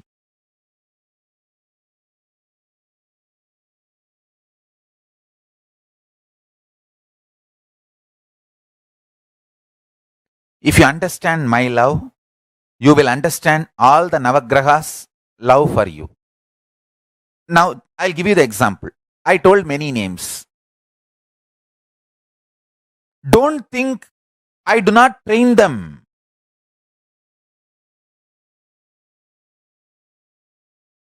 My extreme love,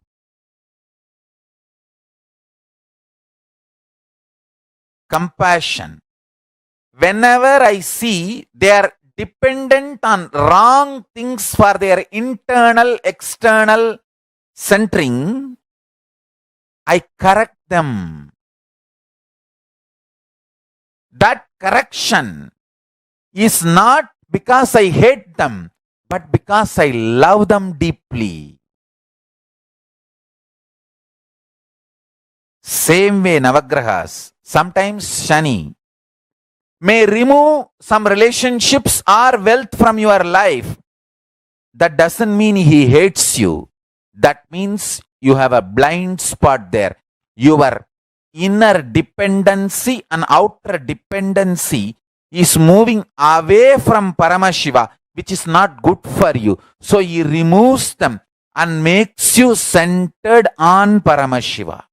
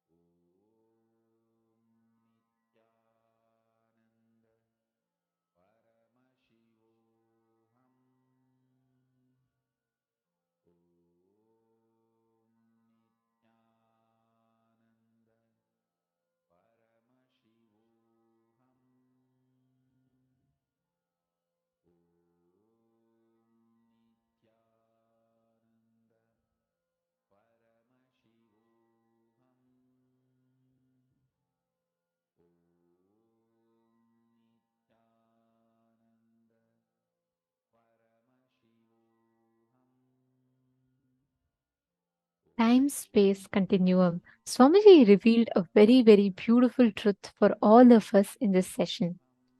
Understanding about the time-space continuum and how reality manifests in front of us. What makes us get stuck in certain loop? What makes us certain times have breakthrough in life? The time-space continuum is what we learnt about. So, what did each of you understand? What was new in what you listened to in this session? See, Swamiji revealed a very, very important truth. I never ever cognized it this way. The equivalent of your skin for the cosmos is time. The equivalent of your nervous system for the cosmos is space. Like how we have a skin, cosmos' skin is called time. Like how we have the nervous system, cosmos' nervous system is called space. This time-space continuum, the way it exists as reality for you, is not the way it exists as reality for others. Okay, tell me one thing. How many of you have experienced this moments where you are spending time with someone you really love? Okay, you are just starting and you feel like you just started speaking and already 2 hours have passed. You feel like, time went too fast. You don't even know how time passed. How many of you have had that experience? How many of you have experienced that?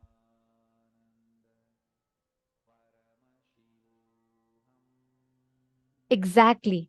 Now, the same thing, how many of you have experienced that suddenly you're sitting in a lecture and you're like, oh God, let it move fast. Time is not moving. This clock is not moving at all. It is just 1 minute, time is not at all passed. How many of you felt that friction? Yes. See, the way time occurs for us, please listen very carefully. Time, the way the unit of time occurs for us is not the same way time occurs for another person. There's a big difference. I may have time passing very fast. Let's say, for example, another participant. Okay, in front of me, Ma Fatima Dehestani is there.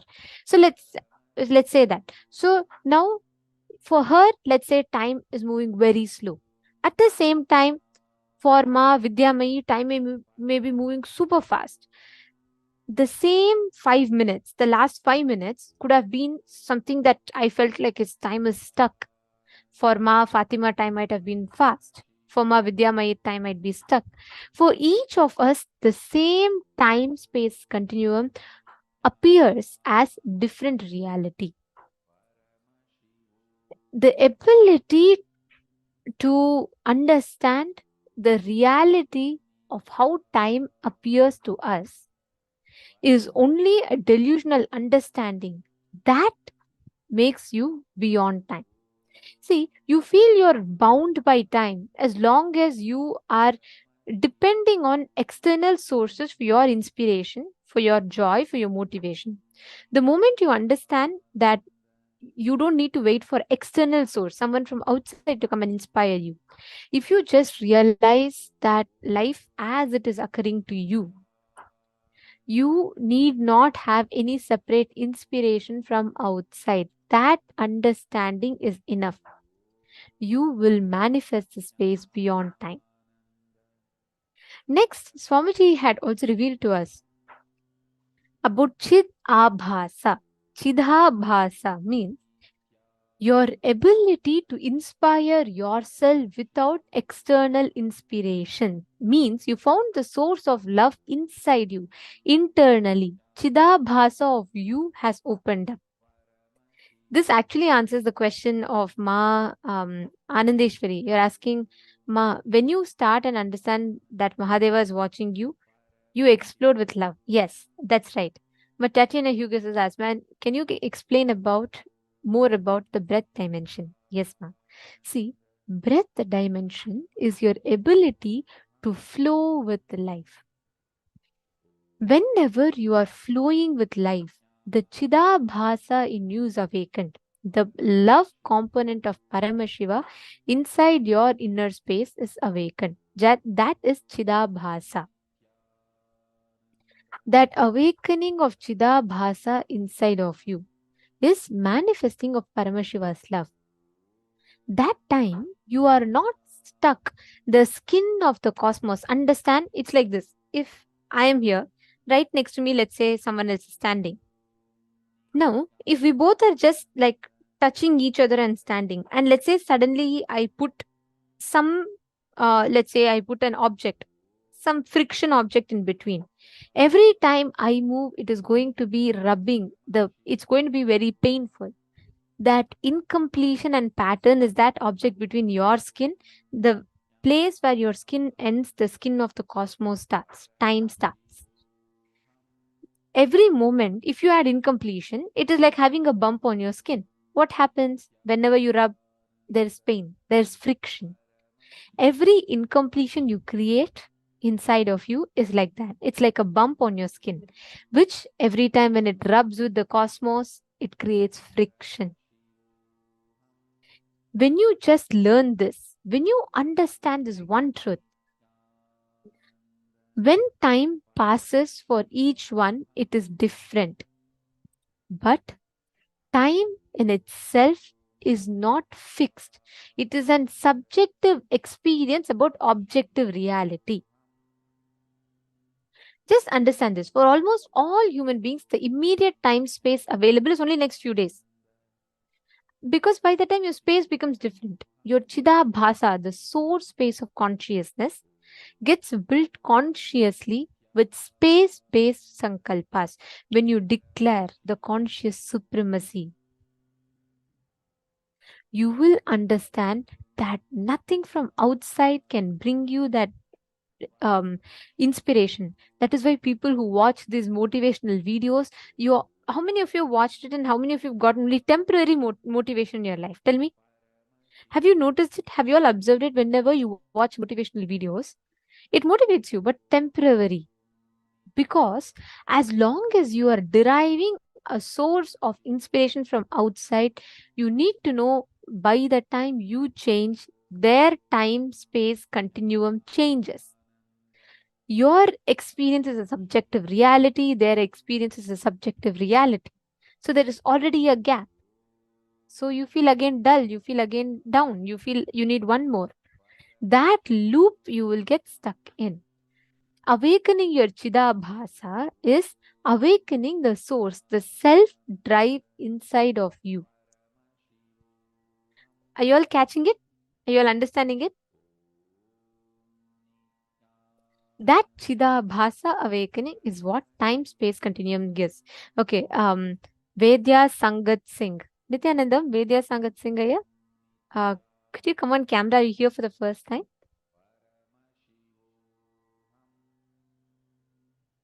Okay, so he's asking, how does this relate with people who are adharmic? How to approach love with those type of biological family members? Listen very carefully. This is one of the most common questions that everyone has. If someone is doing injustice to me, how can I love them? Chidabhasa is not dependent on external source. If someone saying something can give you joy, someone saying something can take away the joy from you.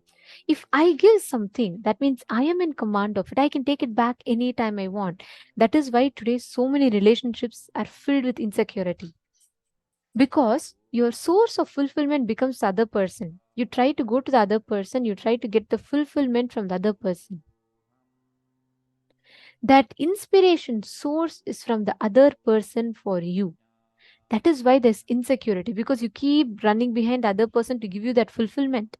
When that one moment that the other person says, no, I can't give you, you fall into insecurity. Insecurity becomes anger. Anger becomes hatred. Hatred becomes destruction. Destruction becomes divorce.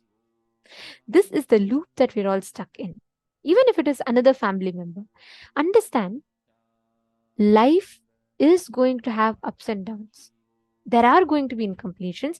There are going to be so-called good people. There are going to be so-called bad people. There are going to be all of this. But if your love is limited to that, you are losing out. First, understand. Vedya Sangat Singh, are you here? Are you listening?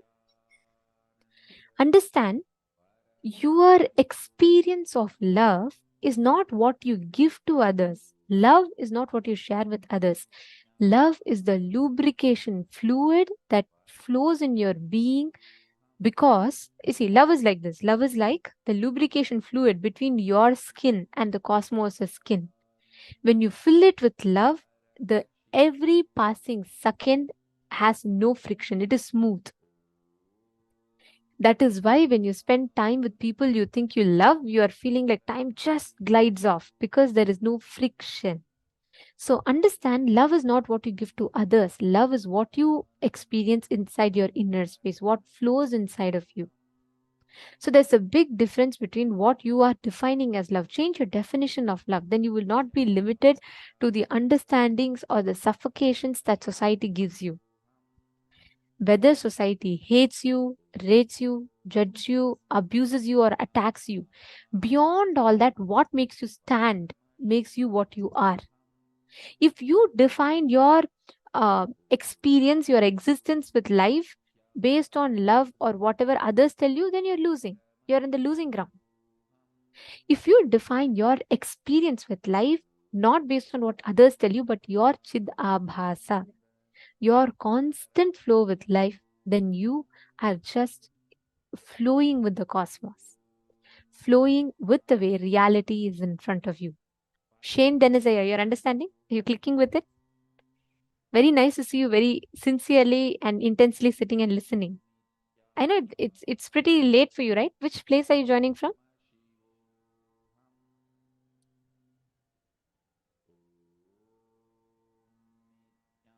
Okay, Oklahoma. All right.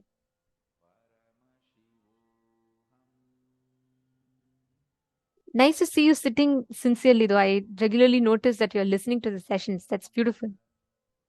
Okay, all the others, listen to this very carefully. Every time you add that friction between you and cosmos, that skin called time becomes painful for you. Now, every moment you fill life with something that is not completion, that is not love, you are going to be creating that friction. Can each of you take a few minutes and pen down how you can add that component of Chidabhasa in your daily life? It need not be too much. Understand, you don't even need to immediately, you don't need to visualize how can I have love towards an enemy who's always conspiring to work against me. No. The moment you tell that, you start exaggerating the problem in your head. You will decide you can never love and you'll give up on love.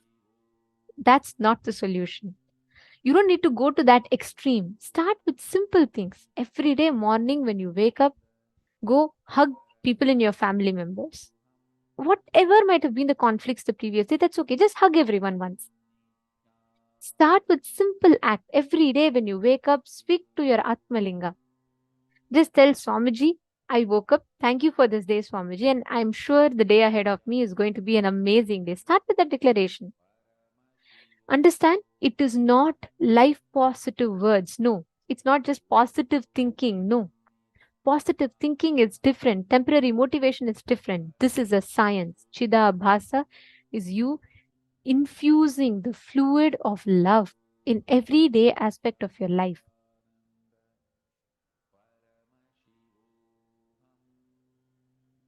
And every moment when you manifest life with that love, time just glides. Have you all seen in river, there are two things you can notice.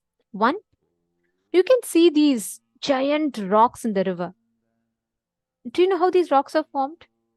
Yes, like we all learn in science.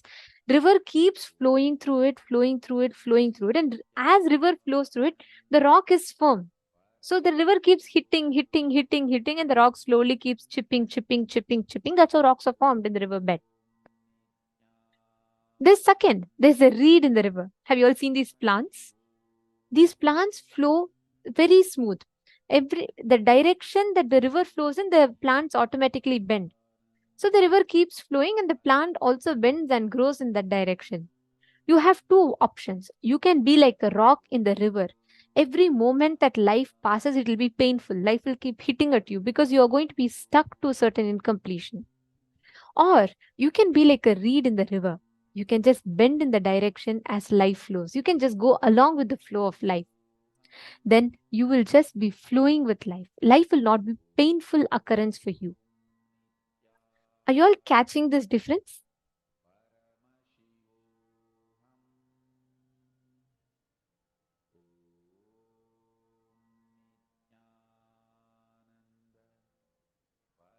Dario Trujillo. Dario Trujillo, are you there? Okay. Dario Trujillo, are you? Listen very carefully. You, Paramashiva, will never do anything that is inauspicious. And you are associating two different incidents and you're coming to a conclusion here. There could be 100 other reasons. So don't associate the wrong things, the wrong situation with the wrong results, and don't come to a conclusion. You need to analyze it correctly. Okay, this actually what you're doing now is you're removing the Chidabhasa or the way life flows in through you.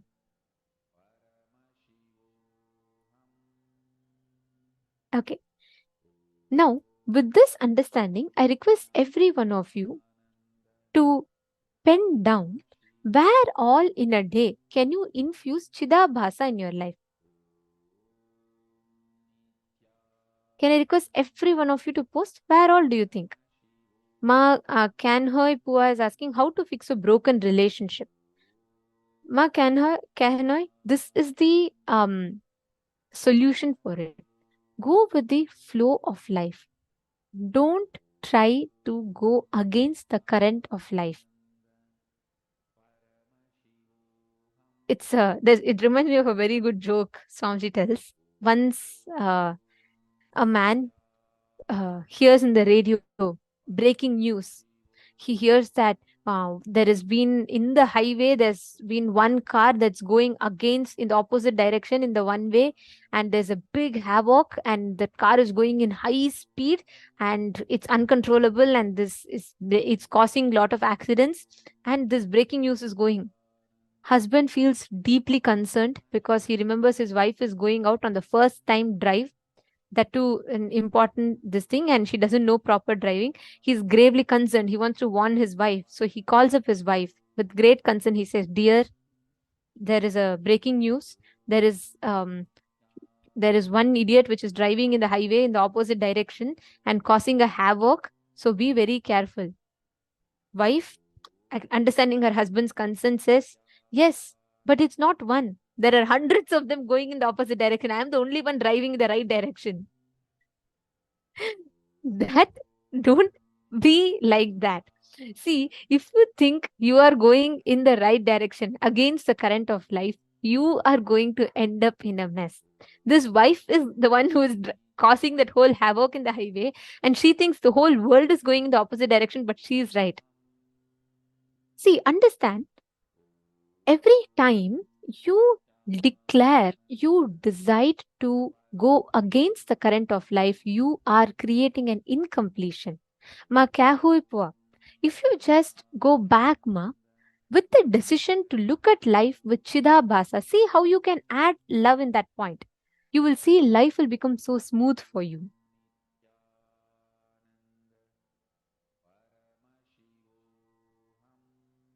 Ma Grazina Maria is asking, if we are the source of love, shall we avoid anybody toxic?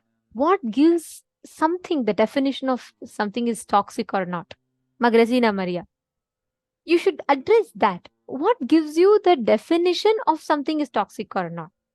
For Mahadeva, for Paramashiva, even poison, he put it in his throat, held it in his throat only to heal people. Even poison, he converted as healing and gave people. See Swamiji's life. Even the worst attacks, he only took it to empower humanity more and more and only succeeded each time. What you define as love, see, understand, all of you understand this. The moment I say love, the moment Swamiji told love, we are all defining it with our understanding of transaction and relationships. No, you do not need a reason to love. I'm not talking about the love that you feel when you see another person. I'm not talking about that. I'm not talking about the love that it's between in relationships. No, I am talking about the love that existence expresses every moment. Have you all seen babies? Just leave them by themselves, they'll have smile. They don't wait. They, even whether someone is there in the room or not, they laugh. They look at a plant, they start laughing as if it's such a phenomenal happening of nature. They do not take existence for granted. That is why the space of a child is so beautiful. When you infuse Chidabhasa, when you infuse Chidabhasa in your everyday life, you will not have that friction. Ma Krista, you can experience that space. You're saying you love watching babies. Why are they so beautiful to watch? Even if there's an enemy in front, even if there's a snake in front, that baby will not get afraid. It'll just go and play. The baby will not have the fear. Young children, they don't know fear, they don't know anger, they don't know hatred. Why? Because their being was infused with Chidabhasa. You too were like that at one point of time. But unfortunately, we all eat in the conditionings of the society, and we grow into thinking anger, all these transactions in life. Just decide every morning when you wake up, thank the cosmos. Start with simple things. Every day, grow a plant. Just go tell the plant, I love you. I will take care of you. Start with that. Just few actions. Every morning, just going and enriching a person. When you go to your office, just enrich them. Something. Tell them some powerful cognitions. Every action in your life, see how you can induce Chidabhasa. Can you all take a few minutes and write down? What are all these simple acts of love that you can do every day? From today, start doing it.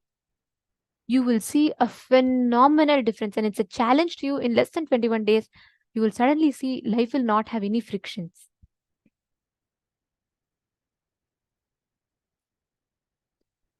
My Diana's below saying, so there are no wrong roads, no wrong choices. As long as we love, it's the right way. Yes. When you experience pure enriching, pure love, that's the right flow of life. It depends. You should not, you see, it's not like if you say, oh, okay, Swamiji said nothing can harm me if I love. So come on, let me go and put my hand into the fire. I'll put my hand in the fire. I love the fire. Fire should not burn me. No, that is foolishness. You know why? Because that is the Kutarka working. If you really believe that with love, you are in love with the fire, with that you walk into the fire, fire cannot touch you. If it is your cognition, if it is your experience, fire cannot touch you. Fire will not touch you. We have tons of references in Hinduism. Devi Sita walked into the fire and walked out fresh as a flower. Why? Because she was in love with existence. Everything around her was filled with love. If that space you are in and you manifest that, then okay. Otherwise, work towards that space. Start with simple things. Once you start understanding that, that will lead you to the next and next level of breakthroughs. You should not work in the opposite direction. You should not say, oh, come on, Swamiji told me, come on, let me go. I'll go and tell something, I'll do whatever I want. And because I'm in love, people should all accept me as I am. No, that is not the right flow of life. You're going against the current of life that way. Start with simple things of what you can, whatever you understand as love. That will lead you to the next ones. That will lead you to the next breakthroughs. Come on, every one of you take a few minutes, pen down.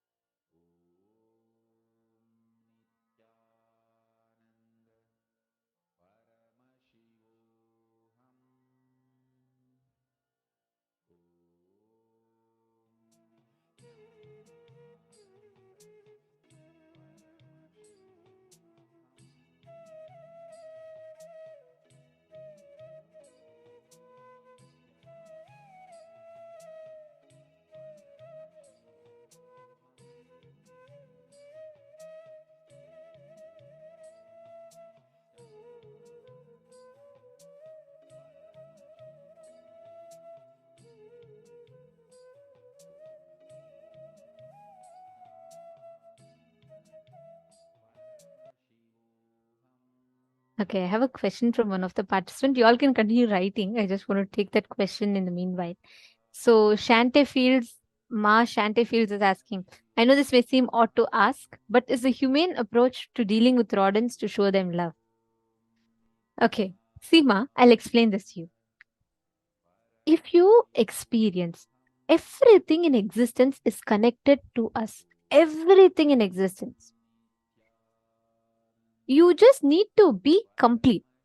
I am not saying, see, for example, if you're afraid about snake, I'm not saying go get an anaconda, keep it in front of you and say, I love you. No, that's not what I'm saying. It is just the cognition. You don't need to go and put yourself in danger. Swamiji explains it very beautifully. It is neither having, it is not about, you should not have hatred. Okay? You should understand that it is just one with you. It is just an extension of you. And because it is an extension of you, from that completion, when you deal with it, actually it will listen. I'll tell you all an incident. There was a mango tree outside Gurukul. Okay. This is in Bangalore. And there was a huge mango tree, a tall one. And all of us kids, we all like mangoes, right? So we all used to go outside and we'll try plucking mangoes from the tree. But all the mangoes in the tree used to grow on the top two layers of the tree. Okay, so we'll have to climb it.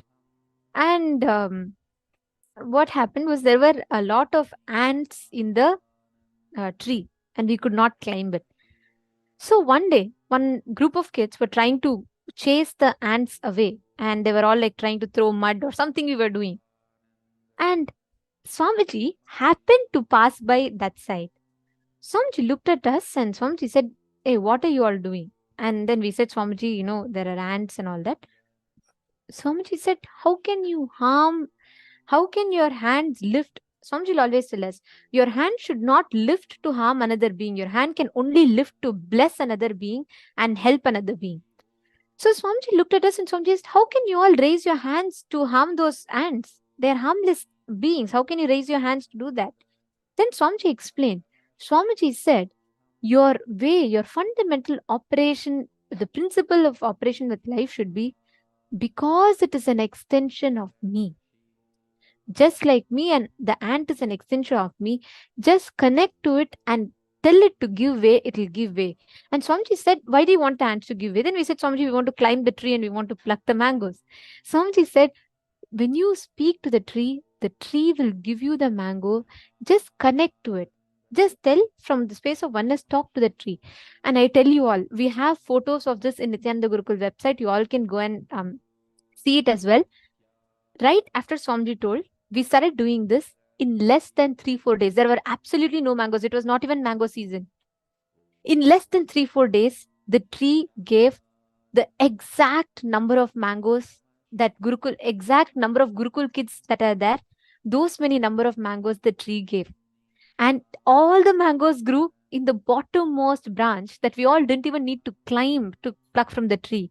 And there were no ants in the tree. We didn't do anything after Swamiji said this, other than we all would go stand in front of the tree and connect to the tree and say, Ma, we want to have mangoes from you. Please give us mangoes.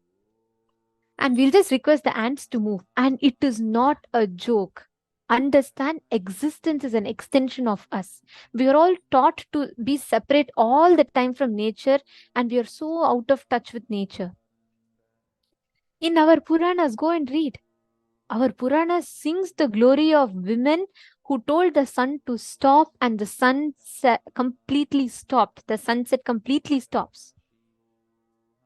We have had such phenomenal beings in Hinduism. Why? Because by our very way we are brought up, we are taught about how we are a part of existence and nature.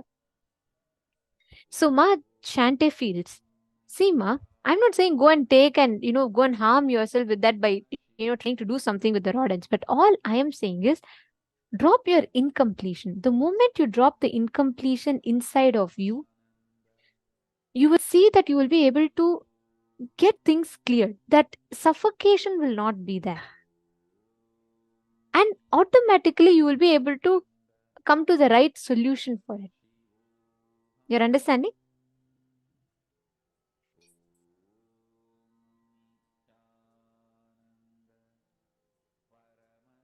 See, every one of you, that is why Chidabhasa is needed. When you are filled, flowing, overflowing with love, you experience life. Life happens with love.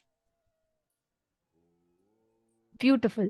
Now, with this understanding, with this space, let us all manifest very, very, very beautiful power. We are going to be manifesting the power of being able to identify any details about a person, the biography of a person, just by looking at the image. All right, shall we all get started? Okay, so joining with us in this is Manitya Devasmaranananda and Manitya Brahmayogananda. Let's all get ready to manifest. Even for this power, right? Apply the same space. Chidabhasa, filling your being with inspiration from within. You should not do powers because we are saying. You should not do powers because someone from outside will praise you. Do the power manifestation because you want to do it. Do it from that space of Chidabhasa. Let us all start.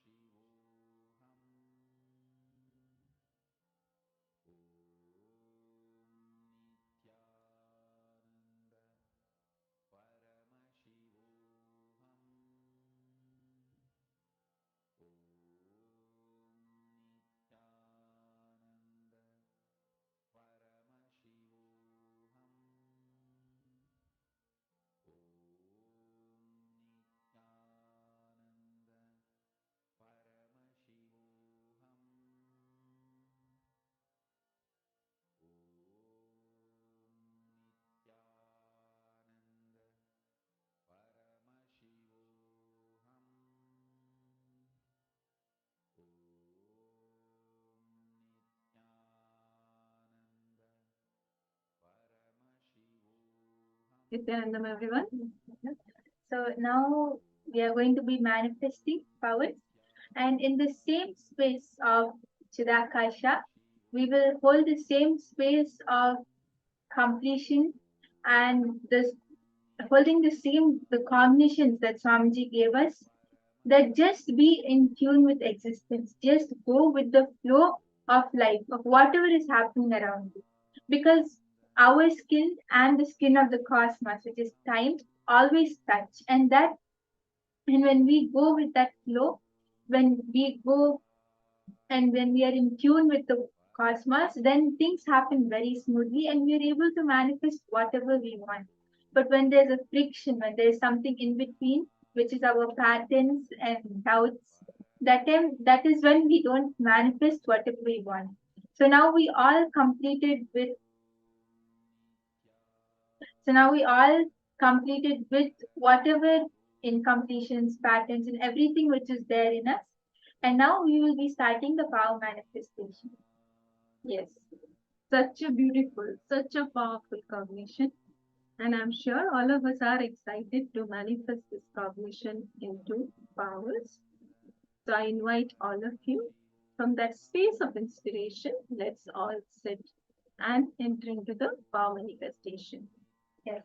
So now we are going to be manifesting the power of scanning a person's biography, whether it's their age, their religion, their country, where they were born, what they achieved, what was their life like, everything, all the details about a person's life, death, birth, everything. We'll be scanning their biography. So now I request all the participants to just sit and be in that same space of Chidabhasa, which Swamiji very beautifully explained to us, right?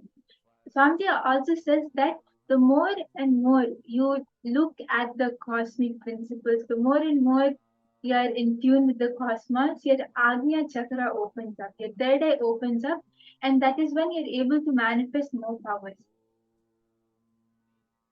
That is when you're able to manifest more powers.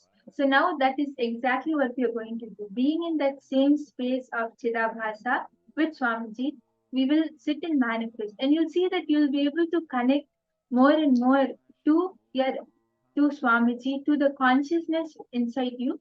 and you'll just see that the answer will appear clearly. It will appear in golden letters. This is the initial level of Akashic reading, and you'll see as you keep manifesting, you'll be able to see the answers appear in golden letters. Yes. And so beautifully, as Nithyananda explained to all of us, there are so many references from our Puranas, from our Vedas, from the Hinduism, right? How beautifully, when so many people were in tune with the cosmos, they simply manifested powers. It can be either walking in fire or stopping the sun. So many examples are there, especially now when we have the Avatar himself with us. We are being initiated into this. Please understand, it will become very natural to all of us. That is our nature. So let's flow with our nature. Let's manifest this power. So now I request all the participants to sit and hold the Ichha Shakti, the will to manifest this power, being in tune with the cosmos and existence. So now all of you can see that a picture is being projected. So I request all the participants to scan this person and write a short biography about in 3-4 lines. Paramashivoham. Om Nithyananda Paramashivoham. Om Nithyananda Paramashivoham. Om Nithyananda Paramashivoham.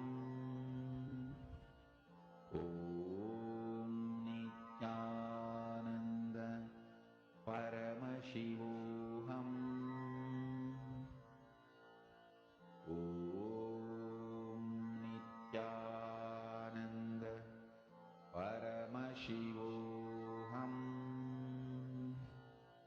Om Nithyananda Paramashivoham. Om Nithyananda Paramashivoham. Om Nithyananda Paramashivoham. Om Nithyananda Paramashivoham.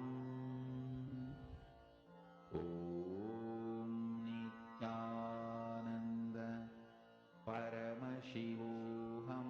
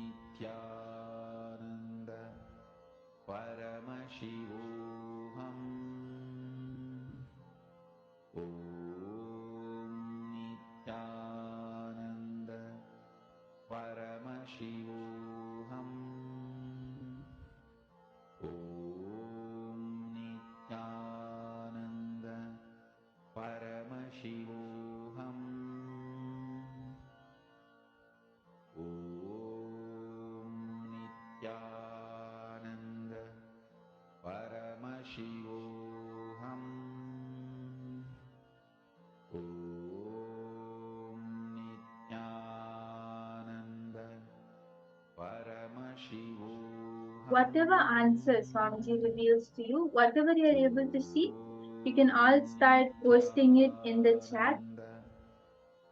It can be a number, it can be a color, an incident, a date, whatever Swamiji shows, you can start posting everything. And don't let your mind come in between. The moment you see an answer appear in your third eye, just post that. Because that is what your third eye shows. After that, you see your mind will start coming. So I request all the participants to start posting whatever Swamiji is showing you.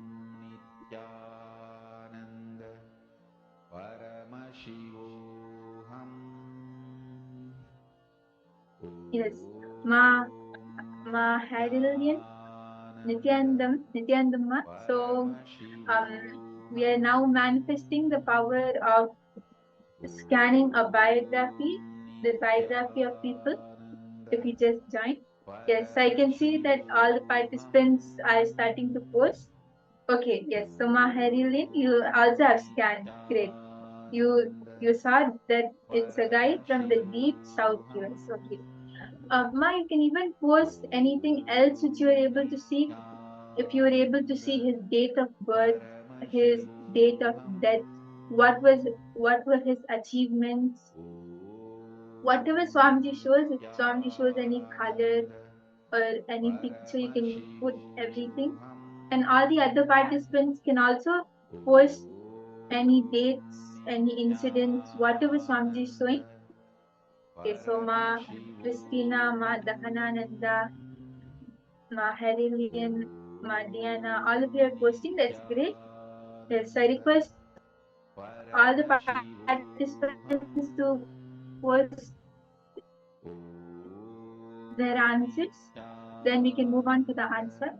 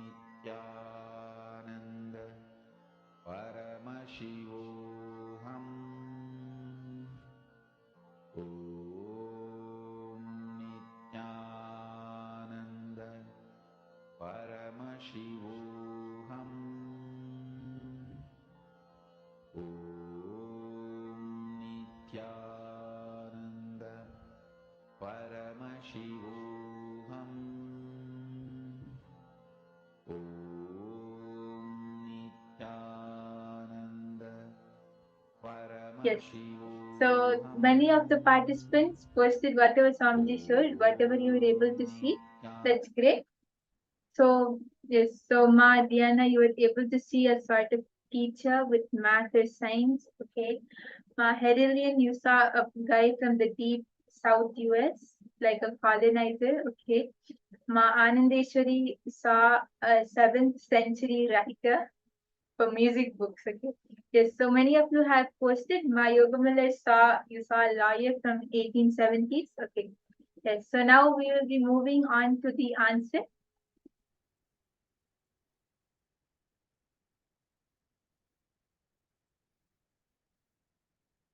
Yes.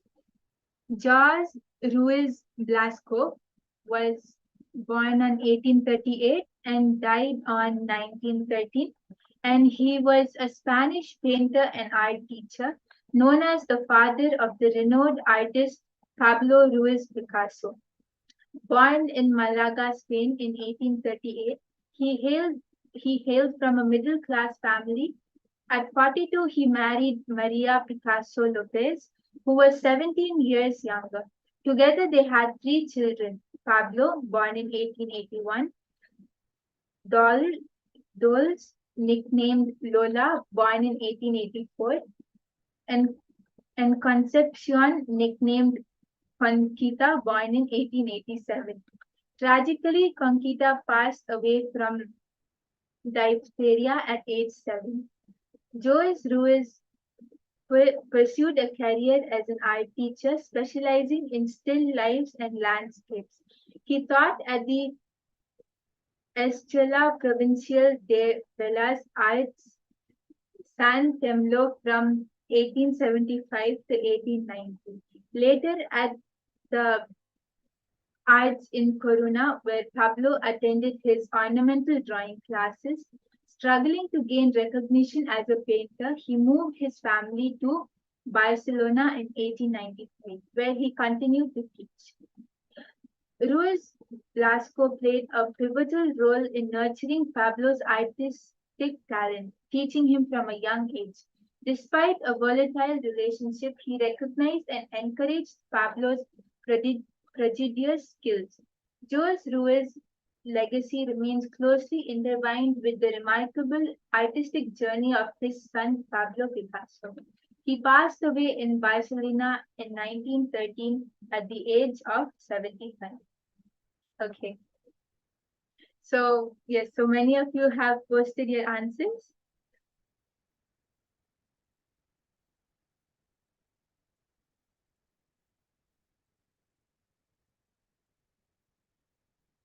Okay, yes. So, Ma Yogamale, you were able to see a lawyer from 1870.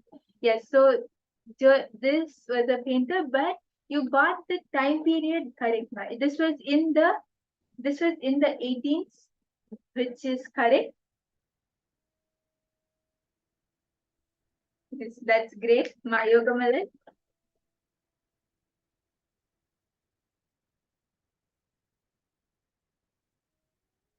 Okay, yes. So now, even if it is great that so many of you were able to see the answers, whatever Swamiji showed, and even if you feel that you are not manifesting or you are not able to get it 100%, it's completely fine. Now we will be manifesting this again in another round. Just connect to Swamiji and hold a strong will that you have to manifest. Intensely chant the Mahavakya, and all of you can see that there is a question projected. So you can connect to Swamiji and scan the biography of this person. Paramashivoham. Om Nithyananda Paramashivoham. Om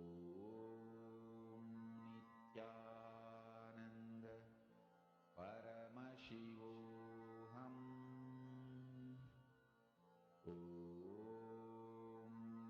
Nithyananda Paramashivoham. Om Nithyananda Paramashivoham. Om Nithyananda Paramashivoham. Om Nithyananda Paramashivoham. Om Nithyananda Paramashivoham. Om Nithyananda Paramashivoham. Om Nithyananda Paramashivoham. Om Nithyananda Paramashivoham.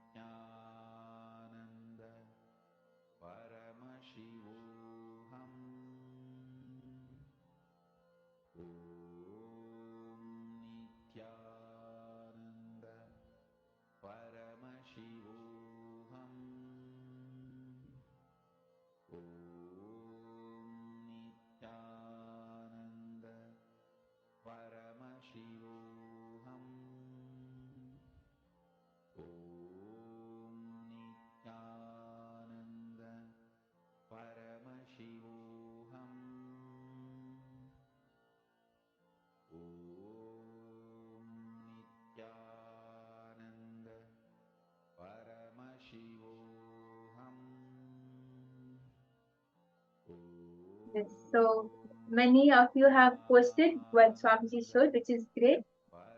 So Ma Diana saw a teacher, Ma Dahanananda, you saw a Japanese emperor and a strong Zen master. Okay.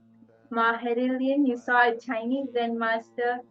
And okay, so many of you have posted, that's great. So I request all the participants who have not posted their answers also to please post. Whatever Swamiji showed, you can post that. Ma Sophia, Nithyananda Ma Sophia, was Swamiji were you able to see anything through your third eye? Ma Iron, Ma Prasanna. Yes, if whoever is not visible in camera also, I request all of you to come in front of the camera.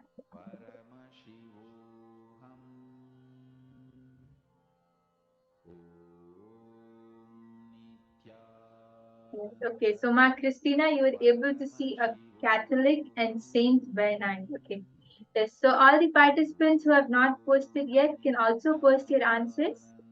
And we'll soon be moving on to the answer now.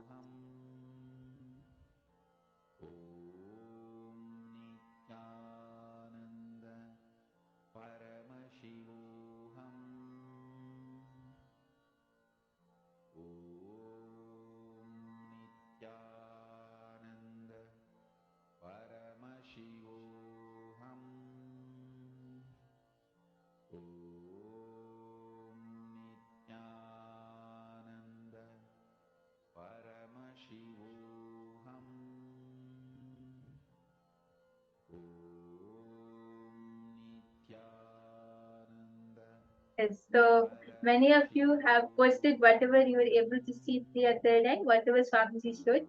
That's great. So now we'll be moving on to the answer. So yes, if anyone has not posted their answers yet, I request all of you to post whatever Swamiji showed you.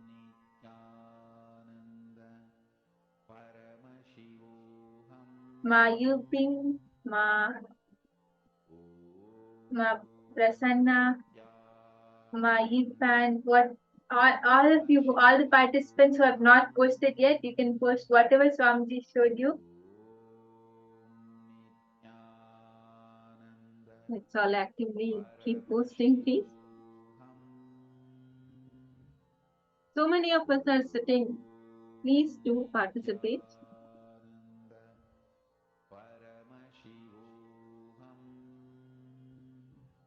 Yes, Ma Titania, was Swamiji were you able to see anything through your third eye? You can post whatever Swamiji showed you, if it's a number or a color.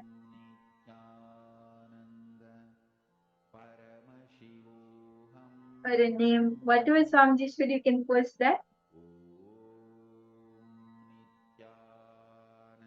Ma Abhilasha, Ma Anandapriya, all of you can post whatever Swamiji showed you.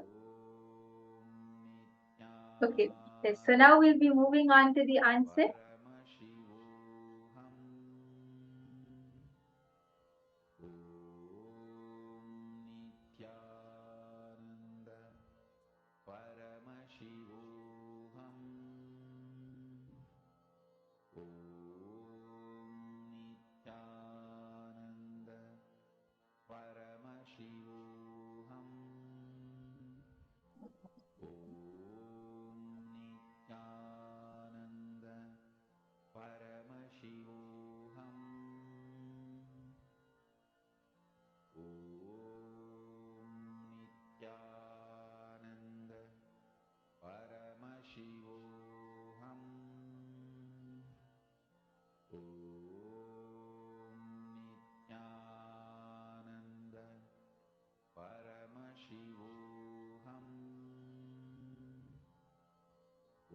Yes, so all of us can see the answer here.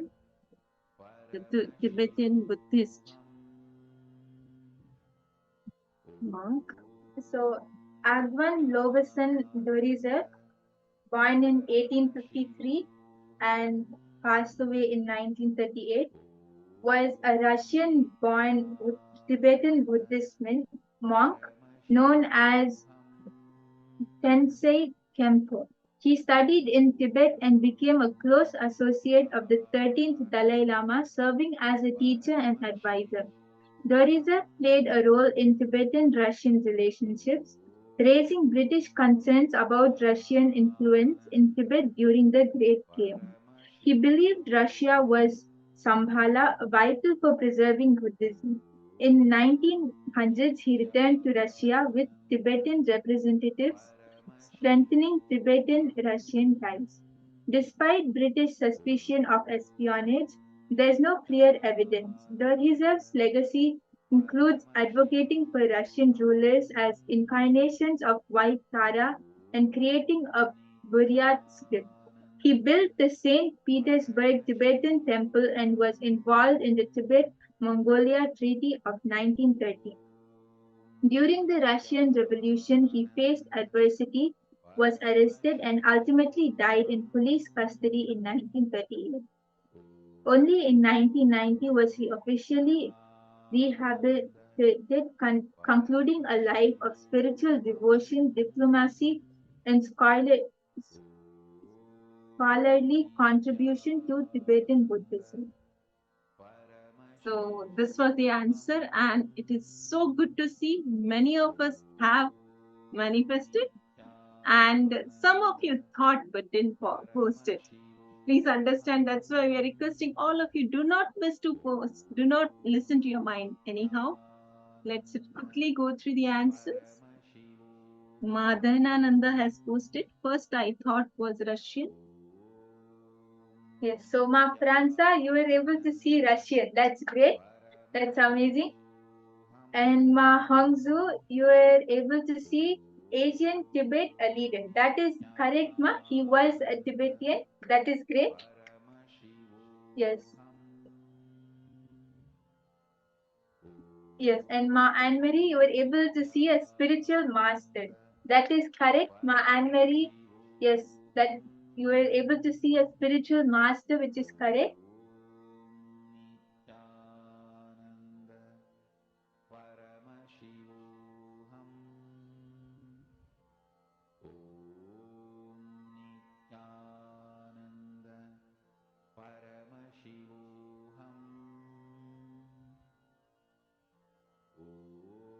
Yes, so many of us have posted.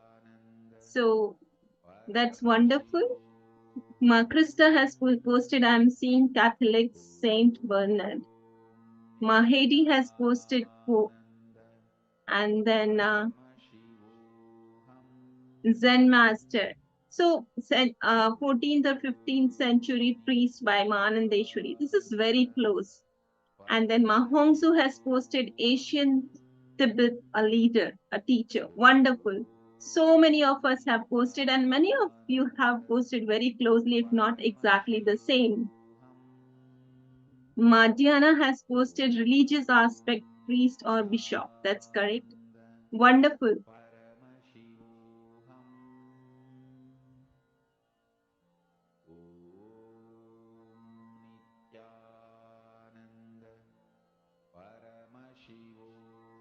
Yes, so that was really nice.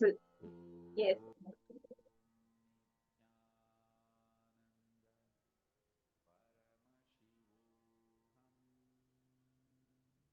So good to see all of you posting so beautifully, and so many answers were correct. So let's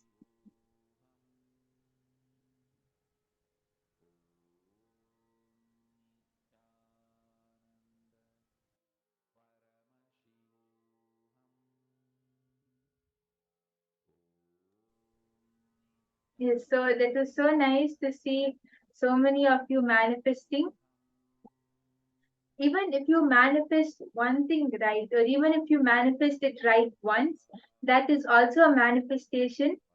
And this is the space of Chidabhasa. So all of us have just experienced the space of Chidabhasa, and we can see how nicely so many of you were able to manifest. So many of us were able to entangle, and we were able to connect to Swamiji and manifest. And this is the exact space of Chidabhasa. It was so nice to see so many of you manifesting, and it's really nice. All the participants, so many of you were able to manifest. So now let's do one more, okay? So even if any of you feel like you are not able to manifest yet, just sit and just connect to Swamiji. Now that so many participants have started manifesting, you'll see that the neurons will get mirrored and you'll be able to manifest. Okay, so we'll do one last round now. Just connect to Swamiji and chant the Mahavakya. Whether you have manifested or whether you didn't manifest, unclutch from everything and just hold the strong will, the Icha Shakti that you have to manifest it in this round. That Swamiji should just flow through you and manifest.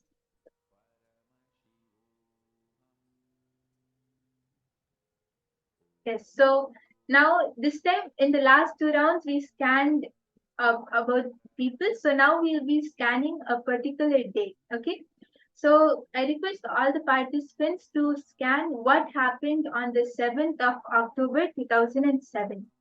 Just connect to Swamiji and whatever you're able to see, you can post that.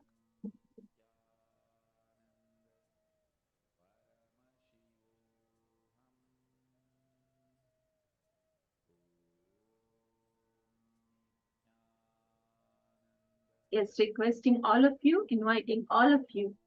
Let's experience this phase of Chidabhasha. Let us all sit straight. Remember Swamiji in your third eye.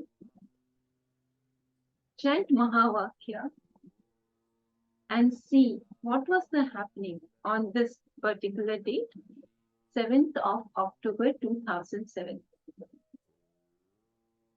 And as you are seeing, I request all of you, please do not filter, post it in the chat.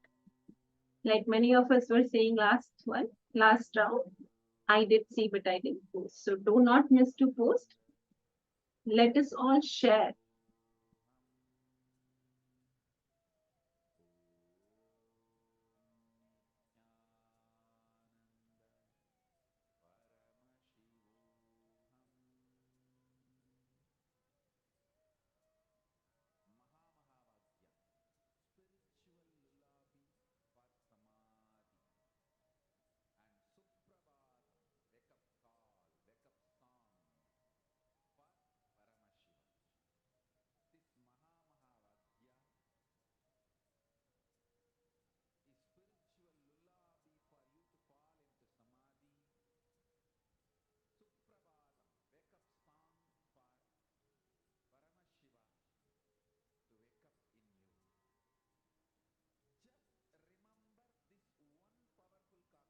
And as soon as you're seeing, please post in the chat.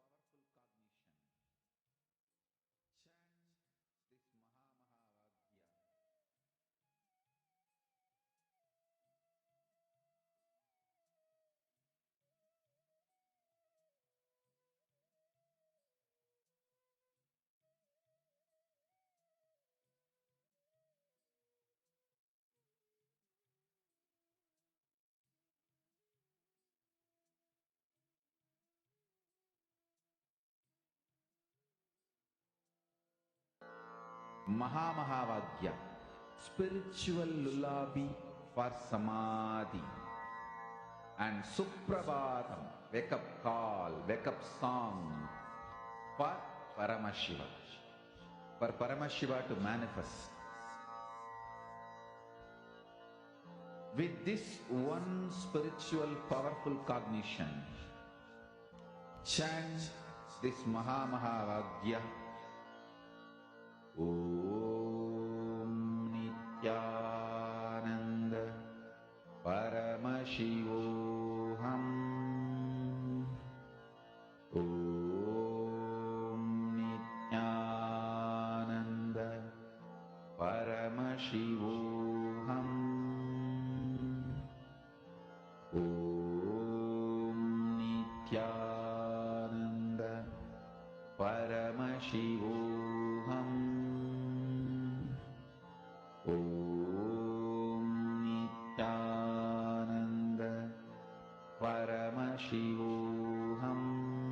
Yes, I request all of the participants to post whatever Swamiji showed you, whatever you were able to see through your third eye, you can post that. Yes, so my Yogamala saw a birthday celebration. Ma, yes, okay. My Yogamala was also able to see Swamiji in blue color. Ma Christina saw hurricane. Okay, and Ma Heidi was able to see East Germany Day of the Republic. Okay. Okay, Diana, you were able to see some ending to something. Okay. So I request all the participants to post whatever Swamiji showed you. What happened on the 7th of October 2007? Yes, so the answer is that I was born on the 7th of October. So my Yogamala, you saw birthday celebrations that is accurate, on point, correct. That is great, my Yogamala. Wonderful. That was so correct. Yes, my Yogamala. Wow, that was amazing, on point. Thanks to Swamiji. Yes.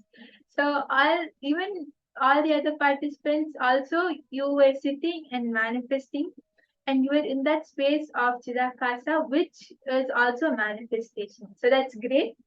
And that was an amazing manifestation. It was so beautiful to spend this time with all of you. It was so inspiring that all of us so beautifully participated and manifested and shared. It's so lovely. So let's keep participating and do not miss any power manifestation or any of these sessions. With this, we will move on to the next session.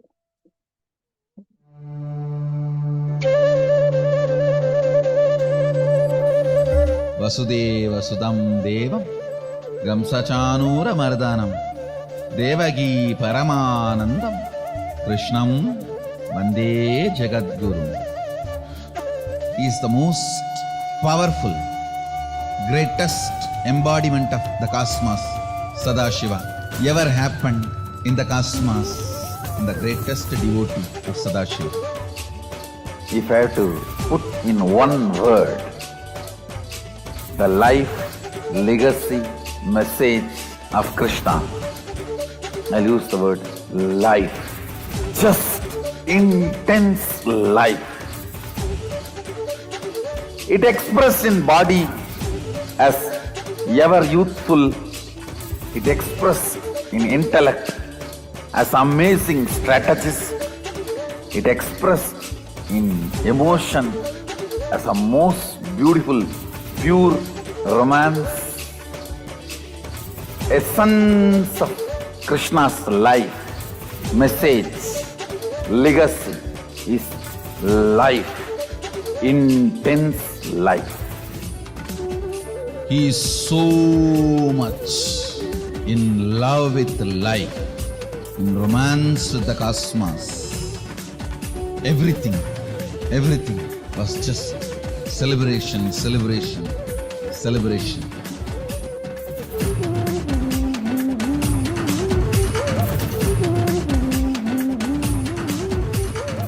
Celebrate today whole day. Give vacation for your depression. Tell your mind bye. And celebrate. Celebrate. Celebrate.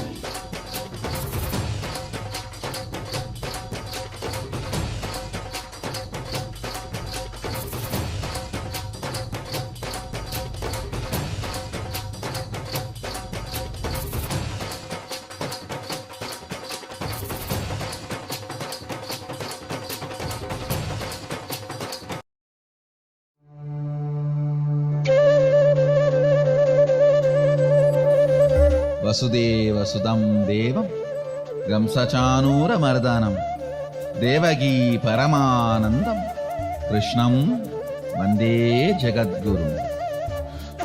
He is the most powerful, greatest embodiment of the cosmos, Sadashiva, ever happened in the cosmos, and the greatest devotee of Sadashiva.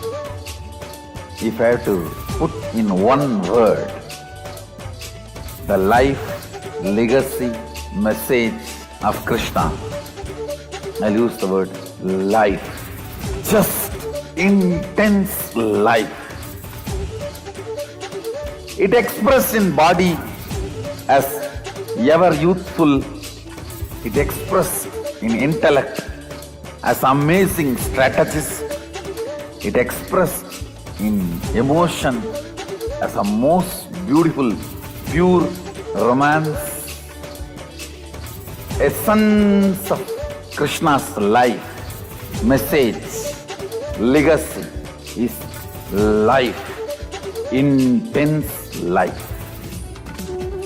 He is so much in love with life, in romance with the cosmos. Everything was just celebration, celebration, celebration.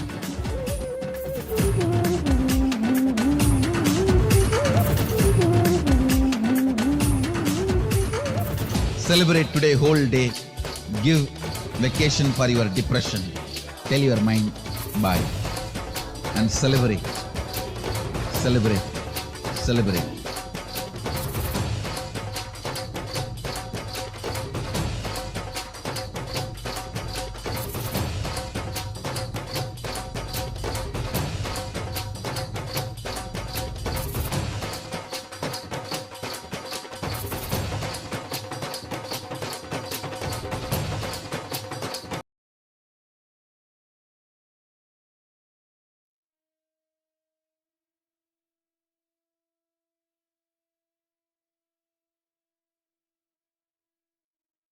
Time now that all of us are going to be entering into one of our most awaited segments, sessions of our day, the most awaited, exciting part of our day, experiencing and enjoying the Bhava Samadhi Darshan of Swamiji, like where Swamiji manifests the various different forms of Paramashiva. And today we are going to be experiencing the forms of Bhagavan Paramashiva's Veerabhadra Murti and Daksha Yajna Hara Murti. Before we enter into that, we want to share with all of you a very important, I should say, breaking news of what's right now happening. And joining us today in this segment is Manitya Bhaktikananda. And before we enter into that segment, may I request all the participants to kindly settle down. The darshan that we are going to be receiving is a very, very powerful one. It represents the ferocious dimension of Paramashiva. How Paramashiva, no matter whatever happens to him, he makes sure that he is really contributing to the world. And from that time till now, he is the same. Each one of us, every single time, we are all in the midst of, we're all receiving so many extraordinary gifts, and we're all having so many wonderful experiences in the program, and many of you have been enjoying the program. This has cost to him. Swamiji's every moment with us. Him standing up for Sanatana Dharma, the contributions that Swamiji is making, and the revival that Swamiji is doing, all of this, Swamiji is taking on so many attacks just because of him standing up for Sanatana Dharma. So, what is that? We are going to be taking a few minutes now, and we are going to be taking all of you through something that is happening right now in Kailasa.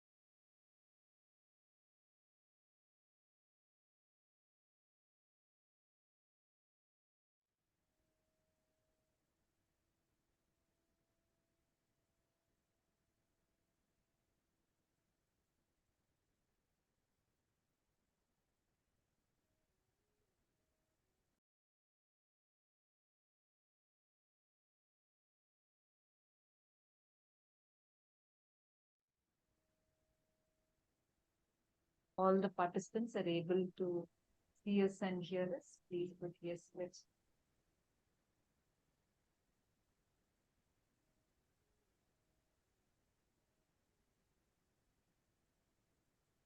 We are here to share with you something very, very important. The severity with which the Hindu genocide is happening. Understand, Hindu genocide is real. Hinduphobia is real. It is happening even now.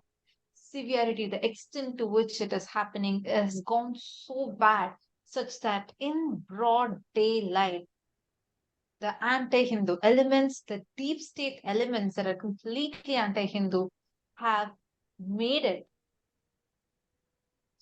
have become so okay and brutal with their attack on Hinduism that in broad daylight they are committing crimes that are even directly against the court orders. Where we are at a situation right now where even despite of the court orders, the deep state elements, the anti-Hindu elements are continuing to attack us, persecute us, despite of the court orders effective from the Honorable High Court.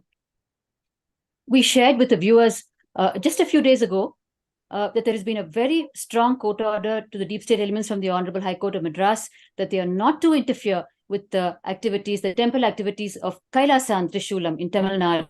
And in spite of such a strong order, the deep state elements are once again on the property and they're engaging in huge illegal activity. They're doing excavation work, and our sannyasis have pleaded with them, and they've given a letter of request in written, referring the court order and requesting them not to commit such a serious contempt of court, because the court order is the only protection for Kailasan Trishulam today.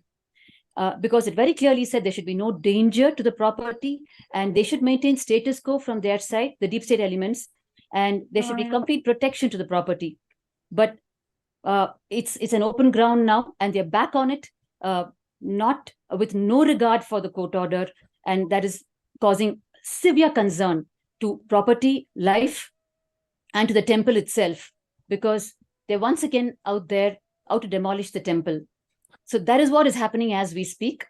And the concern is, it is the very same deep state elements who have passed a public statement barely a few hours ago. A huge statement which... what is happening, and what is happening in Trishulam is not an isolated incident, and this is what we want to bring to light for all of you. What is happening, the attack that is happening on Kailasa Trishulam is not an independent, isolated incident as you may think. This is a very clear propaganda against the Hindus. I should say it's a very clear call to genocide against the Hindus. And you all might be aware, about 2 days back, just 2-3 days ago, it's been on news all over as to how a very renowned politician made an open remark, and he called for a cleansing of all the Hindu elements. He made a very clear statement saying we need to eradicate Sanatana Hindu Dharma, just like how we eradicate COVID, just like how we eradicate malaria and dengue. We need to eradicate Sanatana Hindu Dharma. And this was his speech in a national television, and he called for eradication of Sanatana Hindu Dharma.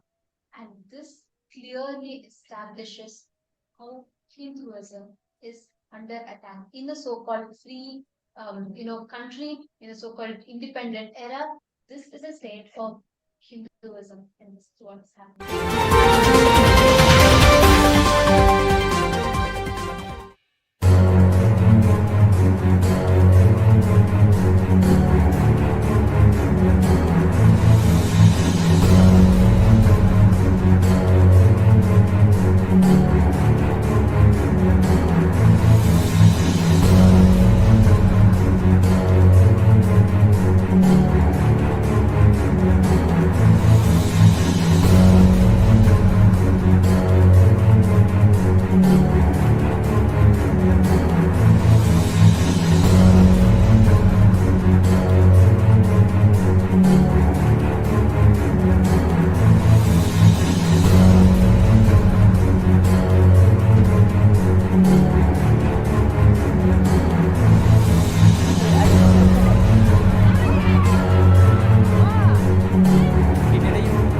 ఇక్కడ ఈ వాస్తు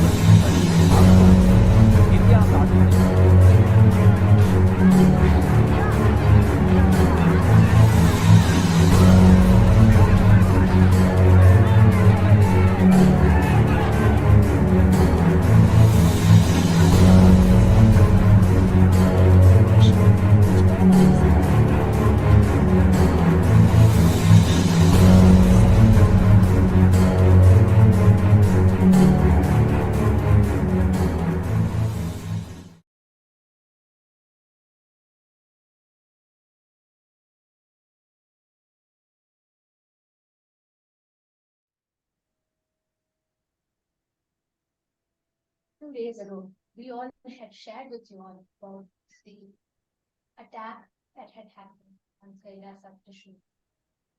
And we are here to share with you all the recent developments in Kaila Tattva that has been happening and to remind all of us, the Hindus, that this is not an isolated incident, as there's been multiple attacks that continuously happen.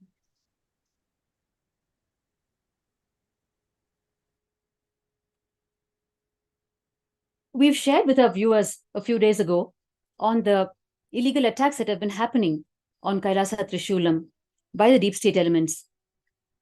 Of course, it's a saga of persecution starting from 2010. These very same deep state elements who made this audacious public statement today on Sanatana Hindu Dharma, from 2010, they have been trying to eliminate Swamiji and the sannyasis from Kailasa and Trishulam.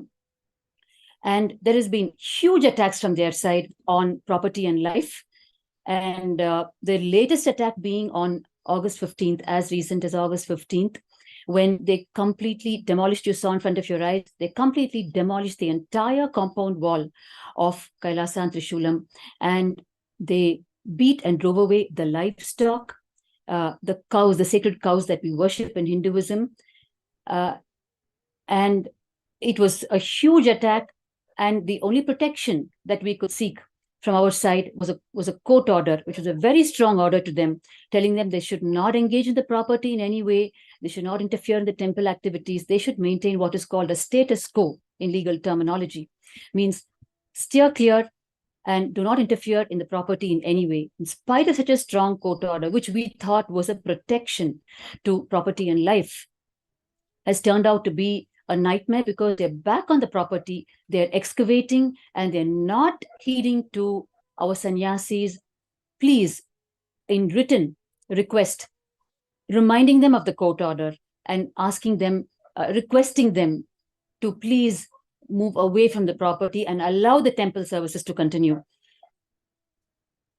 The history of Trishulam is, especially over the last decade, it has come under very heavy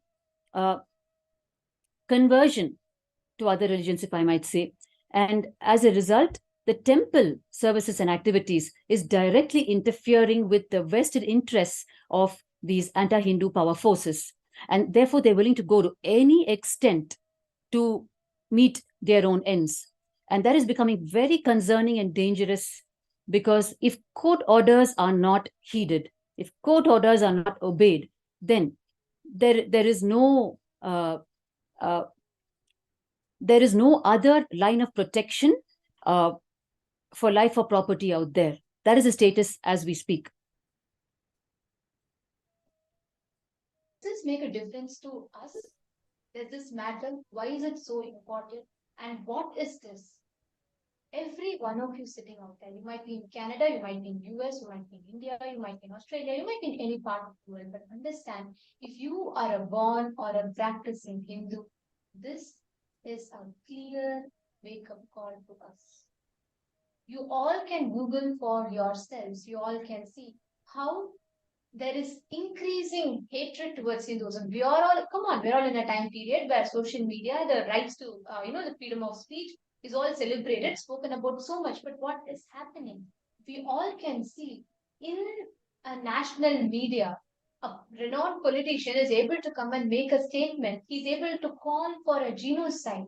He's able to call for an ethnic cleansing. He made a clear statement that Hindu, the Sanatana Dharma needs to be eradicated. These are his exact words.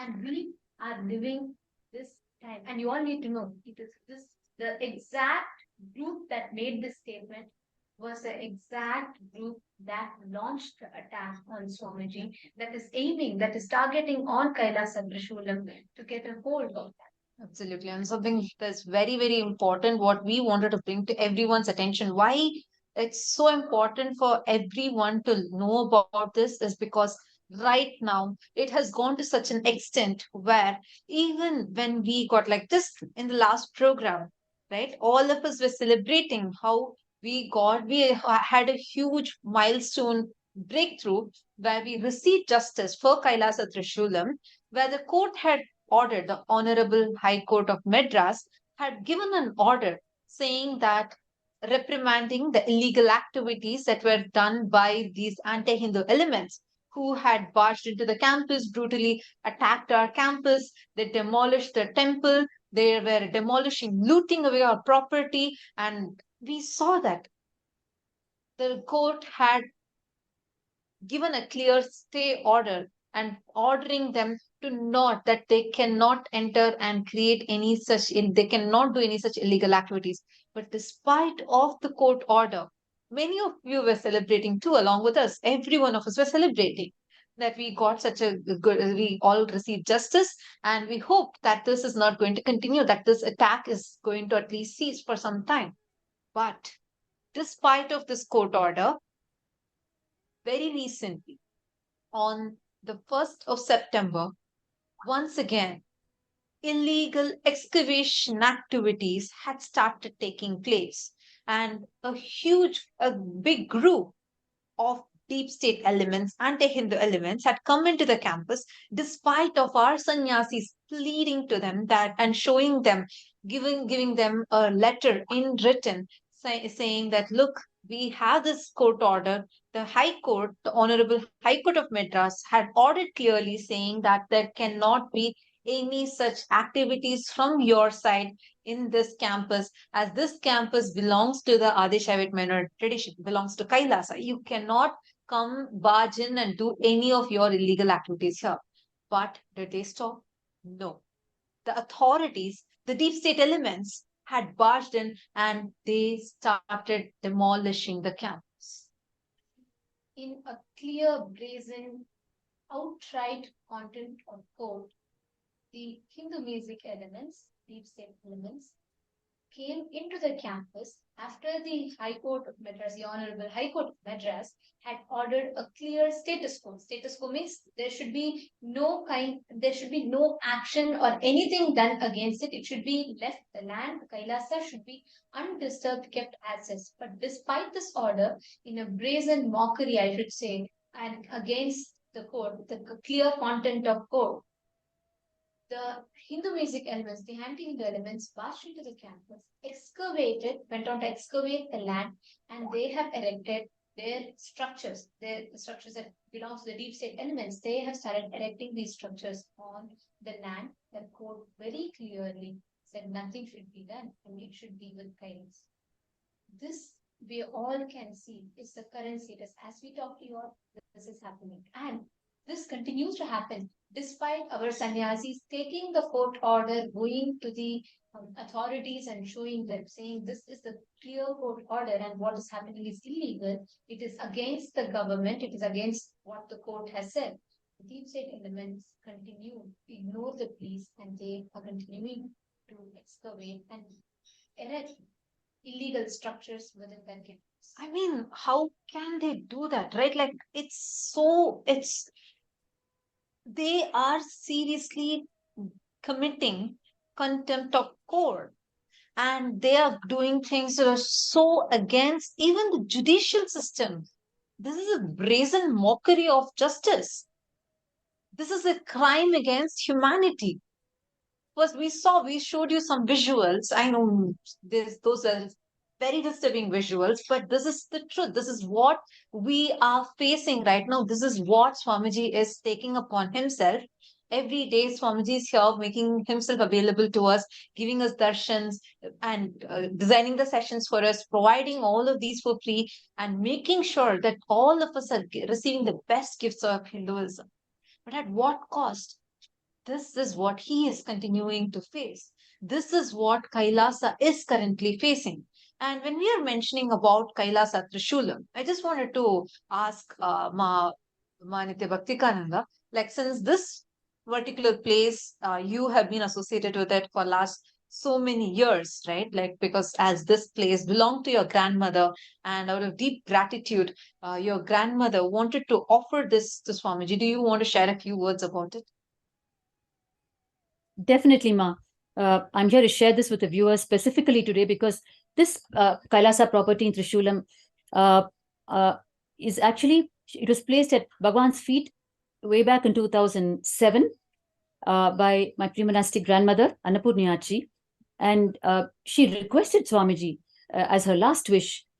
She was in her 70s by then. She requested Swamiji that he build a temple there in worship of him as Paramashiva. And Swamiji told her that he will take care that it is fulfilled. That was how this whole thing started. And not only that, she also requested him to liberate her, be there physically by her side when she leaves her body and liberate her, which also Swamiji fulfilled in 2013. So this property is from a deep gratitude of a devotee to Bhagavan, who revered him as Paramashiva. And Bhagavan, for the one word that he gave to this one devotee, has endured 13 years of persecution in Trishulam. Every time these deep state elements thrashed the property to the ground, Swamiji would once again restore it completely, just to continue to fulfill the one word that he gave to my grandmother. I have so many times I have felt and I have asked Swamiji, when there is so much of life threat and there's so much of attack on you, Swamiji, this one property, I can always tell them, because they're also seeing the attacks, continued attacks, they will definitely understand. Why don't we just stop the services, because it is going beyond control. If the legal system is not being followed, then there is nothing else stopping them, and they're too powerful. But Swamiji has, every time he has told me that it is not such a small picture as you think. There is a cosmic picture. I have given word as the living manifestation of Paramashiva to a devotee, and only that can happen. I cannot stop it. Whatever it is, it will be towards making that word happen. And suddenly, when I woke up to how large a picture he's seeing all the time, his word given to one devotee, and in spite of the continued attacks, what you saw is just a one attack in the year 2017 and the latest attack now that happened on the August 15th, when they completely crushed the compound wall using the JCB machine. It was done on the Independence Day of India, 15th of August. It was a national holiday, but the deep state elements decided to function on that day, and they brought the JCB along with them, and they completely crushed our entire compound wall. In spite of attacks as recent as now. Yes. Just one thing I want to highlight here to all of you watching, you may be wondering, why is this happening? What is the reason for continuous relentless persecution that keeps happening against Hindus? And why specifically against Swamiji? If you see, this is not an independent, isolated incident. This keeps repeating different ways, different tactics are used, different conspiracies are hatched each time to somehow stop this work. But one, understand, it is only Swamiji in the entire 2 billion Hindu population, I will say in the last few hundred centuries, it is only Swamiji who has voiced the Hindu Holocaust in a global platform. Okay, tell me one thing.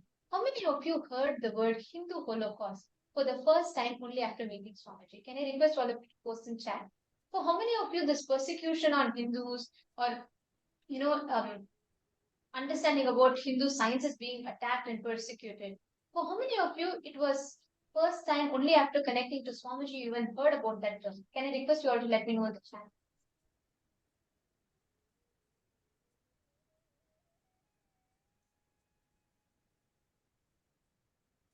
Yes, I'm seeing so many people putting yes in the chat. please understand, it is because Swamiji is standing at the forefront and he is voicing on behalf of all of us, the people, the indigenous traditions that are living all across the globe, the Hindu traditions that are living. Today, those traditions, all of them are dying. And today, there's no way people are not having a clear access to any of the platforms to voice out the struggles, the persecutions that they're going through. Like even recently, a 400-year-old mutt was destroyed. And the reason that was given was it is encroaching. Come on, 400-year-old mutt, which is way older than even the country's independence itself, is being demolished under the name of encroachment. This is happening in broad daylight, but who knows about it?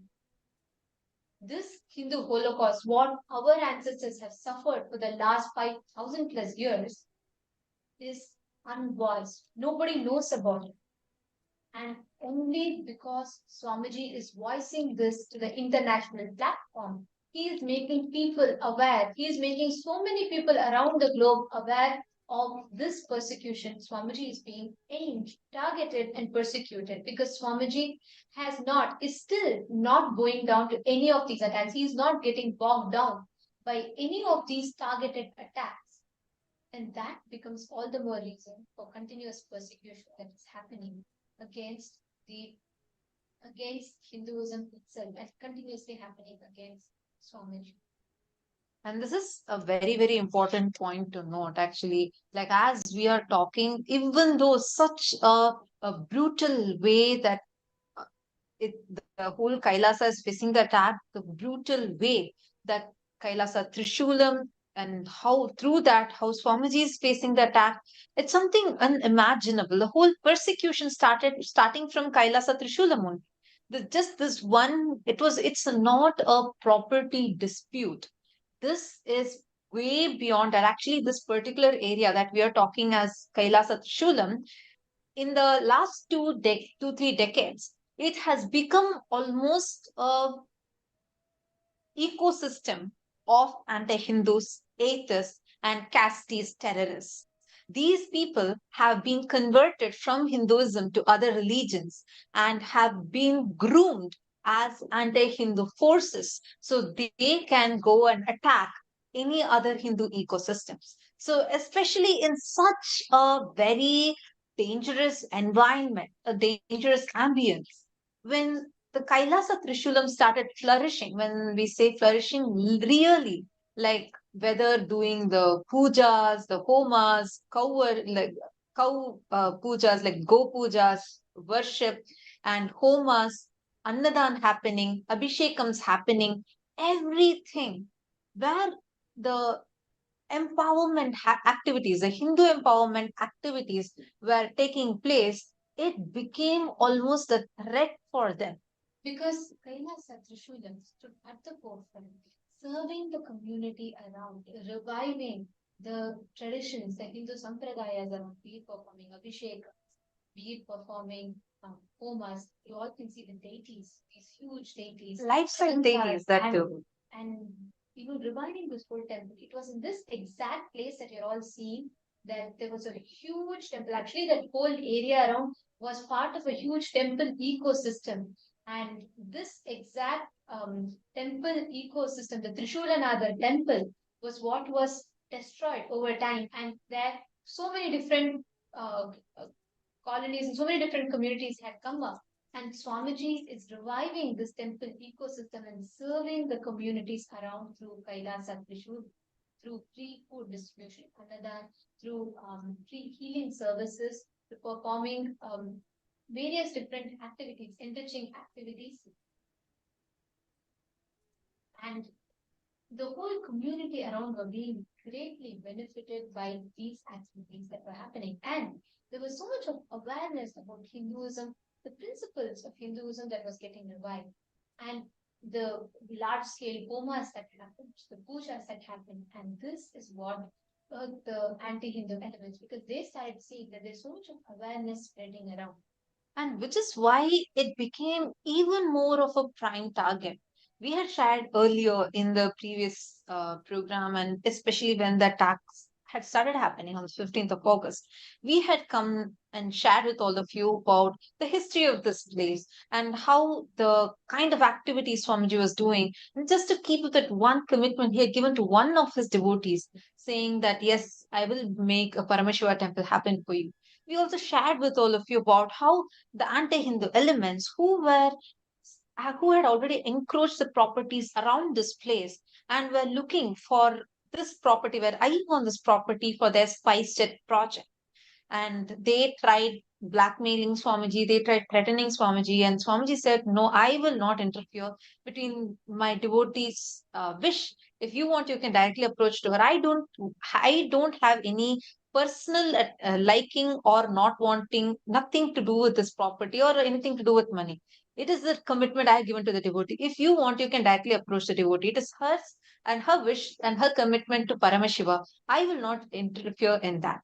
And when they approached, when the anti-Hindu elements, when they tried approaching and asking the devotee, which was Ma Bhaktika's grandmother, Annapurniaji, she was very clear. She knew that Swamiji, no matter what, will definitely make it happen. And which is why she said that I am very clear. I am not going to budge for this. I know that I trust that it's only Swamiji who can make this happen. And I leave this to Swamiji. This property will belong only to Swamiji, and Swamiji will build a Paramashiva temple there. And they did not stop. They went on. This anti-Hindu element grew, which Sun TV was a huge part of this. We had shown you all the pictures in the previous time, where how they planned the entire attack, did the 2010 persecution and persecuted. They thought that they did slanderous character assassinations and murder attempts, 100 plus murder attempts. And till this date, this is continuing, and continuing. We want to show all of you here are some pictures, like you can see right here how the anti-Hindu elements, the deep state elements, are here in Kailasa Trishulam, and they are excavating the land, demolishing the land. This is within our temple premises. Illegal structures within the Kailasa campus, exactly where the High Court of Madras had given a clear statement saying that there had to be status quo, which means there should not be any activities or any construction that is carried out on this place. And here the deep state elements, in a brazen mockery of the court's order, has been here constructing illegal structures within the Kailasa Trishula campus. I mean, how can they do that? Right? Like, it's in broad daylight. If they are able to directly go against the High Court orders, then see the level that Hindu phobia is real. Understand who will have the guts. How can deep state elements have the audacity and guts that they come into our campus, they come into our property, where clearly the High Court has ordered saying that no, they cannot enter our campus and do any of these illegal activities. When the High Court has very clearly given these orders and have warned them, even last time the High Court had warned them for conducting such illegal activities when they demolished our buildings last time. Not just buildings, they demolished our temples. How can they have the guts once again, as a brazen mockery of justice, directly committing a serious contempt of the court's order, now coming and here they dug a ground, excavated in the temple premises, in the temple campus, and erected a huge electrical pole and started disturbing, harassing our sannyasis. Our sannyasis had written even letters to them, pleading them to stop this illegal activities. Here is a letter that was written by our sannyasis, pleading, saying that please stop. What you're doing is illegal. The court has already clearly ordered for a status quo. The court has passed a stay order. So they begged them, requested them to not do these illegal activities, to not demolish our Hindu ecosystems. But you know what happened? Just a day after this incident, in a big political meeting that was happening, one of the deep state elements, you all can Google, you can go to Twitter, Google and see, because this is a trending news right now.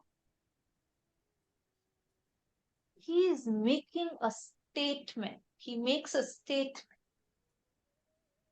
that Hinduism, he declares the agenda of the meeting and the whole political agenda is not just opposing Hinduism, but eradicating Hinduism. It was a call for genocide in a live national television channel with so many of the state heads, deep state elements, everyone sitting together. And he comes live, makes a statement that just like how we eradicate dengue, malaria, COVID, we need to eradicate Hinduism. And this is happening in this time period and on social media, on national media channels. This is the current status of Hinduism.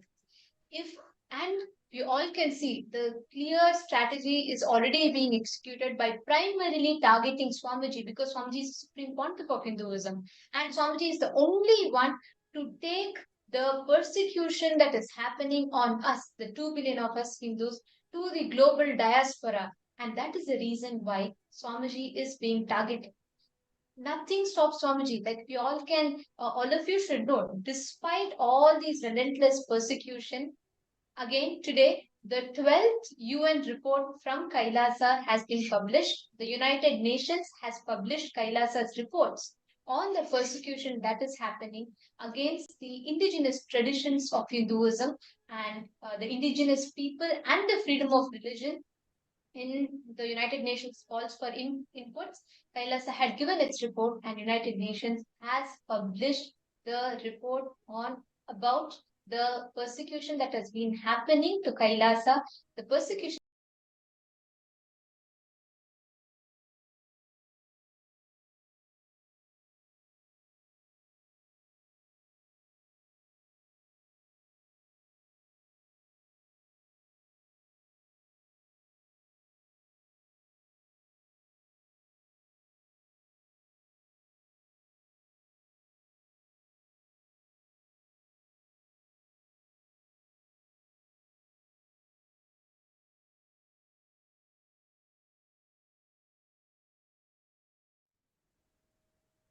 Sorry for the technical glitch.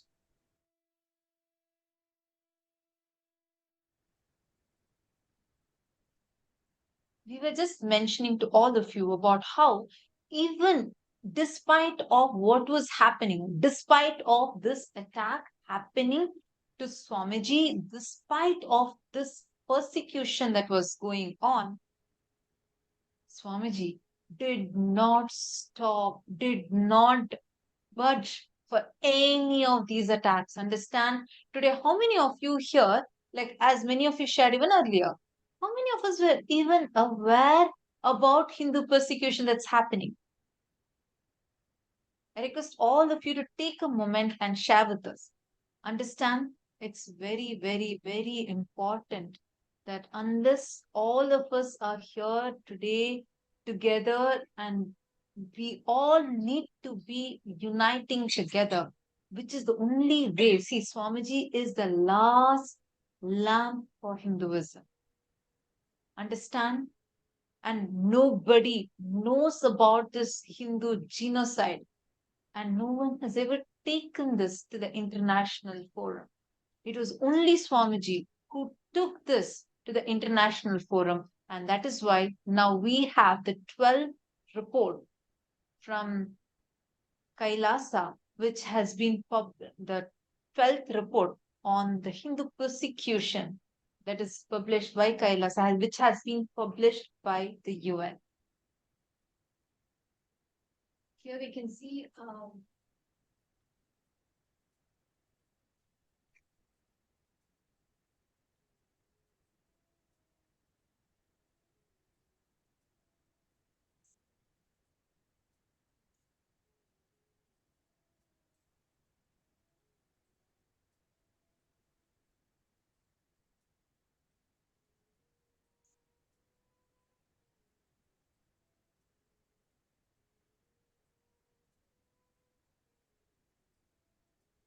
you all can see here, the United Nations had called for inputs on indigenous peoples and the right to freedom of religion or belief.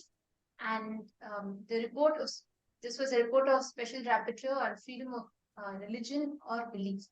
And Kailasa had submitted the report on the persecution that has been happening to Hindus, the Hindu indigenous traditions around the globe, and United Nations has published it. Understand, it is only Swamiji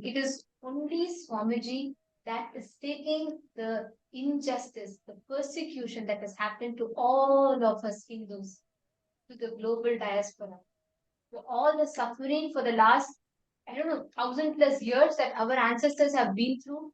It is only Swamiji who is bringing it to light.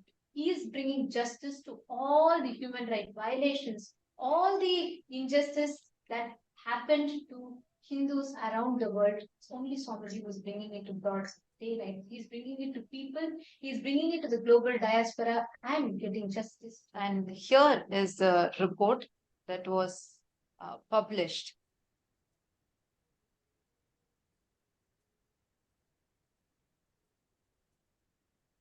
The report that was published directly, like what Kailasa had submitted, the UN had published the report.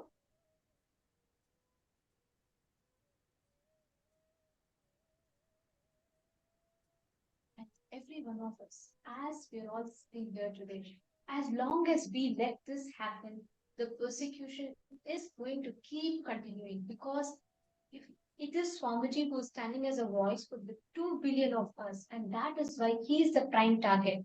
For the last so many hundreds of years, nobody went to the United Nations and nobody has voiced out anything about the Hindu Holocaust. It is only Swamiji. Swamiji is taking all the persecution and attacks that we have been through, the Hindus have been through, the indigenous people are still suffering, to the United Nations. Here you can see how the clear explanation of the indigenous people, what they are going through, what persecution is happening, the solutions for persecution, and how systematically the indigenous traditions are dying, especially given the persecution that Kailasa has suffered through and what the Supreme Pontiff of Hinduism has been through in the last 23 years. You all can see here the enlightenment, whether it's about the enlightenment ecosystem, the guru disciple succession, the gender justice, women empowerment, Gurukul education, the importance of Sanskrit, and also very clearly describing what kind of things are happening to the indigenous traditions, whether it's that assassination attempts, the lawfare, and the illegal sanctions, and various other persecutions that Hindu indigenous minorities are going through, what the indigenous communities are going through, and especially presenting the case study of Kailasa. Swamiji has taken a huge responsibility upon himself and standing up for it. Imagine and see right now, why do you think that attack is happening? And even though that attack is happening, even though the persecution is going on, Swamiji did not stop. I request all of you, take a few minutes now. Each of you, please head to the Facebook and share this great news on all of your timelines. And also, please understand, this is we taking the persecution against Hinduism being spoken at the United Nations is a success for every single Hindu. Because if not for Swamiji, there is no justice. But there is no way all the attacks that to this day the indigenous traditions are facing, we Hindus are facing around the globe, can be brought to justice. So this is a success that each and every one of us need to celebrate. Take a few minutes and please share this with your friends, with your family members. Let people know. Let us voice out. Let us take a step to voice out the persecution and attacks that are happening. And let us take a moment to voice out what Hindus are being subject to the world. you all can take few minutes, go head to Facebook, head to Kailasa's SPH JGM Nithyananda Paramashivam Facebook page, share this along with a message of what you are feeling at your heart right now. As a Hindu, I see many of you posting many messages here. Ma Venkateshananda is saying, can we all do healing and completion of the situation? Definitely yes, but understand we need to be active. It is not just the activism of the anti-Hindu elements, the problem. The problem is, understand, our strength. We have 2 billion Hindus, but we are not active. Only Swamiji, single-handedly, he has been standing up for Hinduism, voicing out the persecution, the attacks that are happening, and still he's continuing to face all of these. And he is taking all of these upon himself. It is the criminal negligence, the inactivism of the good people. That's the problem. Take a few minutes, share this, go to Twitter, and I request every single one of you to tweet what you are feeling inside right now. What do you feel about this crime against humanity that is going on right now? And go and also share this great news of how the report has been published. Kailasa's report has been published by the United Nations. Now, for every one of us sitting here, this is a moment to celebrate, to share that we, United Nations, on a global platform like United Nations, the persecution that is happening to all of us Hindus is being spoken. And let us all also take a moment to remember that it is only Swamiji who, as Supreme Pontiff of Hinduism, that all of us, 2 billion of us Hindus, are pinning our hopes on. It is only Swamiji who is standing at the forefront and voicing out all these persecutions and attacks that we are going through and taking it to a global platform. Now, with this, it is time when all of us get ready to receive the darshan. Today, all of us are having the initiation, a very, very powerful initiation. The darshans of Veerabhadramurti, Dakshayagyaharamurti, Aghorastramurti, Jalandharavadhamurti, Kamadaharamurti, and Kankalamurti of Paramashivam. Now, let us all get ready to receive the darshan. Sit straight. We will now be chanting the Jnana Shloka.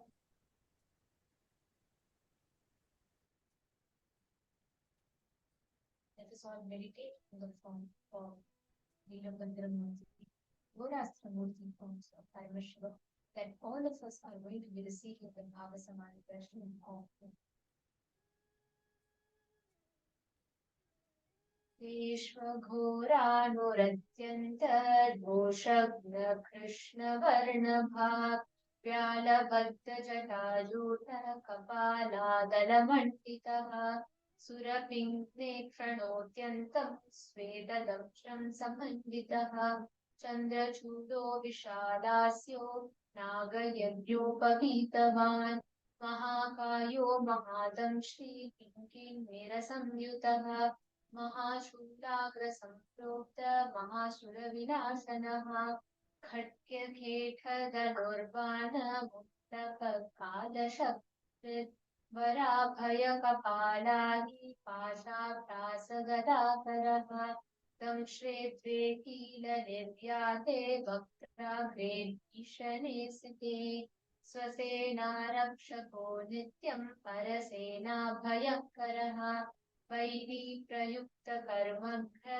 sarva vyadhi nivarakah sarva dosha vinashotu samartho bhakta vatsalah.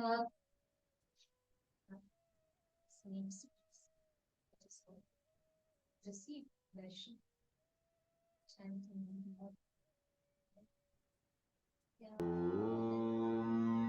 Nithyananda Paramashivoham